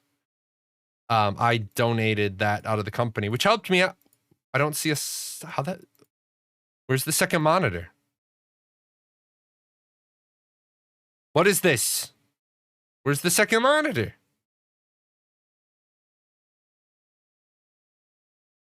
Or did you buy a second monitor? Above the keys? That's a monitor? What the hell? That's a monitor? That's cool as shit.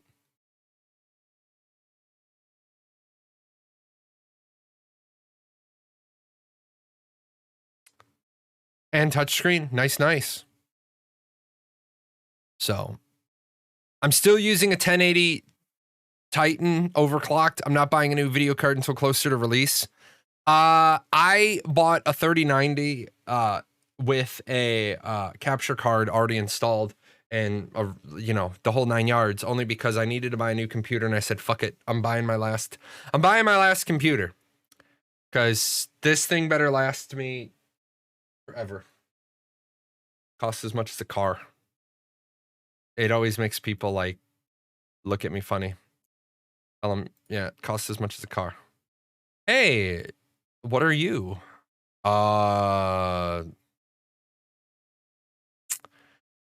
Thank you for the offer, but I do not want to go back to work. Thank you though. I will look. Oh, no, not enough zeros. One day the RTX 3000 series will have something in stock. My fellow streamer friend, Ease, he ended up buying a whole new computer just so that he could get his 30 series card. It's funny you say that I could use this PC as a heater. Let's see how hot my PC actually is. I just put the little thermometer in here. Yeah, let me tell you, this thing is nice when I don't have all the lights on, but as you guys can see, I have a pretty significant amount of lighting going on in the back, and those blue lights are actually exterior spotlights. So I have quite a significant amount of lighting going on in the back. And then these two are pretty cool. They're pretty cool. Elgato makes an amazing panel light, an amazing key light. I have a lot of Elgato products. I'm very happy with all of them. I've been waiting for a particular thing that they make to be in stock, and it's just not ever in stock. So that's a problem. So guys, F's in chat, or rips in chat, or whatever in chats for August Jade. August Jade bought a PC with a 6800 XT in it, and the glass top shattered. And August Jade contacted Cyberpower and said this happened, and they said, go ahead and use it and let us know if there's a problem.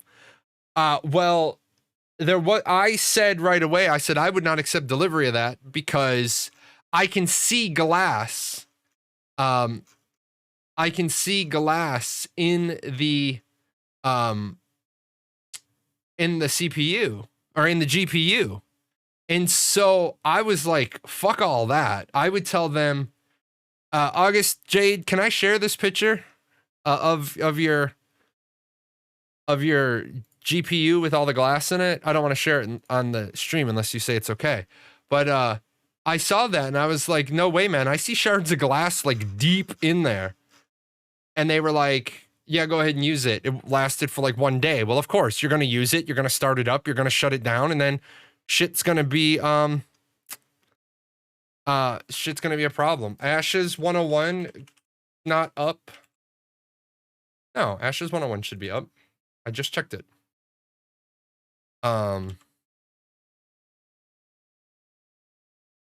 Check that. So I'm waiting for approval from August Jade to share the picture because you guys are going to see this graphics card and you're going to be like, why would they ever tell you to turn this on?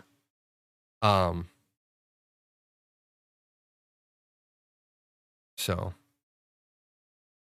okay. So I want you guys to see this fucking crime against humanity due to this being shipped, right? This was what the hell's all files. So this is how August Jade got the PC delivered. All right. So now this is what you imagine opening up, imagine waiting, right? Imagine waiting for weeks and then you open your box and your top glass is shattered and this is what you see. Now, what really disturbs me as a BMET, as a technician, okay, this is what scares me. Okay, this is what scares me. But then I was looking, right, and this is what I said you're gonna have problems with, right here, because this is safety glass, and you see down there where there's no way you're gonna get that out of there. Even I wouldn't have thought I could get that out of there if I was sent by the company as a paid technician to clean this glass up. I don't think I would have gotten all that glass out of there. And you can see just when I shape this back a little bit, you can see that there's glass in all of those spots, right?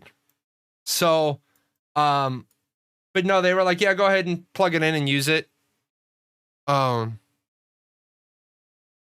Yeah, and exactly.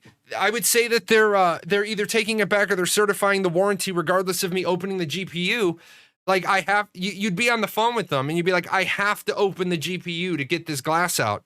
And they're going to be like, well, as soon as you open it, like I would keep the serial number on that. And I would seriously say to them, do not send this serial number card back. Do not send that serial number card back to me. Just don't repair it. It's not my problem. It's your problem. It's your problem. And but then I showed you guys my shipping crate. I showed you the shipping crate that I got with Origin. Origin flipped the fuck out. right? Glass is not conductive, nor will it melt at temperatures a computer gets at, so it's safe to use, but definitely should replace. You're right, glass is not conductive, nor will it melt at the temperature a computer gets at. However, you shouldn't be having chips of glass, and it's not that I'm worried about the shards of glass. I'm worried about all the other shit that came through. Plus, I'm worried about it jamming up the fans. Plus, I'm worrying about dust, grime, whatever the fuck, adhesive, sticky, whatever else was there, getting into the, and regardless, it's not my problem that the glass broke, right? It's not my problem that the glass broke. It's your problem that the glass broke. So, you also, I mean, how much, first of all, what caused that to shatter? Okay. Like, what was the driving force of that thing shattering? I'll tell you right now,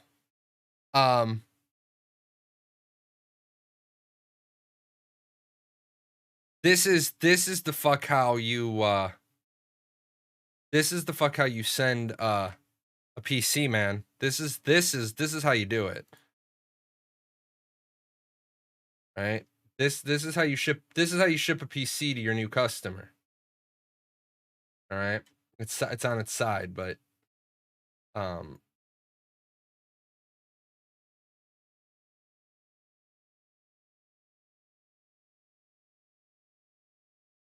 are you doing, stupid thing?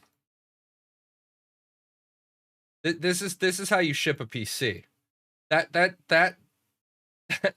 getting the business done, right? That's getting the business done. It's a fucking wood crate. It was funny too because the UPS guy literally said to me, he's looking at me while he's taking it off the truck, and he's like, this thing was strapped in. He's like, I got notice. It's like on the picture, on the UPS label, it's actually written high value. Like, and I'll tell you, I got the shipping information from Origin, and it said it was going to be delivered. And then 8 minutes before it's supposed to be delivered, it just comes up with delayed. Well, I called Origin and I said, my PC like up and vanished in shipping.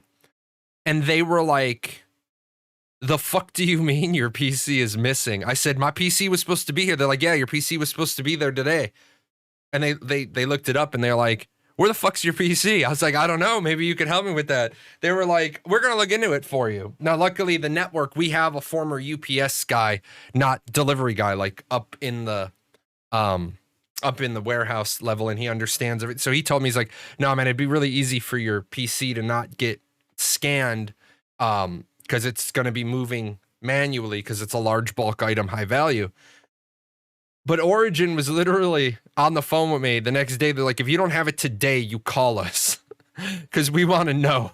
We want to know where the hell this thing is. Best way to ship anything over 80 pounds on a pallet. It depends on shape and size, but yeah, I'll agree with you. I'll agree with you. Once you start getting up to that weight, it's better to ship it on a pallet. I mean, unless it's like, well, no, I'm going to agree. 80 pounds is probably, once you get to 80 pounds, you probably want to be in a pallet. Yeah. Glass can rip against the board itself, reducing the resistance between the lanes, increasing the chance of signals crossing over and damaging chips that were not meant to get that signal, such as a grounding pin. I mean, and to say glass isn't conductive isn't exactly accurate. Glass is a conductor. It's just a very, very, it's a very, very poor conductor. I mean, the higher the temperature the glass gets, the lower the insulation quality of glass gets. But I don't, and I'd have to look at the numbers. I don't think a I think he's right. I don't think a computer is going to get hot enough. Oh, well, let's find out. It's what we do on this show. At what temp does glass become a conductor? Let's see. I can't. Probably not a low temperature. I'm gonna bet it's probably. Oh yeah. If your computer is reaching the temperature glass becomes a conductor, you're gonna have a problem. Yeah. Let's see. Of how hot is this? Oh, it's not too bad. The air coming off of the top of my tower is only 79 degrees. Well, the room is 79 degrees around that. Yeah, probably a little higher than the melting point of plastic. You know, it's amazing when you stop using this shit every day, your brain is just like, wait a minute. It's like, where did I file the temperature of glass being a conductor? I don't remember.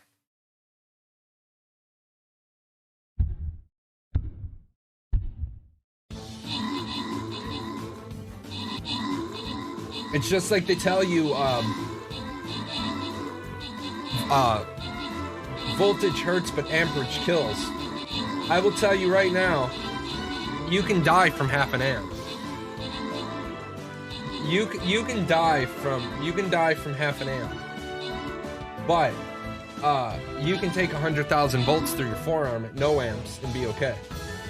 I'm also gonna tell you that it hurts like a motherfucker.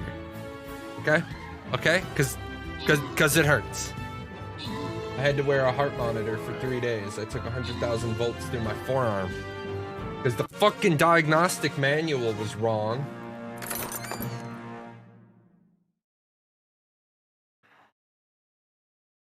So, August Jade, is it already on its way back to the mothership?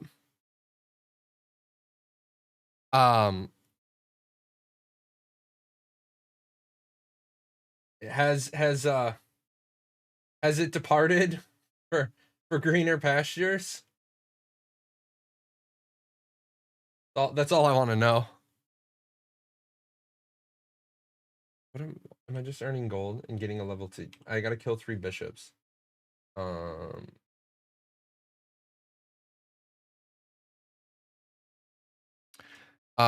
yeah, I was troubleshooting a Pickard X-ray machine. I followed exactly I'm not doing that. I'm sorry. That's not happening. I'm not talking about absolute virtue for 10 minutes. No, I refuse. But yeah, diagnostic manual said that B3 was the grounding point, and B3 was most certainly not the grounding point for that particular board. All I know is that when I woke up from getting shot across the room, I was in a little bit of pain. What's absolute virtue? Yeah, I was the grounding point. That's why, just for the record, when you're working on a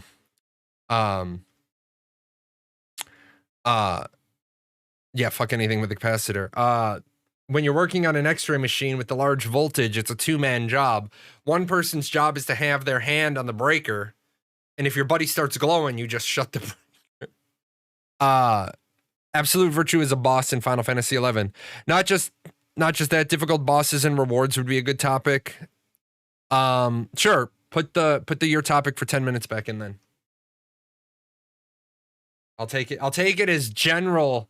I won't take absolute virtue for 10 minutes. That's not happening. Schnaz. Let's see. Waiting on Cyberpower to finalize the return label. Man, you getting jerked around. How long does it take? How long does it take to create a label? I'm waiting on St. Gabriel to put that 10K thing in because I kicked it back. And if you want me to talk about anything for 10 minutes, you pay in the piper. There we go. Let me throw in a stream label. Difficult bosses. Okay, so what we have here is one of our 10-minute topics. Our 10-minute clock is running, and it is on difficult bosses and reward topics. Now, one thing is that Ashes of Creation is not a theme park game. It is a theme box game. Being a theme box game does not mean it won't have compelling PvE. I see a lot of misinformed people spreading this rumor that Ashes of Creation isn't going to have challenging, difficult, compelling, rewarding PvE content. Let me tell you about the boss configurations in Ashes of Creation. They change depending on which nodes feed that dungeon and what level those nodes are. So for example, and these are just my examples, if the boss that you're doing is in a dungeon that's being fed by a level or a stage 6 divine metro, then it quite conceivably would have 1 or 2 regen phases that if you can't beat the regen, you'll just never beat the boss. This boss would still be the same boss in the dungeon, but if the neighboring military node reached Metropolis stage, then it's possible that that boss might do a series of tank buster, raid wide pulse tank buster, which would really then shift the difficulty of that boss from a DPS check to beat regen, and it would turn it into a heal check and put the stress on the tanks for mitigation, and then the healers to heal the tank, heal the raid, heal the tank. Now, we've seen stuff like this in other MMORPGs. I haven't played WoW since Wrath of Lich King. And I will say that Wrath of Lich King had Nax in it. Nax was challenging when you figured it out, working it out, trying to find all the ins and ends out. But unfortunately, and I'm not trying to pee on your game if it's your game of choice, but you don't really play WoW after the bosses are farmed. You play Dance Dance Revolution to deadly boss mods. And I know that offends some people. And I'm not taking anything away from the top 5% of WoW players who are the ones that are clearing mythic content world first, server first, region firsts, whatever firsts. I'm talking about all the other people who play with deadly boss mods. Originally, when this question was thrown in, it was talk about Absolute Virtue. Absolute Virtue is an absolute nightmare from Final Fantasy XI. The thing is that everybody just sort of rammed their heads into it, and there was stuff you needed to have read. I know, imagine that. Reading quest text and reading adventure text as you lead up to an engagement. Absolute Virtue is actually easy to defeat if you knew that there were certain classes you had to have in the Alliance, and they needed to use their 2-hour abilities at very specific times. But people didn't want to read all of that lore text. Now, when we talk about rewards, I love the fact that Ashes of Creation is doing what is known as legendary uniques. They're going to change some of this naming convention to make it a little bit more clear. But right now, the very top item or the top tier is legendary unique. Underneath that is legendary. And then underneath that is epic. Legendary uniques, there might be 1 of them on a server. There might be 5 of them on a server. But there is, if it's a legendary unique, it is a finite number of these items. And with that said, legendaries aren't going to be like everybody can quest and get a Thunder Fury. Because I have gotten this particular legendary, and it's a legendary unique, and there is only 1 copy of it. That's it. I have the 1 staff. Maybe there are the 4 rings. Maybe there are the 5 chalices. But when you get that item, that is it. It's in your possession and nobody else can get it. Now, Dante asked a question, do you think legendary uniques should be customizable to an extent so you can change certain stats on them? Would be more practical. Would be sad if an archmage found a sword which just gives strength and dexterity. One of the things about Ashes of Creation and the way they're doing their loot drops is items that drop are going to have specific randomized stats. Think Diablo in this regard, or Path of Exile. An item that drops is going to have randomized stats. And of course, there will be certain legendary uniques and legendaries and epics that drop with randomized stats. However, you can break down these items to get crafting materials, and then you can make an item that you want. For example, you might get a legendary sword off of a boss, but you choose to break that legendary sword down to learn the recipe of an epic sword, and now you can make 3 of them. Some people would say, I would never break down a legendary. Well, what if that legendary sword had absolutely no value to you or your guild, but you could now make 3 epic weapons and bring 3 people up? Also, remember, there are legendary crafters in Ashes of Creation. When you master one of the 3 trees, you are going to need master gatherers to pull components out of that legendary boss. You're going to need a legendary processor, a master processor, to process that item. You are going to need a master crafter in order to make the legendary item. And on top of all of that, you are going to need access to a scientific metropolis that has the unique building developed to a point that you can get the recipes. You're going to need a legendary metropolis. You're going to need a metropolis of a scientific node so that it has the crafting station and the processing station you need. On your freehold, you will be able to put crafting stations, processing stations, and that goes into a whole different rabbit hole of housing. However, if nobody has built a scientific metropolis on your server, you quite conceivably may have to jump through even more hoops to do legendary crafting, if it's possible at all. You may find through an alternative means of acquisition the recipe. However, if no metropolis exists with that particular crafting station, you may be holding on to a legendary crafting item that you can't make the item you want. Or even worse, if we, for example, say the brown leather journal of Jahlon is a legendary drop, and it can make a staff, or it can make a bow, or it can make a shield, the bow option may not be available on your server, and now you start to feel pressured to turn that item into a bow, or sorry, into a shield, because the shield would be useful, and it's going to take too long to develop the world into a state where you could make the bow. Also, legendary uniques and legendary items in general are going to require repair materials.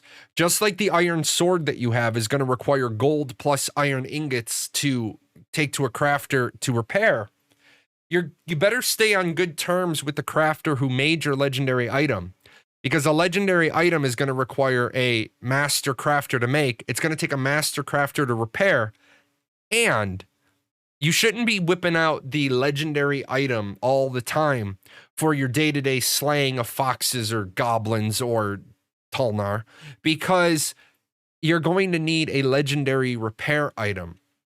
Intrepid Studios is doing something unique in that they're not making everybody eventually get to the same level on the gear tread. You have that legendary sword. However, if it breaks because you didn't repair it, that may be it. It may become a mantelpiece. It may become you hang it on your wall. But because you allowed it to break completely, then that item ID gets recycled. Well, what if it broke and I get another legendary crafting material? Well, then you'd have to find the legendary crafter to make it again. Well, where could I have gotten the legendary crafting material to repair my item?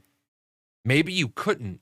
Maybe the lifespan of these legendary items is that they aren't repairable, and they have to be reacquired. Now, some people say that's not fair. I worked hard. I got my item. And it is fair. You were best in slot for a time. Mayors are going to lose their terms as mayors. Kings are going to lose their terms as kings. You too, if you have the legendary item, you are going to lose your turn as the holder of the sacred chalice of reeks. You know, like Roxana Troy's family. You've lost your Billy Badass item. So 10 minutes in the bag on bosses and gear and legendary drops. Maybe not the exact direction you wanted me to go, but it's the direction I went with it. So, speaking of, let's try to do 2 more tonight. So, we're going to start early. Run, boys, run. Oh, I'm going to go eat some people. I'm eating people. All my little minions are eating people. They are not helping me do my job. I see your question, Val. I'm just looking over here at the side for a second. I got so much monitor real estate now. It's actually, so that you guys know, the plan is to get a second camera over here so that when I do Stream Raiders, I'll pop to a different camera. I'll pop to a different camera. We'll have a good time. And then I want to get a camera on the shelf behind me that looks at me. We want to go 1, 2, 3, 4, 2, 3, 1, 2, 3. So it doesn't matter which way we go. 2. Oh yeah, we'll go this way. We're gonna do this one fast. Well, we're gonna do this one in 15 minutes. I'll let you guys get units placed because then we're gonna be doing PvP on Wednesday, hopefully. Part of the topic was rewards, so that was good. Good, glad. Would be nice if Legendary's got the names of all the owners before on it. That might be difficult to do because you wouldn't be passing the actual Legendary. You would be passing a new item ID when I make the new one. And I don't think the owner matters. I think the crafter matters. Do you think the Legendary Unique should have their stats changeable to an extent? No, I think, for example, requiring Legendary crafting mets to change the stats on them. No, Dante, I think that you make it so that if you get a legendary finished item, legendary drop. So here's the example, right? I'm a cleric. And I get the voodoo staff. I get the legendary voodoo staff. And I'm going to turn off the blur for a second because that just looks creepy as shit. Well, that doesn't look much better. But I get the legendary voodoo staff. First of all, how did I get a legendary item? How did I get a legendary item that came to me if I'm a healer, but I have a mage's legendary voodoo staff? Obviously, I have a legendary unique. It doesn't suit my class. So what am I going to do with it? I'm going to sell it. So it's a dropped item. I'm going to sell it. I'm going to get gold. I'm going to then do whatever I do with it. If you allow the stats on the dropped item to change, I think you devalue the process by which the finished item was obtained. Maybe I decide to break down that legendary item for the hopes of getting a recipe or a crafting mat or whatever have you. Or maybe that boss that I killed drops 1 finished item and 1 legendary crafting mat. Break it down in front of the mages, right? Now, the other problem comes in.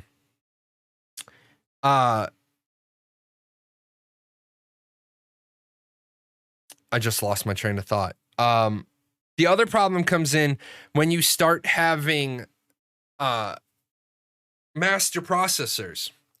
So, and I already know this is gonna be a problem. And all of my props are gone. I gotta find all my props again. Oh, here he is.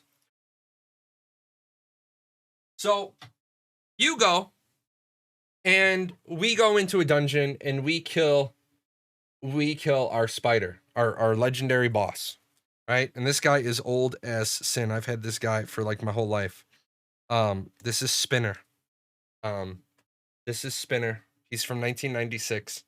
Had him like my whole life. And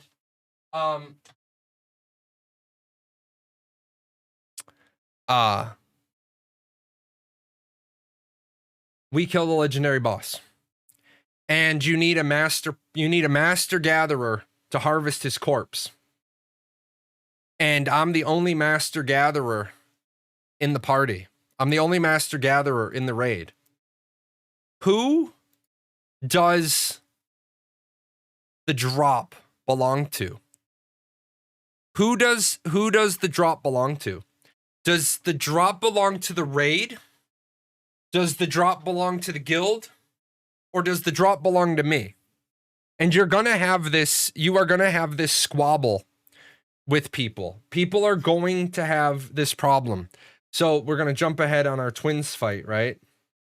And so say these bosses have a gatherable drop, and I'm the only master gatherer. Well, for my guild, the drop belongs to the guild. Now, at that point, you're in possession of it. You're the master miner. I'm the master lumberjack. I can't harvest anything off of it. You can. You decide that at that moment, at that decision point, you say, well, that's bullshit. I'm not giving you the mat. I'm the only master gatherer here. This is my drop. I said, that's cool. Good luck to you. Right click, guild kick. The reason why is because, number one, that's against the guild's philosophy. Nobody benefits at the expense of everybody else. And the person would say, well, it's not at the expense of everybody else. You're like, but you didn't solo the boss. The gatherable piece of loot drops. The gatherable piece of loot drops with the raid.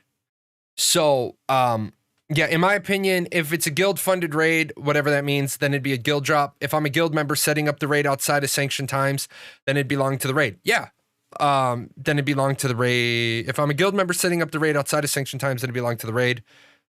Okay, sure. And then I'm sure that if it moved into a series of, and if it was a pug raid, the master gatherer is going to walk off with it anyway.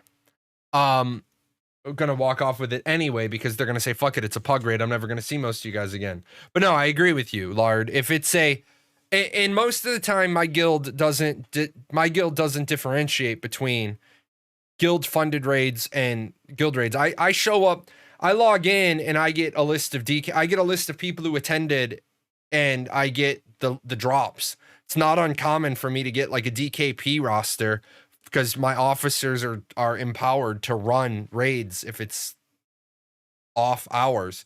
Now, and here's where sometimes you get some shenanigans.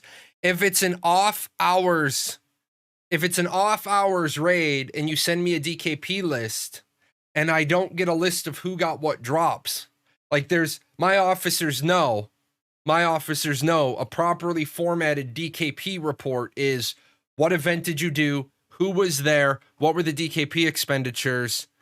Where is all of the non-distributed loot, and where is the money from the sold items? All of that. But my officers are Frost is probably at work, but my officers are all like, shit, man. I usually log in and there's like gold resources, gear in my mailbox, and it's always like, all right, guys, we got shit today. Who we giving out shit to? A bit of personal question on a tangent. Would you focus on giving higher tier, rarer gear to your officers, or to certain reliable, loyal players who perform better than your officers in your guild's raid dungeons? Okay, first of all, in my guild, officers don't get geared faster than anybody else, because that's bullshit. In my guild, we do the first runs go to the tanks and the healers and the support. If it's a tank item, if it's a healer item, if it's a support item. The reason why is, say I bring 40 people to a raid and I have 5 tanks, okay? I have 5 tanks. I have 5 I have 5 clerics. I have 5 bards. They know where they are. They're before we ever set foot into anything, they know if they're tank 1, 2, 3, 4, or 5. They're stratified, right? Are there going to be bard specific items? Yes. So my tanks know 1, 2, 3, 4, 5. They know their strat. On the first dungeon run that we do, right? The first guild run, we're going to do a 3 boss dungeon, right? Tank boss 1 drops a tank item. It's a helmet. That goes to tank 1. Tank 1 gets -1 DKP. All the other tanks get 1 DKP. Why does tank 1 get -1? Because he had 0. He had to bid 1 because everybody instantly got 1. He actually goes -1 because he's not at 0, because he's the first among equals. He pays backwards. So now on boss 2, tank 1 is at -1 DKP and the shield drops. Now some people would say, well, tank 1 doesn't have any DKP. Tank 1 is going to get the shield, and that's going to cost him 2 more negative DKP because everybody else could bid 1. He can't bid. He doesn't earn. He goes backwards. Tank 1 is now at -3 DKP, right? So it hold on, and it doesn't, Twitch. It doesn't. I'll tell you why. So at the end of the run, you killed 3 bosses. All the other tanks are at 3 DKP.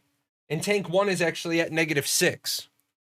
Now here's what happens. The next week, the other tanks can start fighting over the items. If boss 1 drops a tanking helmet again, the other 4 tanks can bid, counter bid, up bid, whatever they want to do. Tank 1 is like, okay, I'm only here because I have to work off my -6 DKP.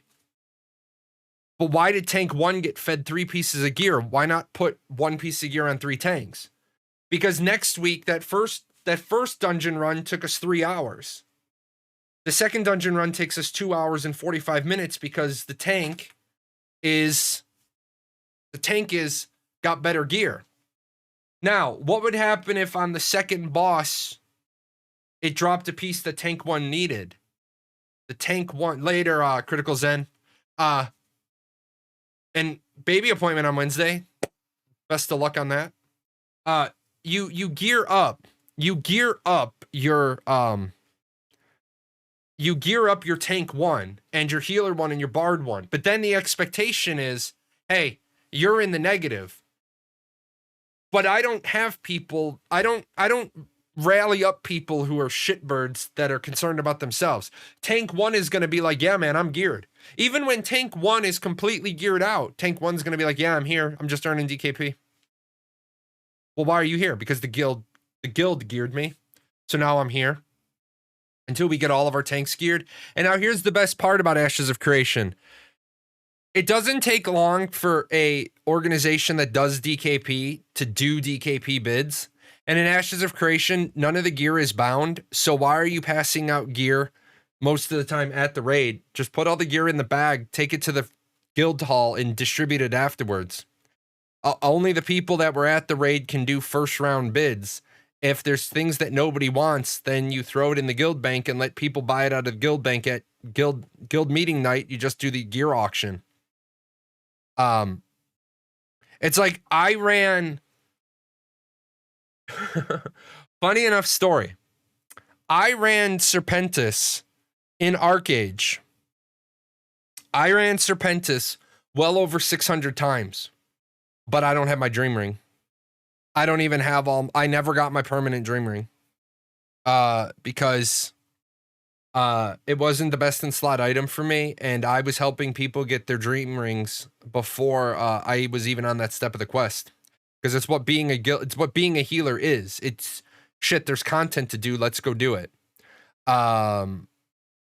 See. Can you be competitive if you don't raid? Yes. You do not need, because all of the gear is tradable or buyable or sellable. You can most certainly build up your gear set without getting it yourself. Uh-oh. Kind of light, guys. Kind of light. We're going to curse them. Yes. Curse these guys. And go. Because there is chicken to eat, and there's hot tubs to sit in, and there is videos to edit. So. I gotta hear the screams. Alrighty. Would like two of them get away from us? Like, come on, guys. You let them get away from you. You can do it. Run them down. Run them down like the dogs they are. Oh my god. What is going on here?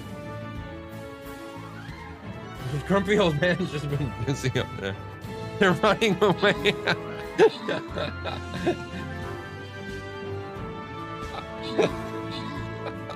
Oh man, that's a good laugh. Okay. So, with that said, I will tell you guys, it was an amazing show. I love this show. Wow, I have really red lips in this. This is not lipstick, by the way, but that is crazy. I have to change the LUT because that is nuts. But I am going to go have some chicken. I am going to that's just nuts, man. It's actually, believe it or not, the LUT that's on right now is actually from the Joker movie. The LUT that I have is called Joker No Sunlight. So